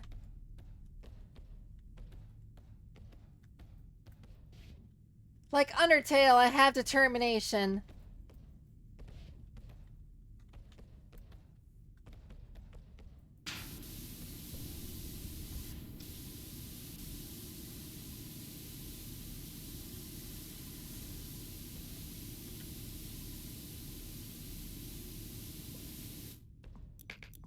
Here's an Undertale joke for you.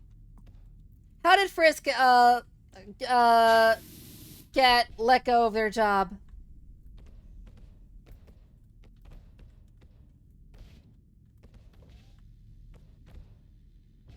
They received a letter of determination. Da da da da da da.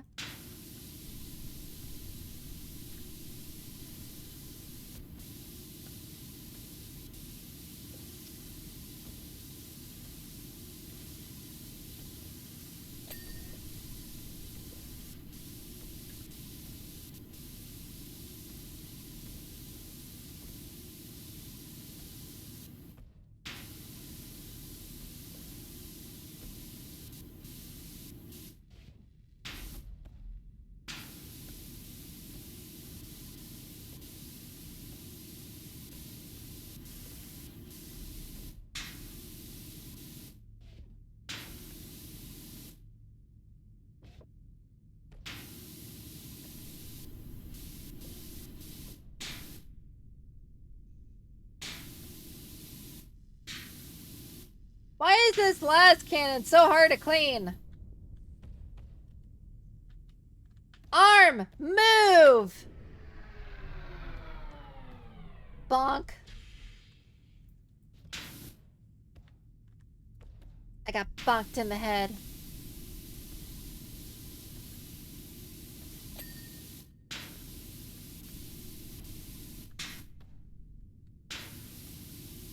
Last cannon, I hardly know her.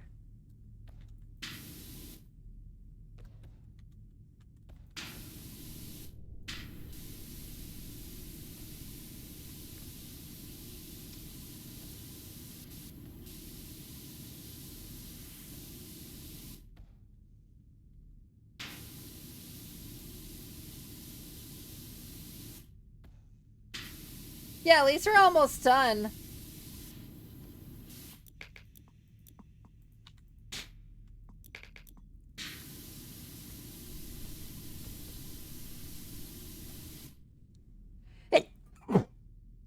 Ah, bless me.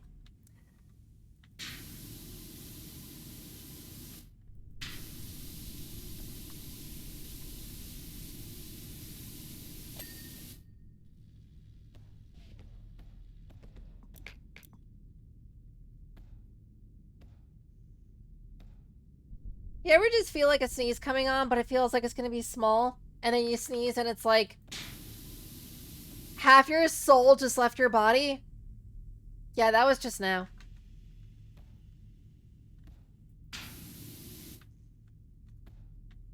Last gun, our last gun.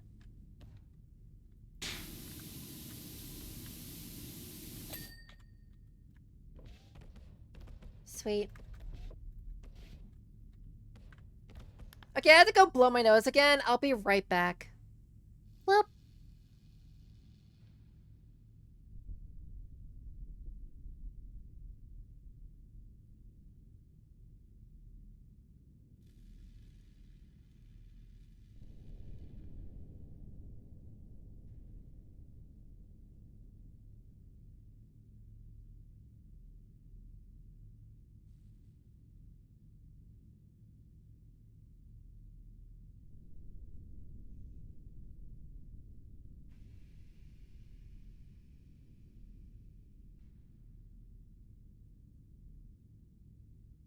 Boop.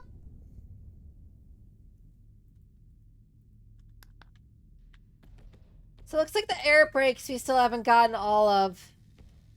Thankfully, if you click it, highlights it for you.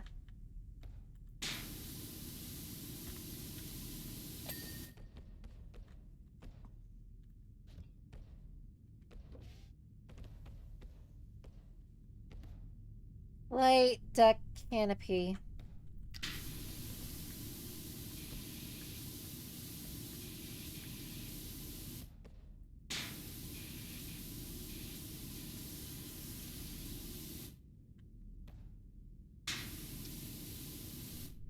I said it once, I've said it again, and I've said it 1,000 times. I don't know why they don't just, like, put this through the ship equivalent of a drive-through, like, ship washer.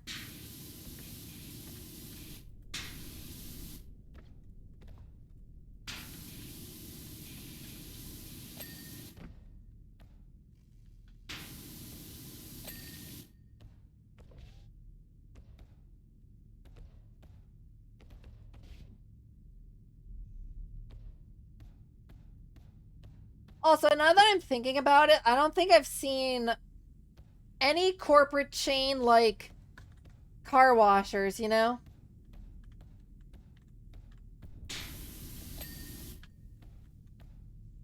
All like local brands.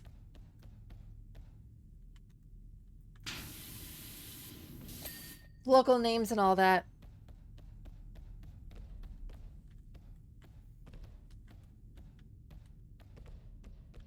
It's really interesting now that I think about it.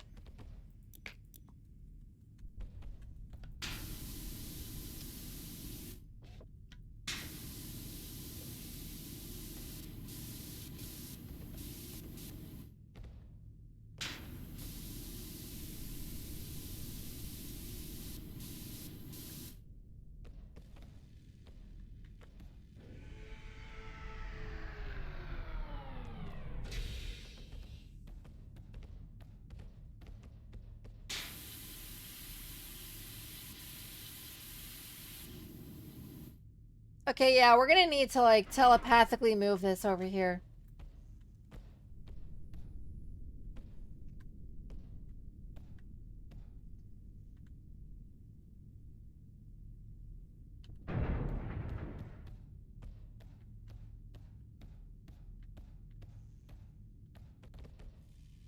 If I fits, I sit.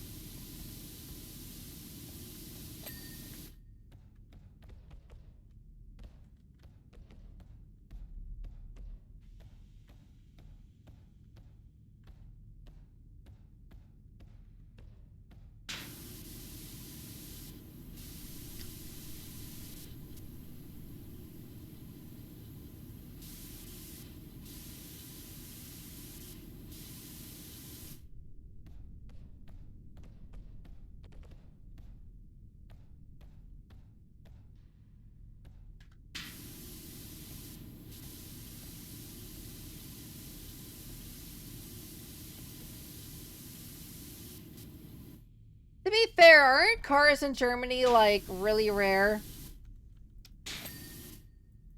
Or at least uncommon compared to, like, the US, where it's like everyone has a car.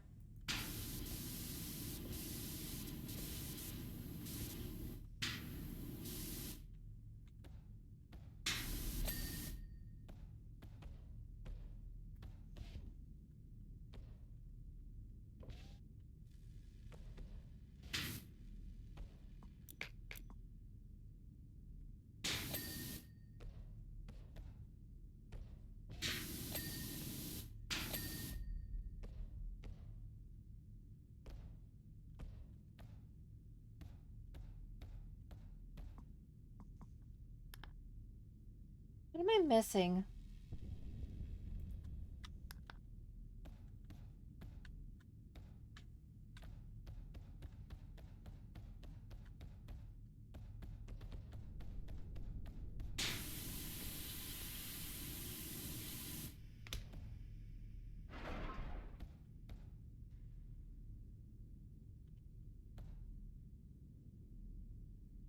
Where will you fit?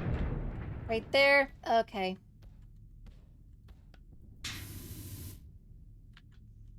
Oh, I didn't mean to turn this into the freaking... There was a joke there about, like, an actual water gun.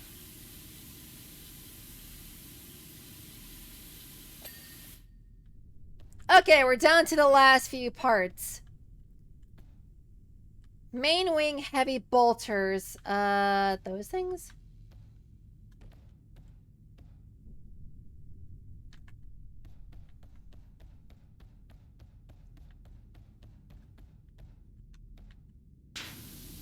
Ah, I see.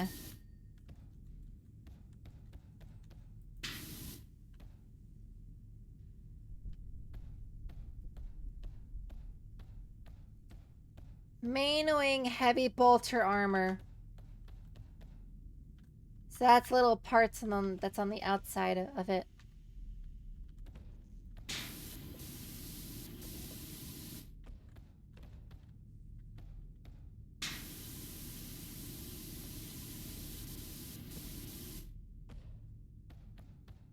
Where's that step stool?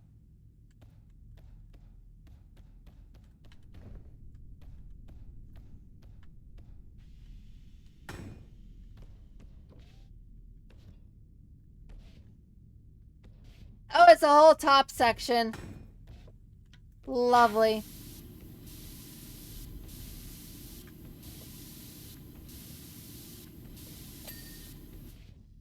The bunny strategy works every time.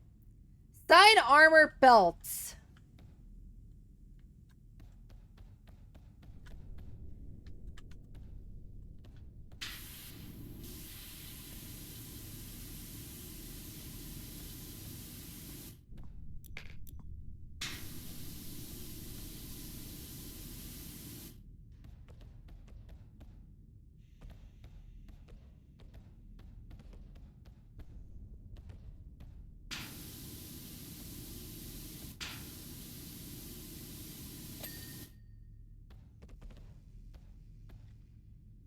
Is it just me, or have my footsteps gotten, like, more noticeable towards the end of the game?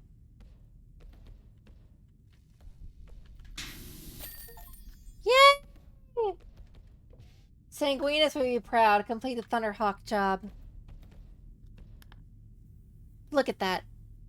Look at this time lapse.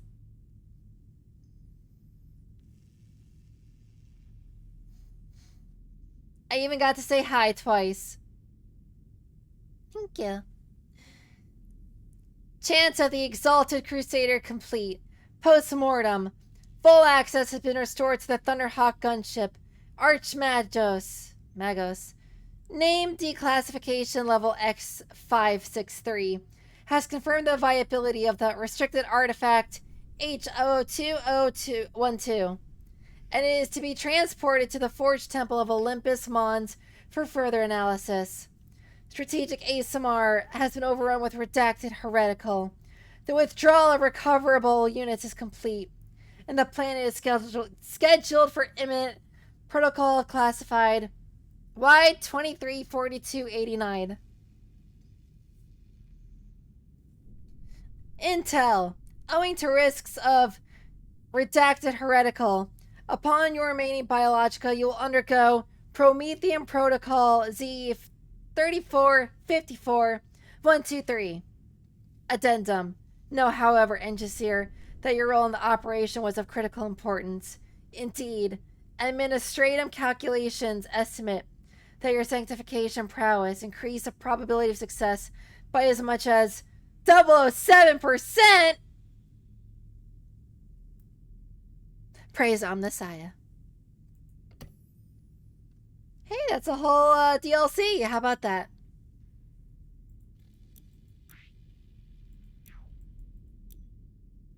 That means all we have left is Wallace and Gromit, Back to the Future, Midgar, Tomb Raider, Alice's Adventures, the seasonal specials.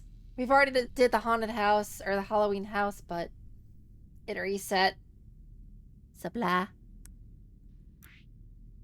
But yeah. Next Wednesday, I'm playing Resident Evil 7. It'll be fun. I hope I get to see you there. But yeah, we had a lot of fun. I'm getting a little bit tired. This was a very long, not just stream, but game, so I'm gonna head off, let my voice finally rest, get some rest myself, and I'll see all of you tomorrow for Near Replicant. It'll be fun. Yeah, thank you, Gordon. You're gonna definitely hear my voice is dying out right now. I'll have a pleasant rest. I hope you have a nice A nice sleep as well. Nice little rest too. And I'll see you tomorrow, hopefully. It'll be fun. Anyway, bye-bye. Bloop.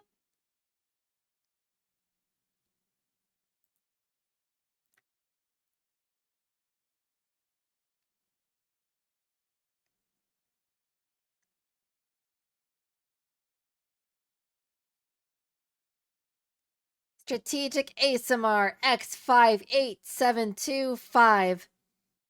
I am going to sleep.